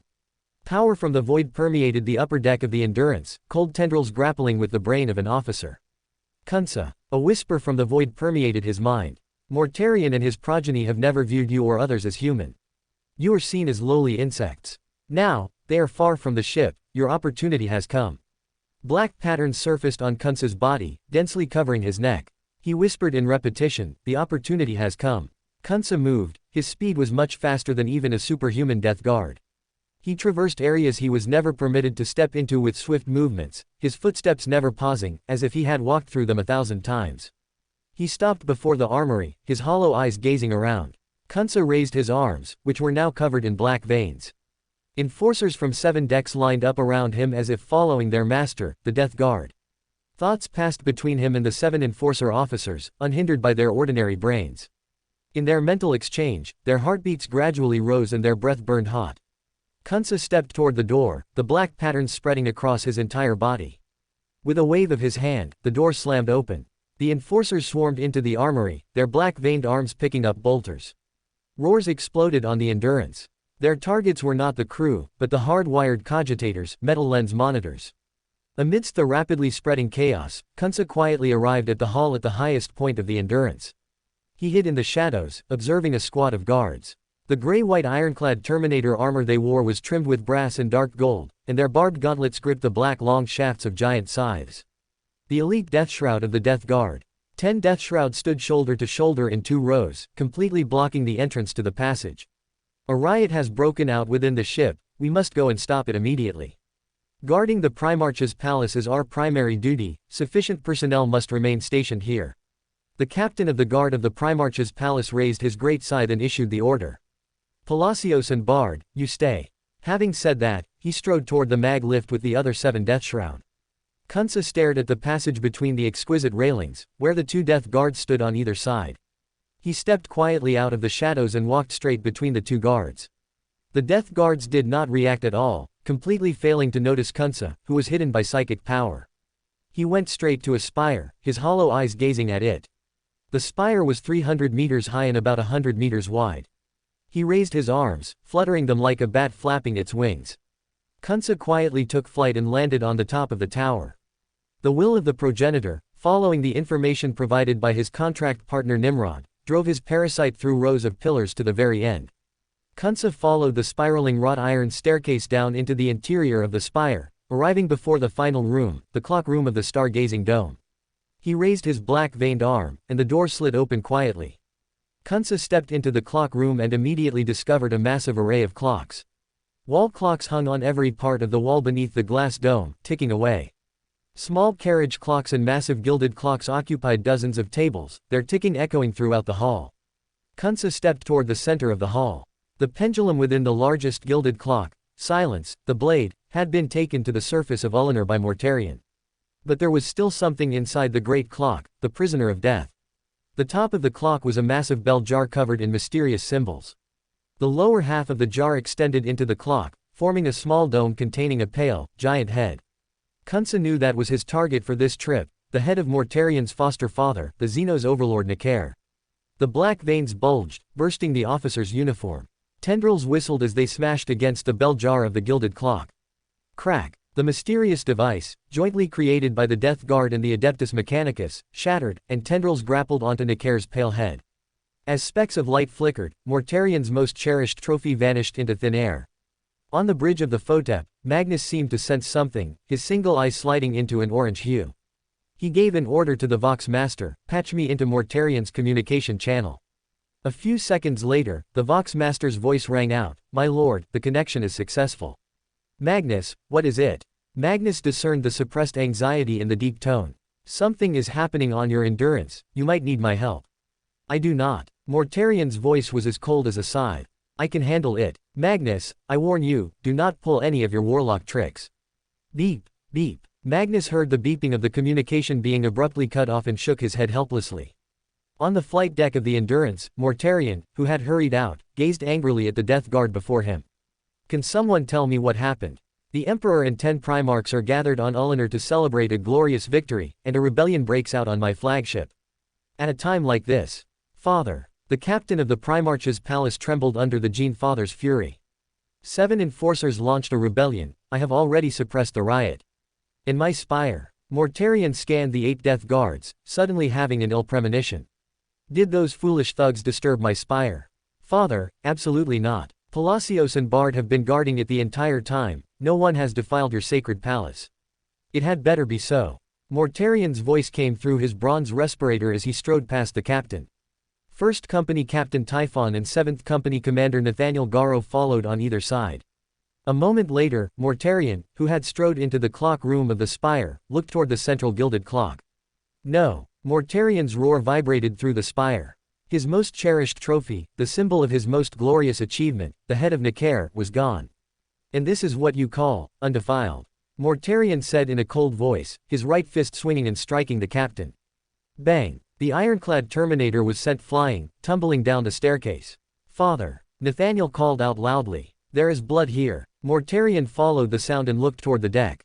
A splash of blood was spread before the gilded clock. "I smell the stench of sorcery," Mortarion said with disgust. "Could it be Magnus?" "I don't think so, the Thousand Sons Primarch wouldn't do something to incense you," Nathaniel advised. "Perhaps it was a Xenos warlock, the Eldar." "No matter who it is, I will make them pay the price," Mortarion said coldly. The guard captain, his shoulders shattered and blood soaking his armor, walked over shakily. He knelt on the ground. "Father, I have failed in my duty. Please punish me." The other 9 also knelt down. Palacios and Bard's bodies were trembling incessantly. It was their dereliction of duty that had caused their other battle brothers to be implicated. "You are no longer Deathshroud," Mortarion pronounced coldly. "From this day forth, you are the Vanguard Suicide Squad for the battle captains. I will personally oversee their atonement," Nathaniel said. The 7th Company commander of the Death Guard held the honorary title of Battle Captain, a title bestowed by the Emperor back when he commanded the Dusk Raiders. At the same moment Mortarion handed down the punishment, Nimrod looked down at the head of Nicair that had been sent into the Nation of Disorder.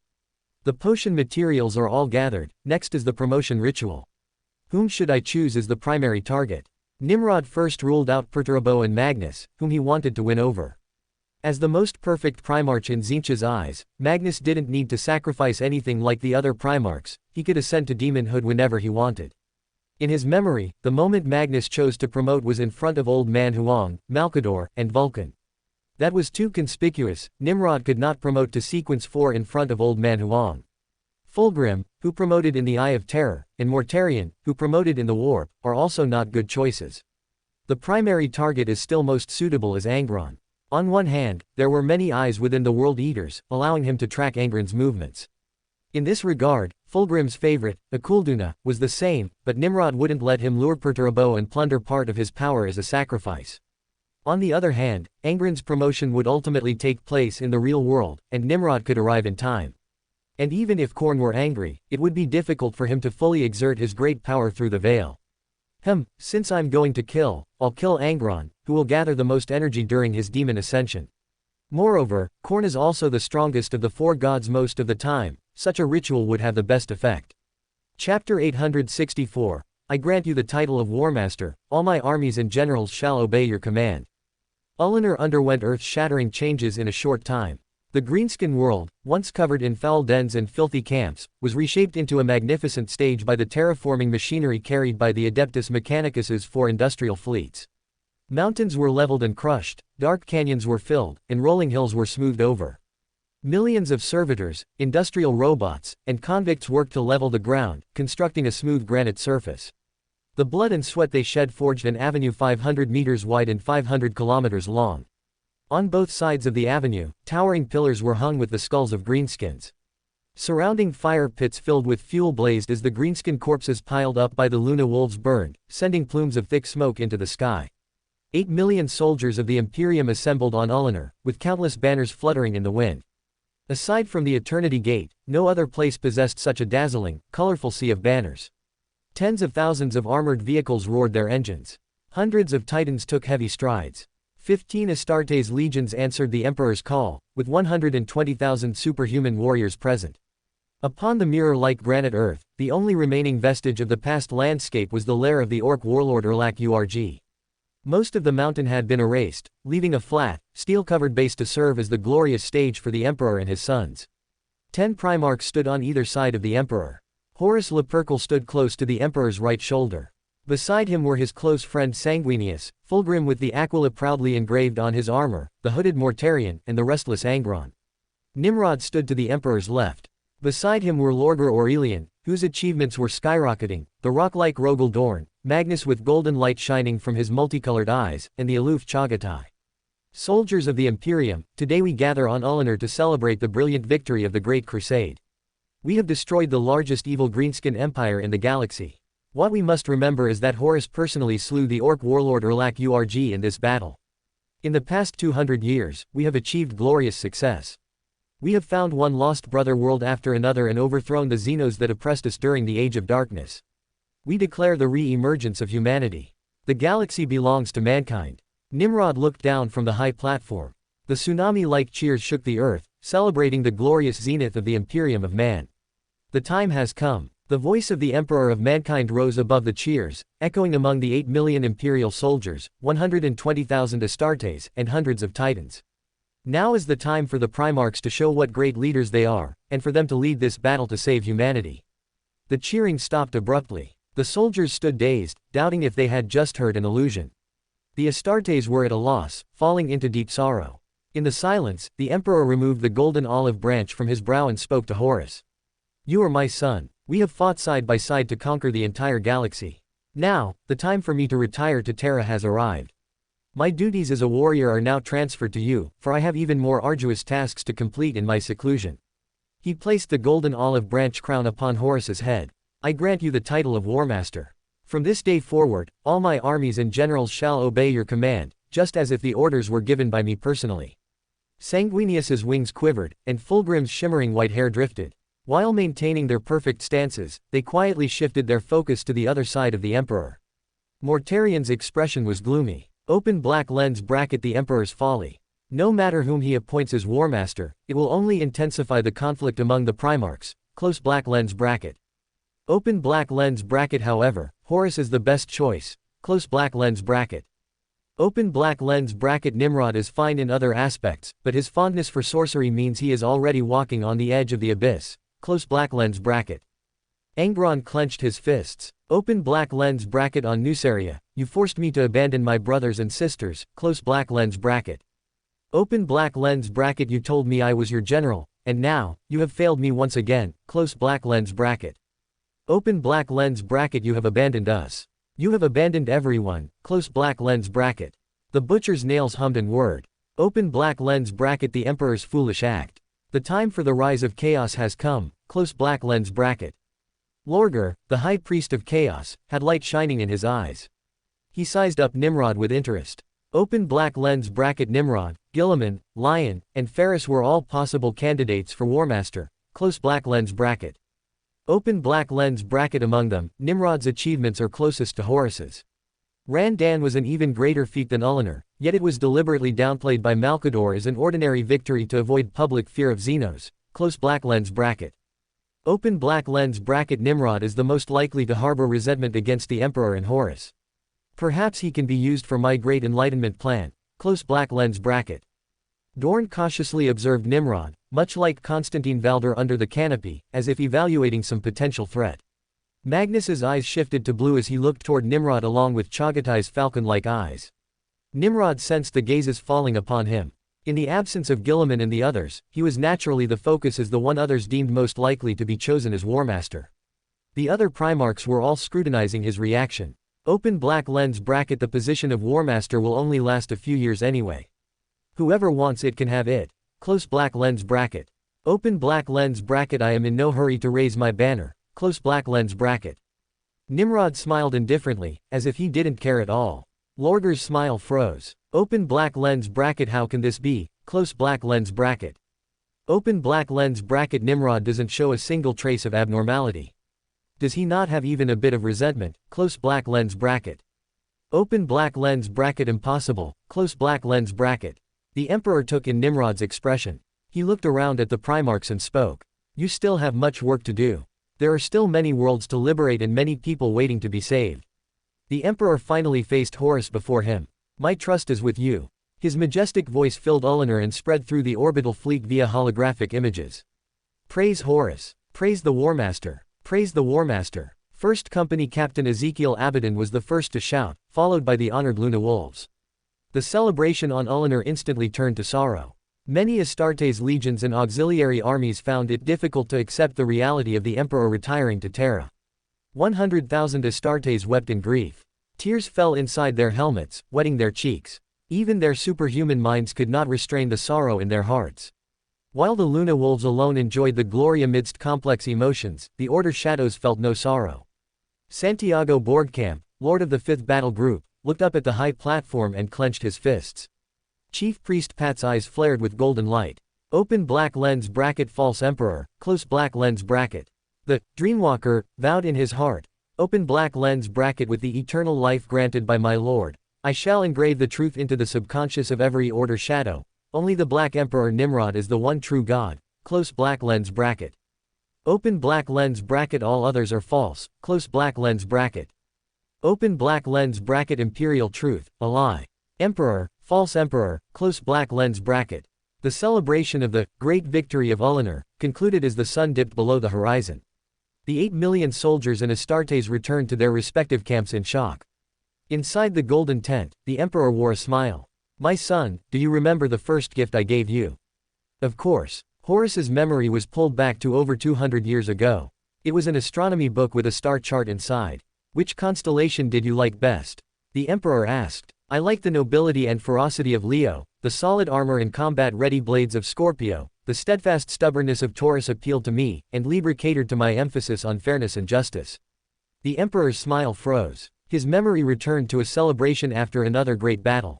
The flame wheel. He had gifted Nimrod the Jushan spear during the daytime ceremony.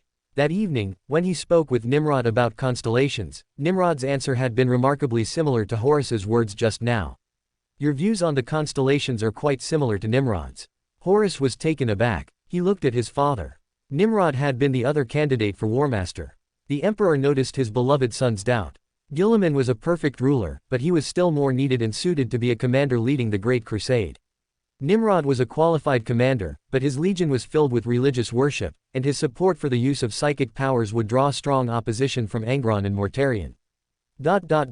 I appreciate your choices, but you should look at it again. The Emperor said, raising his hand.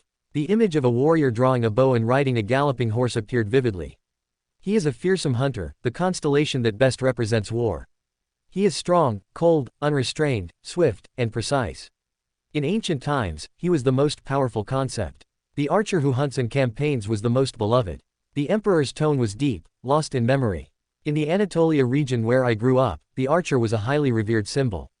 The rider and the horse were fused into one in myth, the perfect combination of man and the tools of war. This is the goal you should emulate. The Emperor's tone shifted from memory back to reality, becoming spirited. From this day on, my armies and tools of war shall be wielded by you, like a rider and horses one. My archer, you shall gallop across the sea of stars. As he spoke, the Emperor raised his hand and placed an old golden ring on Horus's left pinky. The weathered ring, etched by time, only barely showed the patterns of a hoof, an arm, and a bow. It was made in Persia, 1 year before I was born. The fearsome archer. Now it is yours. My warmaster, my archer. The Emperor smiled and encouraged him. All legions will look to you for leadership, advancing and retreating with you, following you into the fray. After I depart, continue your gallop. My son, the imperial armies shall surely be by your side. Horus looked at his father's towering back and squared his chest. Father, I understand. I was born to be a fearsome hunter. I will lead my Primarch brothers and continue to gallop. His eyes shone brightly. He decided to speak with each of the Primarchs individually to win their approval. The first would be Nimrod. Chapter 865, I am also an object for the Warmaster to establish authority. A black Skyhawk shuttle landed on the main boarding deck of the Vengeful Spirit, and Nimrod, accompanied by 5th Battle Group Lord Santiago Boardcamp and Chief Priest Pat, walked down from the flight deck. 1st Company Captain Ezekiel Abaddon and Primarch Attendant Malahurst led an honor guard to receive them. Lord Nimrod. After both greeted the Primarch, Malahurst spoke up. The Warmaster is waiting for you in the reception room. Beneath Malahurst's neck, a golden seal fastened his cloak. Nimrod's eyes narrowed, although he used the honorific, you, he held his head high and deliberately emphasized the authority of the Warmaster. Malahurst was known as the Twisted within the Luna Wolves, owing to his sharp mind, vast experience, and meticulous nature. He was perceptive of every detail and undercurrent within the expeditionary fleet. Abaddon and others could gallop across the battlefield, but Malahurst was the one Horus relied upon in political affairs, providing advice in private settings outside of the Four Kings Council. Every word and action of his represented the attitude of Horus. Open black lens bracket, a show of force, close black lens bracket. Nimrod nodded without saying a word. Chief Priest Pat's eyes glowed with a golden hue, and just as he was about to stand tall, the majesty of the Black Emperor suddenly echoed in his mind. Calm yourself. He gripped his scepter tightly, suppressing his anger. Heretic. Abaddon curiously sized up the Star Lord. He knew that the greatest contribution of this first psychic artisan of the Order Shadows was leading the restoration of the Carium Gate, and because he was stationed in that sector, he could quickly reach various war zones. But other than that, he had no combat achievements famous throughout the Empire. Open black lens bracket, not Howard Fend, nor Bukayo Arshaven, not even Sanchez, close black lens bracket. Abaddon thought with regret. Please follow me. Malahurst, wearing Mark IV power armor, held his head so high it almost reached the jaw of Abaddon, who was wearing Terminators. They walked with silent steps, passing through the magnificent, golden-adorned colonnades. Cold mist permeated the air as the doors slid open. Horus stood up from his throne, clad in a full set of snow-white ceremonial armor, with a wide, purple-scale mail cloak draped over his shoulders. Nimrod's gaze flickered, drawn to an ancient ring worn on the little finger of Horus's left hand. It shimmered with a spiritual luster. He had 2 such rings. One was the Pegasus ring that old man Huang had given him on the night of the Flame Wheel campaign celebration ceremony. The other was the whale ring worn on the corpse of Hannibal, one of the 3 rewards he had exchanged for generously keeping the secret of the wolves, malignant mutation for Russ. Concerned about old man Huang's prying eyes, Nimrod rarely wore the Pegasus ring, keeping it in the armory alongside the whale ring. Nimrod, my brother, welcome. Horus beamed with a smile, his eyes filled with scrutiny. Warmaster, Nimrod said calmly, I didn't expect that I would be the first person you sought out. Nimrod remembered that Horus would speak with all the Primarchs. This was the method anyone who ascended to the position of Warmaster would adopt. Perhaps, with the exception of the reclusive lion. He had originally thought the primary person to talk to would either be his close friend Sanguinius to seek advice, or he would meet with a Primarch whose relationship was more neutral and easier to gain support from. Rogel Dorn, who participated in the Ulnar Triumph, should have been the best candidate. But he did not expect that Horus would meet with him first.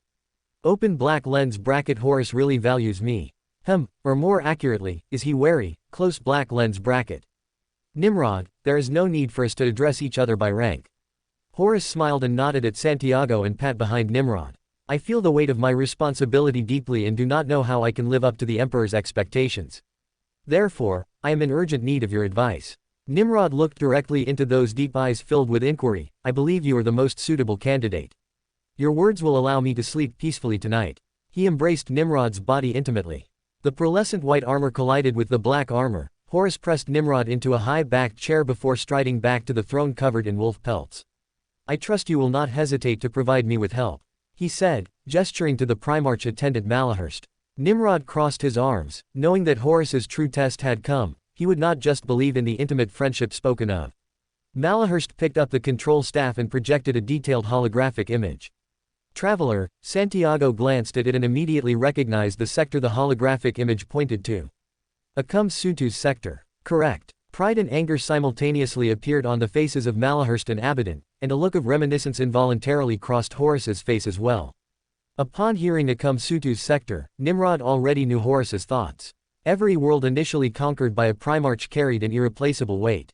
The sectors they personally brought into the imperial territory were not just cold statistics, they were the foundation of the Legion's faith and the origin of their military achievements and personal glory.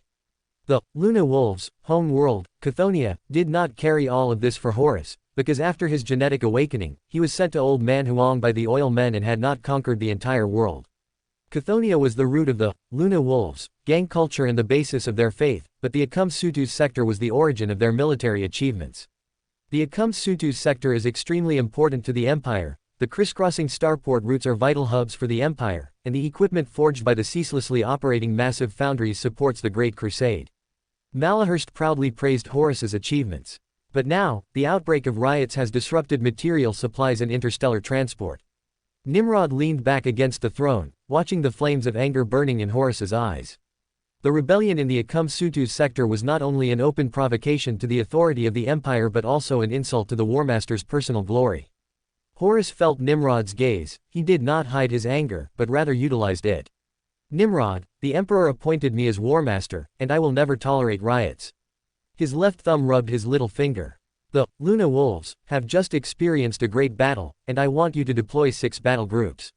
Horus stared at Nimrod, his gaze sharp. Here it comes. First emphasize the Emperor's appointment to warn me of its legitimacy, then issue the order to demonstrate his own authority.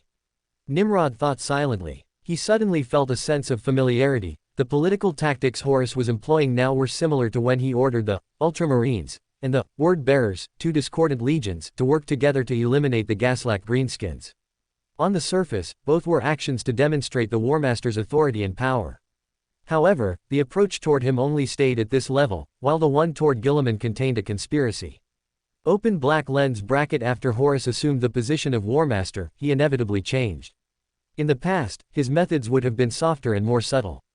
It's not strange, Primarchs are also human, and Horus is no exception. Having ascended to a high position, he will naturally change, and it is natural for him to demonstrate his own authority. Close black lens bracket. As Nimrod pondered, he spoke calmly. My legion has experienced a great battle with Raffen, with over 40,000 casualties. Even knowing that Horus's new officials' 3 fires were burning on him, he would not refuse.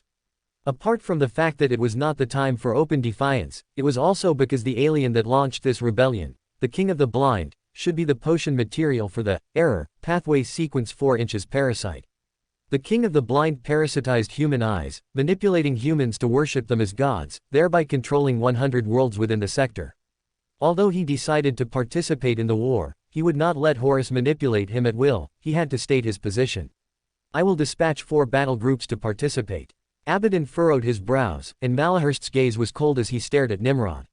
2 Primarchs locked eyes, and a collision of wills unfolded on a supernatural level. Nimrod's expression was calm, his deep eyes swallowing the arrows that came flying toward him. A few seconds later, Horus broke the silence and nodded. Since that is the case, then 4 battle groups it is. Warmaster, will any other legions be participating? Corax will join us. Horus answered immediately, clearly having planned this long ago. Open black lens bracket as expected, Battle of Gate 42, still includes Corax, close black lens bracket. Nimrod thought to himself. He remembered this battle. In addition to Horus and Corax, 2 other Primarchs participated, Perturabo and Leman Russ. In the early stages, the 4 legions crushed the peripheral forces of the Akamsutu sector like a hot knife through butter. Ultimately, when attacking the heavily guarded Gate 42, Horus issued the most stupid combat order of his life. He ordered the Raven Guard, who excelled in stealth, surprise attacks, and precision strikes, to serve as the vanguard and launch a frontal assault on the Stargate's solid fortifications. Corax immediately raised an objection, stating that the 4th Legion should be responsible for the assault, while his legion launched a feint. Perturabo immediately refuted Corax, disdaining the cowardly tactic of avoiding the hard and focusing on the easy. Just as Corax and Perturabo were about to duel, Russ intervened and admonished Corax. The Warmaster's orders are beyond question. Duty and honor require everyone to fulfill their responsibilities. Corax could not disobey the Warmaster's order and had to endure the pressure from the other 2 Primarchs. In the end, he had to yield and dispatch the Terran-born to be responsible for the assault. After the war, the heavy casualties among the Terran-born Raven Guard led them to suspect that their Primarch had taken the opportunity to purge them, as he had always disliked them. After Corax exiled the Space Sharks, all remaining Terran-born in the Legion were incorporated into the Ashen Claws warband and exiled to the Ghoul Stars. The Raven Guard eventually became the smallest Astartes Legion before the Great Birthday Celebration, with only 80,000 men. Corax declared he would no longer follow Horus's orders. The Warmaster's act of establishing authority had openly exposed the conflicts between the Primarchs. Corax is the only one among the Primarchs who thinks Horus's methods are too cruel, so it was inevitable that Horus would choose him as an object to establish authority. It's just that I didn't expect that I would also be an object for the Warmaster to establish authority. Putting myself in Horus's perspective, his thought is, if Nimrod, whose achievements are second only to mine, complies with my orders, then other brothers will naturally obey my commands. As Nimrod pondered, he spoke. Warmaster, if there is nothing else, I will return to prepare for the war. Horus stood up to see him off. I look forward to our reunion soon. Nimrod nodded and walked toward the Skyhawk shuttle with Santiago and Pat. Watching the black Skyhawk slowly take off, Horus returned to his cabin with Malahurst and Abaddon. What do you think of how Nimrod views me as Warmaster? Chapter 866, Warmaster, I will not let you manipulate me. You are the Warmaster, the Emperor appointed you, and everyone should accept it. First Company Captain Ezekiel Abaddon's topknot stood high. Lord Nimrod is no exception. Nimrod has already made his stance clear, Primarch Attendant Malahurst said. He supports you serving as Warmaster, but he will not execute your orders unconditionally. His refusal to deploy the 6 battle groups you ordered, sending only 4 to participate, is his way of showing it through actual actions. The Twisted One analyzed, deliberately ignoring Abaddon's furrowed brow. He wants to tell you that he will only accept the orders he deems reasonable. Abaddon gave a cold snort. The Wolf King's orders are reasonable, the Warmaster's orders must not be defied. Malahurst shook his head. Within the Luna Wolves, only a few dared to openly argue with the peerless First Company Captain, and the Twisted One was one of them. He had never been popular within the Legion, even by Astartes standards, he was too aloof. He had never tried to befriend anyone, loyal only to Horus himself. Nimrod would not think so. Do not forget, he has also refused the Emperor's orders before. Horus and Abaddon knew what Malahurst was referring to. Nimrod had once refused the Emperor's order to erase that vanished legion in the forbidden to mention Primarch. Horus rubbed the ring on the little finger of his left hand. Open black lens bracket I will use Nimrod and Corax in the Akamsutu sector to establish my authority. Before long, all my Primarch brothers will understand that I am the archer who commands them, the Warmaster appointed by father, close black lens bracket. In his mind, his father's warning suddenly flashed. I need to remind you that your Primarch brothers all possess strong wills, thoughts, and agency. Do not try to change them, make good use of their unique powers. Open black lens bracket use, close black lens bracket. After pondering for a few seconds, Horus said to Abaddon, "Send an invitation to my brother, Sanguinius, immediately." He then said to Malahurst, "Prepare a grand welcoming ceremony, I will personally receive Sanguinius's arrival." At the same moment Malahurst and Abaddon executed the orders. Nimrod, having returned to the Sovereign Shadow, summoned Arsenadun, 5th Battle Group Lord Santiago Boardcamp, and Chief Priest Pat to the Primarch's office. "Horus has summoned me and Korax to the Akamsutu sector to suppress the rebellion. I have decided to deploy 4 battle groups. In addition to the 5th Battle Group, there will also be the 1st, 3rd, and 10th Warband. The 1st Battle Group, primarily of the Justiciar pathway, and the 3rd Battle Group, primarily of the Darkness pathway, will be the main force for confronting the King of the Blind and obtaining potion ingredients. The 10th Warband has the largest number of personnel and is never absent from any battle. We follow your orders." After the Primarch attendant respectfully acknowledged the order, Nimrod looked at the traveler, Santiago. "Mark the coordinates of the key nodes in the Akamsutu sector. Open black lens bracket Warmaster, since you are using me as a target to establish your authority, I will not be polite either. I will not let you manipulate me, close black lens bracket. The 100 worlds of the Akamsutu sector are industrially advanced, have convenient shipping routes, and are rebel territories. Naturally, I must seize the benefits.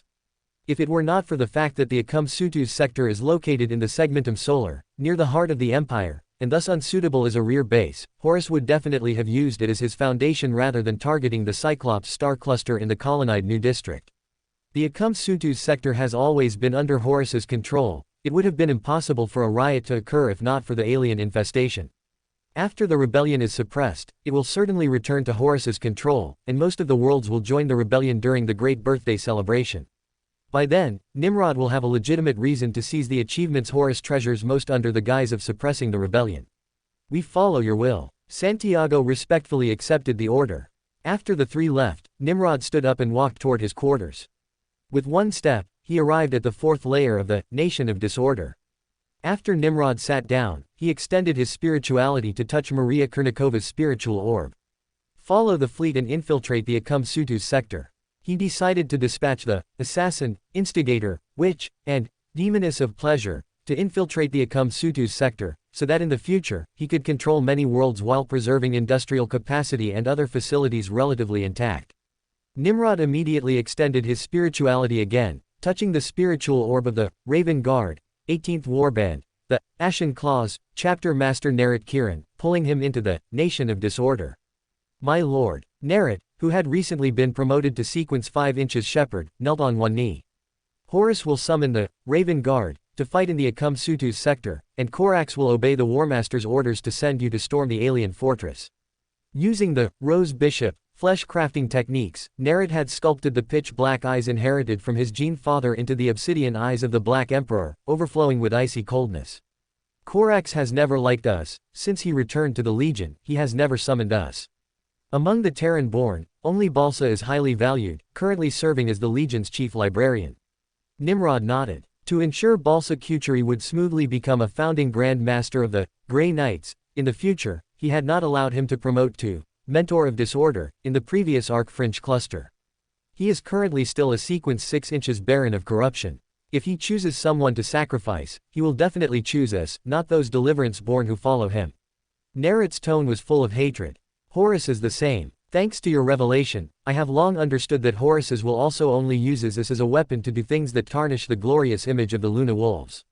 Nimrod nodded with satisfaction. It was best that Nerit realized this. In his memory, Nerit had only realized this cold fact after the Gate 42 inches campaign. During the Great Birthday celebration, in the conflict that erupted in the Ghoul Stars, the Ashen Claws neither pledged loyalty to the Empire nor served Horus, leaving on their own after extensive looting. For the next 10,000 years, they did not pledge loyalty to either the Empire or Chaos. "My lord, where should I and the Terran-born go?" Nerit raised his head, looking at the Black Emperor, his eyes full of hope. "Rest assured." Nimrod's voice of majesty calmed Nerit's turbulent emotions.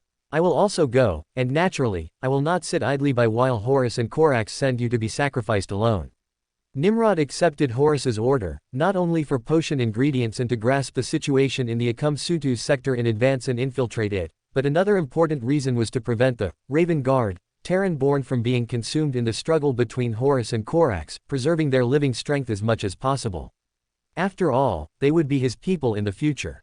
Thank you for your mercy, my lord. Nimrod replied gratefully. With the Black Emperor's word, he had no more worries. Chapter 867, The Doorless Teleportation Room. In the Akamsutu sector of the Segmentum Solar, the Luna Wolves achieved brilliant victories during the early stages of the Great Crusade. This was the origin of the many achievements of Horus Lupercal, who had just been promoted to War Master. At that time, the other Primarchs had not yet returned, and he had already conquered 100 worlds in that sector. The Potsdam system. It was one of the navigation hubs of the Star Cluster, where the warp routes of 6 surrounding systems converged. The flagship of the 5th Battle Group, the Relic-class starship Photep. Santiago Borgkamp sat by the observation window, outlining a star map on the familiar console before him. Using pigments mixed from spiritual materials such as Kraken blood, he sketched symbols and markers onto the star map provided by the Luna Wolves. Santiago slowly set down the shrike-white feather pen from the arc fringe cluster and held both ends of the scroll with his hands. He scrutinized the star map from the perspective of an astrologer, and after confirming everything was correct, he rolled up the scroll and tucked it into a tube. Click. Runes flared to life, and the stasis field activated. The communication headset emitted a beeping hum, and Santiago's voice rang out after he connected. My lord, the stellar teleportation room is ready. I understand. Santiago stood up and headed toward the teleportation room. The first psionic artisan of the Order Shadows, after completing his observation and study on the Photep, had personally designed and reconstructed the teleportation room to replace the teleportation platforms previously operated by Techmarines. When designing it, he did not start from the perspective of Psychers, but primarily considered the Travelers. The Traveler's Gate, bestowed upon the Travelers by the Black Emperor, was fundamentally similar to that of demonic Psychers. Both involved sensing the outside world and self-positioning within the warp to teleport. However, there were differences. The teleportation of a demonic Psyker depended on drawing and manipulating warp energy. The Traveler's Gate was formed from spirituality. Its construction did not cause changes in the etheric tides, nor would it attract the attention of predators within the warp. Demonic Psychers utilized the warp in the most aggressive and crude manner, and their teleportation was no exception. The Traveler's Gate, was safer than the teleportation of a demonic Psyker. But after many attempts, Santiago also discovered that Travelers had flaws. The effect of the Traveler's Gate depended on 2 factors. Perceptual ability affected the clarity of positioning, which in turn determined the precision of the teleportation. The strength of the spiritual body determined the time and distance of the teleportation. No Traveler's perception and spiritual body could compare to the demonic Psyker Santiago, who could complete a teleportation across thousands or even tens of thousands of kilometers in the void. To this end, Santiago had to set about solving the problem, and the teleportation room he personally designed addressed these 2 aspects. Santiago arrived in front of the spherical teleportation room. Its external appearance was the most obvious difference an ordinary person could find. The teleportation rooms of frigates and destroyers were mostly octagonal, but the stellar teleportation room was spherical. It was not a mechanical creation. Its surface had only 3 mechanical cables passing through from the top and sides respectively. The surface of the massive spherical psionic crystal was engraved with countless runes, including the gold and silver runes of the Aeldari and the etheric runes of the Flow. Santiago had completed the refinement and rune carving within the warp, so the entire process was not contaminated by the energy of the physical world. The most unique feature of the entire spherical crystal was that it did not have a single door. Santiago walked up to the crystal sphere and used the apprentice's door opening ability to press against the wall. As spirituality diffused, a blurry, deep blue gate suddenly appeared before him. He stepped through the water curtain-like gate and looked around. The heads of 15 travelers were encased in crystal hoods, with cables connected to each hood. The other ends of the 15 cables were connected to the cable on the right side of the stellar teleportation room, as data captured by the Auspex arrays poured into their minds. Their eyes were deep as they held crystal balls. Within the crystal balls, illusory images captured using astrologer techniques flickered continuously. The traveler Santiago, seeing everyone take off their crystal hoods after completing their divination, took a step and blinked to the top of the spherical dome. He raised his hand and pressed it against the circular rune on the dome, injecting spirituality and chanting in the Dun language. Full moon. Spread throughout the interior of the sphere, the full moon runes carved by the scarlet scholar Mikkel rapidly lit up. The crystal sphere cast down rays of soft light, as if sowing moonlight. Whoosh! Santiago and the other 16 travelers were all in the full moon state, their spirituality growing and their inspiration enhancing. Their eyes shone like stars. One traveler was the first to act. Amidst the burgeoning spirituality, he outlined complex symbols and markers in his mind. An illusory gate quickly took shape in front of him, and the traveler, wearing Stygius patterned Terminator armor, stepped out and instantly vanished into thin air. Swoosh! The armored traveler suddenly appeared on the bridge of a cruiser 13,000 kilometers away. Enemy attack. An officer reacted quickly. He had just drawn his gun but could no longer find the black armored giant. A bolt of silver-white lightning fell from nowhere, striking him on the head. As his charred body crashed onto the deck, the other officers drew their guns one after another and fired at the enemy. Silently, mist suddenly rose from the deck. The officers caught in the thick fog widened their eyes and turned their bodies around. Damn it! Protect the captain. There's no fire, how can there be mist? It's not smoke. Boom! A loud noise rang out abruptly. The officers instinctively aimed toward the sound and unleashed a dense barrage of bullets. Rat-tat-tat. The traveler used a series of tricks to mislead the enemy, quietly, blinking, next to the guard detail. With a wave of his hand, a layer of grease appeared out of nowhere beneath the guard's feet. The guard's feet slipped, and they struggled to maintain their balance.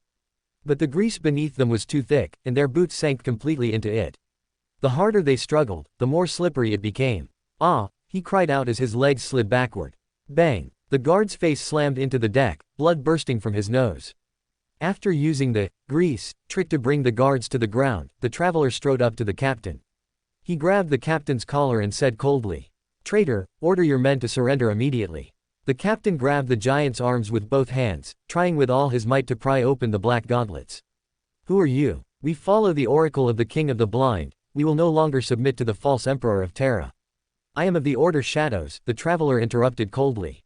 "By the command of my sovereign, I am here to suppress this rebellion. Last chance, surrender or die." "Order Shadows. Lord Nimrod." The captain's eyes widened. The Potsdam system was a transportation hub, and he often heard passing starships mention Lord Nimrod and his legion. Rogue traitors sang of his legendary deeds in annihilating the Midu who enslaved the Colonnade Abyss. I surrender." Between faith and life, the captain chose to live. He would not give his life for the faith of the Pezzala family. Inside the stellar teleportation room, Santiago reviewed the briefings he had received. As expected, just as my lord said, those whom the King of the Blind parasitizes are completely under their control. The further one is on the periphery, the more fragile their faith. Just as Santiago was about to open a traveler's gate to head toward his selected target, his communicator suddenly hummed. "My lord, there is movement in the rebel fleet. A destroyer is rapidly breaking away. The enemy's remaining destroyer and 4 frigates have formed a semicircular battle line to cover its escape." "I understand." Santiago hung up the communication. "The King of the Blind is very likely on that ship." Chapter 868. Even spirit vision cannot see the King of the Blind. The Lord of the 5th Battle Group, Santiago Borgkamp, walked beneath a hanging crystal hood and raised his hand to put it on. Retrieve information on the fleeing destroyer.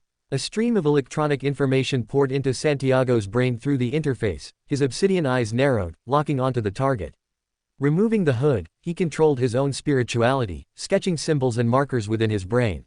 When he became a scribe, his brain had already mutated, composed of animated symbols, patterns, and markers.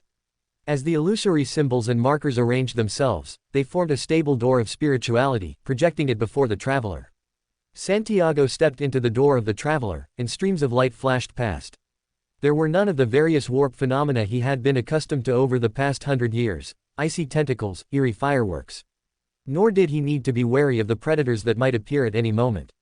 Compared to the teleportation of the past, this is truly traveling. The traveler, Santiago, sighed inwardly, feeling his spirituality become more lively. An illusory door formed before him, and he stepped out of the door of the traveler. Santiago scanned with his obsidian eyes and found dozens of nobles dressed in silk finery on the bridge, standing around a throne. The throne was adorned with red, yellow, blue, and green gemstones, and a man holding a scepter sat upon it. The man was about 40 years old, with a build like any ordinary person, and his appearance was unremarkable. Only his eyes, which resembled sparkling diamonds, stood out. His pupils moved like insects. At this moment, the left pupil slid to the lower right near the bridge of his nose, while the right pupil pulled to the upper right corner. The skewed, misaligned pupils looked strange and awkward.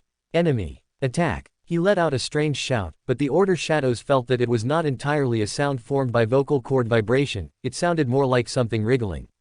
Hundreds of elite guards of the Pezzala family raised their weapons in unison, and plasma jets from all directions engulfed the black-armored giant. The dazzling sun flame stream ignited a massive sun on the bridge, swallowing the cogitator and the surrounding coiled cables. The rising flame stream kicked up rolling heat waves, battering the guards until their clothes were charred black. The nobles cheered loudly, "The heretic is dead." Pezzala's eyes rolled around. "No, he is there." He stood up abruptly and waved his scepter. The guards had just turned, aiming in the direction their deity pointed. A black figure flashed suddenly, then vanished. A dozen incandescent spears flew toward different targets in the surroundings. The flaming spears whistled through the precision bulletproof armor, pinning the guards to the deck one by one. Pezzala turned the golden scepter again, guiding the attack. The traveler completed one journey after another within a short distance, and the incantation, "I came, I saw, I recorded," flashed within his eyes. He would project incandescent spears, at times, and throw wind blades at others. The traveler kept flashing, gradually approaching the ornate throne, and he quietly activated his spirit vision, gazing at the person holding the scepter. The Black Emperor was interested in the King of the Blind, and he wanted to capture the parasitic alien to present to the Black Emperor. Santiago stared at the eyes of the person being parasitized, searching for the alien creature. Santiago's gaze flickered, he did not see any strange colors in the eyes of the host, his eyes were a uniform yellow-green. That's not right. His entire spiritual body was yellow-green. Normal people have different colors in different parts of their bodies. In a healthy state, the hands are red, and the head is purple. Yet, the host's body was entirely yellow-green. The information provided by my lord mentioned that after the King of the Blind parasitizes a host, it gradually seizes the host's mind. Therefore, he has been completely parasitized by the King of the Blind, forming a single entity. Santiago realized that the host had been completely enslaved by the alien, so he had no more reservations. The traveler suddenly flashed behind Pezzala, raised his left arm, and struck down. Just as his large hand struck the top of Pezzala's head, his diamond eyes shattered quietly. The sparkling diamonds exploded, and two transparent insects burst out. They flew out of the hollow eye sockets, and the corpse slowly fell. The two transparent insects were nearly illusory, and the keen senses of the Order shadows could barely detect them hidden on the physical plane. They flew away quietly, each heading toward a different noble. Gold light flared in Santiago's obsidian eyes, and he raised his hand abruptly, aiming at the rushing nobles, who might be targets for parasitism. He shouted in a deep voice in the Dun language, "Parasitism is prohibited here."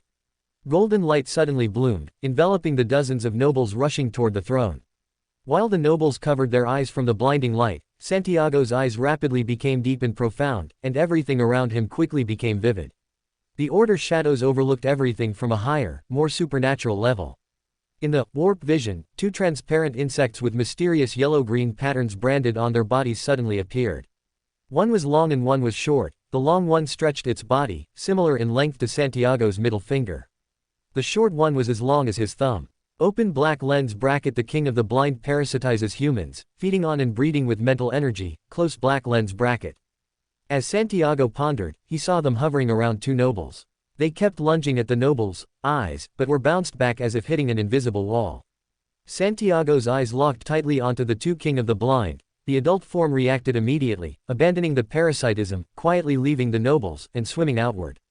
The larva reacted more slowly, only beginning to flee after 2 breaths. Golden light flared again in Santiago's eyes, and he raised both arms simultaneously, his palms aimed at the 2 insects. Imprison. A viscous, transparent liquid wrapped tightly around the long and short King of the Blind, instantly condensing into 2 amber orbs. Santiago flipped his palms and caught the 2 spheres. The golden light in his eyes faded, turning to pale gold. "Open your eyes." Santiago's tone was deep and profound, as if hypnotizing them. "This is the King of the Blind you worship, it is nothing more than an insect." Under the influence of the psychological suggestion, the nobles and guards stopped in their tracks. They stared at the 2 insects inside the amber. "Lies. The King of the Blind is a great deity, not an insect." The noble in silk finery shouted.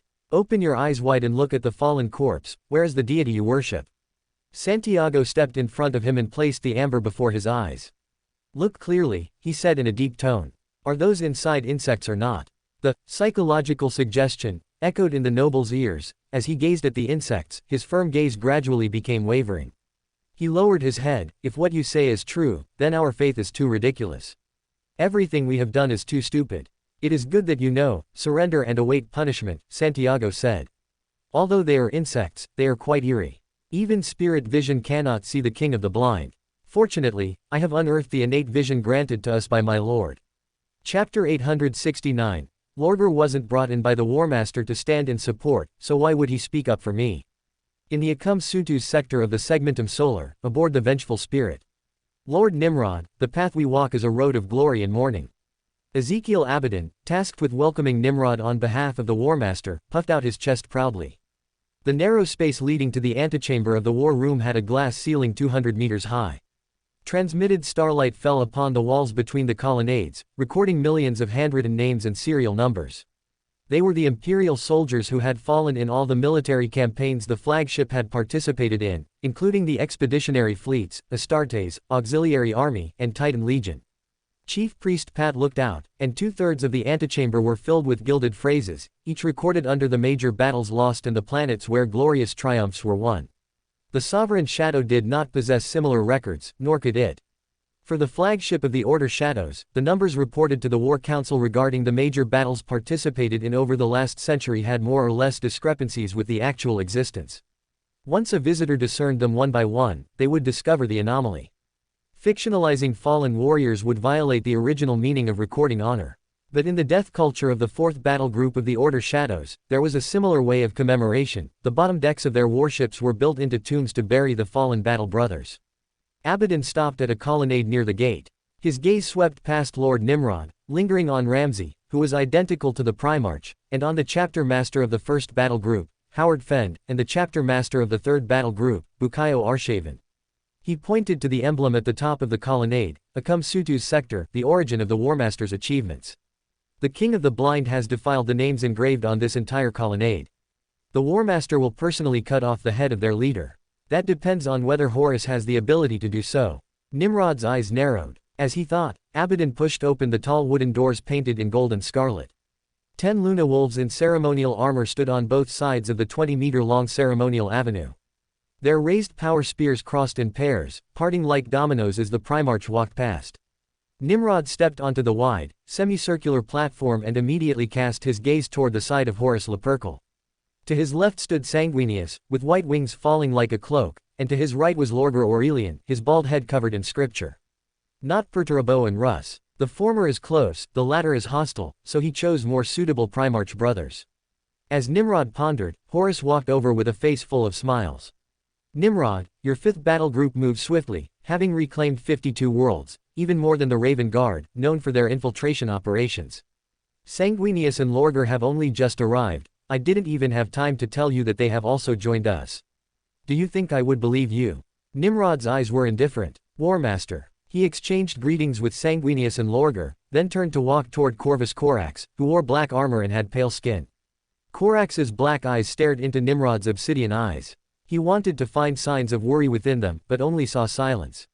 3 members of the Four Kings Council, 2nd Company Commander Tariq Torgadon, 4th Company Commander Hastur Sejanus, and 5th Company Commander Horus Aximand, stood on a balcony in the shadows behind the Warmaster. Little Horus, Aximand looked at Lord Nimrod and Ramsey, who was known as Little Nimrod.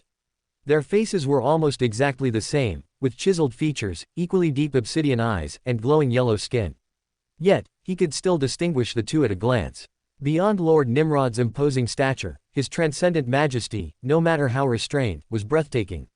Another member, Abaddon, stood in the light, standing behind Horus with the Primarch attendant, Malahurst. Horus said to Malahurst, Twisted One, show us the target. Nimrod, Corax, we now have only one critical target left, the core of the entire sector, Merseyside. Following Horus's words, Malahurst lit up a planet. Huge foundries marked with gray runes covered the entire planet, and 15 starports marked with blue runes circled the planet. But to set foot on Merseyside, we must open the door, the 42nd Star Gate. Like the Gate of Elysium and the Gate of Hades in the Sol system, it was built by the ancestors of the Dark Age of technology, only on a much smaller scale. Of course, it is not even comparable to the Carium Gate that the Emperor gave to Nimrod. Nimrod glanced at the data scrolling beside the holographic image. The diameter of the sector considered as the 42nd gate was 1,290 kilometers, far lower than the 3,000 kilometers of the Gate of Elysium. But the area around the Star Gate was also packed with artillery platforms and armed space stations. Horus's eyes were fixed on Corax's black eyes. My plan is for the Raven Guard to capture the 42nd gate, and then have the Order Shadows attract the main enemy force.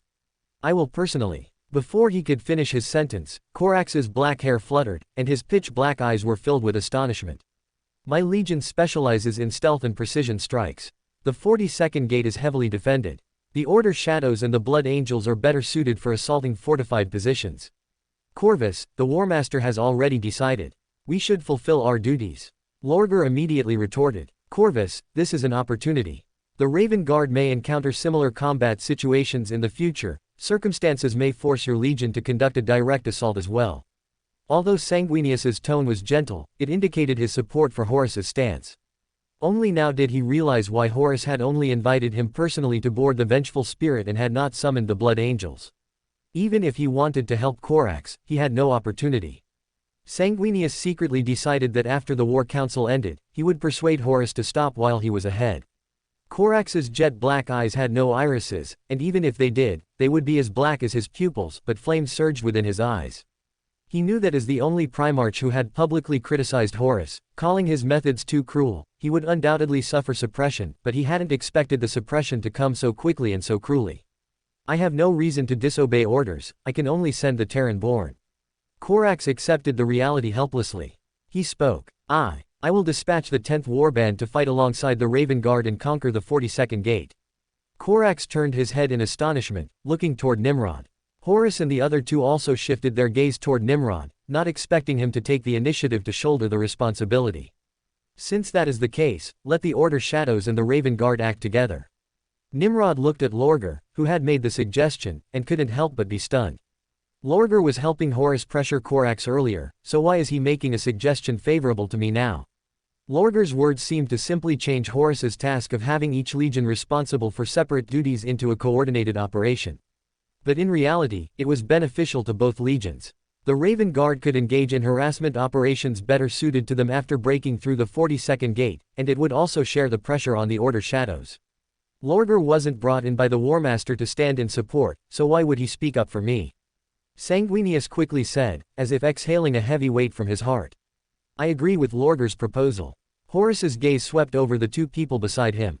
I should have brought Dorn and Russ. He nodded slowly. Fine. But the Raven Guard will be responsible for the main assault on the 42nd gate, and the Order Shadows' 10th Warband will commit 4,000 men to support. Seeing Horus's firm tone, Nimrod and Corax exchanged a glance and then spoke. Understood. Just as Nimrod was about to turn and leave, he suddenly saw Lorgar, who was holding a Crozius, nod slightly at him before following Horus away. Chapter 870. Order Shadows have much better equipment than us. Corax is not fit to lead us. On the bridge of the Purgatory-class battleship, Malicious Claw. Narrat Kieran, chapter master of the Raven Guard, 18th Warband, the Ashen Claws, stared angrily at the holographic projection of the steel fortress at Star Door 42. What else did Corax say? Nothing else. When Archincarnius relayed the order, he only told me that 4,000 warriors from the Order Shadows, 10th Warband would provide support, and that I should contact their commander directly. Kieran, Corax didn't even tell us personally. What did you expect him to say? Sneered Irog Bunin, a Terran-born captain. Before he returned, the Emperor placed us under the command of Horus. Since he came back, he has kept saying that Horus is too cruel and that we are his butcher's knife, another Terran-born captain shrugged. He never liked us, but has anyone even seen him? It's more than just dislike, he's using us as cannon fodder this time. Not a single Deliverance-born has been sent to join us. He's using this opportunity to purge us. The Terran-borns grumbled loudly in dissatisfaction, their pent-up anger and the rage of being abandoned poured out. Enough! Narrat shouted. The roaring of the Terran-born commanders gradually subsided. After the former Legion commander Alcahas Fal was exiled, Balsa-Kuturi gained Corax's favor and became the chief librarian, subsequently distancing himself from them. The Terran-borns spontaneously rallied around Narrat, who held the highest rank. His intervention now suppressed the crowd's anger. There is no use in talking more. Corax will not change his decision, Narrat said calmly to everyone. The key now is how to complete the mission and conquer Star Door 42. He opened the communicator and issued an order to the communications officer, establish contact with the commander of the 10th Warband. Lord Kieran, the Order Shadows, have already initiated a communication request. It is Chapter Master Ramsey himself. Nerrit was stunned, then immediately said, connected at once. Nerrit. Upon hearing Ramsey's voice, Nerrit's memories were drawn back nearly 130 years to the Forge World Shayna during the Second Randan War. When he was saved by the Black Emperor at Forge Factory 250, he was a shadow captain and Ramsey was still just a librarian. Now, although he had become the chapter master of the 18th Warband, he had no hope of being promoted to Archon. Ramsey, however, had become the lord of the 10th Warband, commanding the largest warband of the Order Shadows, after it absorbed the Erased Legion, with a size exceeding 30,000. The forces under his command were greater than any Archon like Carneus, approaching one-third of the Raven Guard strength. Open black lens bracket. However, the Terranborns I am ordered to command this time, aside from Alistair Rocha and his 1,000 men, are almost the entire legion. 13,800 men, 3 times Ramsey's force. The Warmaster's authority has still limited the help my lord provided. This time, I must get through it on my own. Close black lens bracket. Nerrit reigned in his thoughts. Ramsey, it is an honor to fight alongside you. The Warmaster is awaiting news of our victory. We should formulate an attack plan immediately. I agree. Ramsey's magnetic voice echoed in Nerrit's ears. I will lead the assassination elites to raid the fortress of the Star Door, Nerrit said. Since the founding of the 19th Legion, and before the Gene Father Corax returned, his genetic flaw had always plagued the Legion. In moments of extreme pressure, they would develop a strange battle frenzy that drove them to fight in a cruel and decisive manner, even disregarding their own lives. The Terran-borns called this defect the Ashen Blindness, while the Deliverance-borns referred to it as the Blind Night. The black-eyed veterans within the Legion who abandoned their disguises were organized into assassination elites, tasked with the most dangerous, suicidal assassination missions, and responsible for shock assaults. Nerrit learned through limited communication with Carneus that Corax had conducted several simulated battles with Guilliman. Guilliman recognized the role of the assassination elites and was the first to introduce them into the Ultramarines, which subsequently spread to several other legions. How many assassination elites do you have? 481. Nerrit did not hesitate to tell Ramsey the exact number. Under Horus's command, the proportion of assassination elites among the Terran-borns was far higher than among the Deliverance-borns. If he were facing inquiries from other legions, including the Luna Wolves, he would not have disclosed it. But Ramsey was the scion of the Black Emperor, a lord appointed by him. The fortress is heavily guarded, your men cannot overcome the defenses, Ramsey pointed out bluntly. I will also commit 3,000 Raven Guard. Nerrit revealed the full plan. They are not like your assassination elites, they are not suited for frontal combat, Ramsey stated frankly again. I will dispatch 594 Terminators, 528 of whom are equipped with the Stygian pattern, and the rest with Cataphractii pattern and Saturnine pattern prototypes, Ramsey said. Although the Warmaster limited the Order Shadows to deploying only 4,000 men to assist the Raven Guard, the Black Emperor had ordered him to deploy the Warband's elites to assist. Open black lens bracket 528 Stygius pattern Terminators, close black lens bracket. Nerrit chewed on this number. The Stygius pattern Terminators and the Mark IV power armor were both new types of armor recently developed, prioritized for the Luna Wolves. The tense relationship between Corax and the Warmaster meant that the supplies they received this year were not even 1/10 of what they had been previously. Although Kievar, which the Legion controlled and from which they obtained supplies, was also a Forge world, it had not yet acquired the standard construction templates for the Stygian pattern in Mark IV. To Nerrit's knowledge, the entire 19th Legion had, until now, obtained fewer than 100 sets of Stygius pattern Terminators, and no more than 1,000 sets of Mark IV. They, the unwelcome Terran-borns, had received even less from Carneus. Nerrit and the captains wore the Stygian pattern, and their honor guards combined had only 30-some sets of the new Mark IV power armor. Irog Bunin had once jokingly expressed his anger, saying they should raid the armories of the Legion and the Luna Wolves. Open black lens bracket, the Order Shadows have much better equipment than us. Corax is not fit to lead us. If I could lead the Terran-borns to follow my lord, the supplies we receive would surely be fairer than they are now. Close black lens bracket.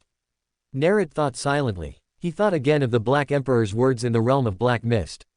Open black lens bracket. My lord once said he would help us. When I heard there were only 4,000 men, I actually doubted my lord. That was truly an act of blasphemy. Close black lens bracket. Nerrit silently repented. He suddenly felt his pressure greatly reduced.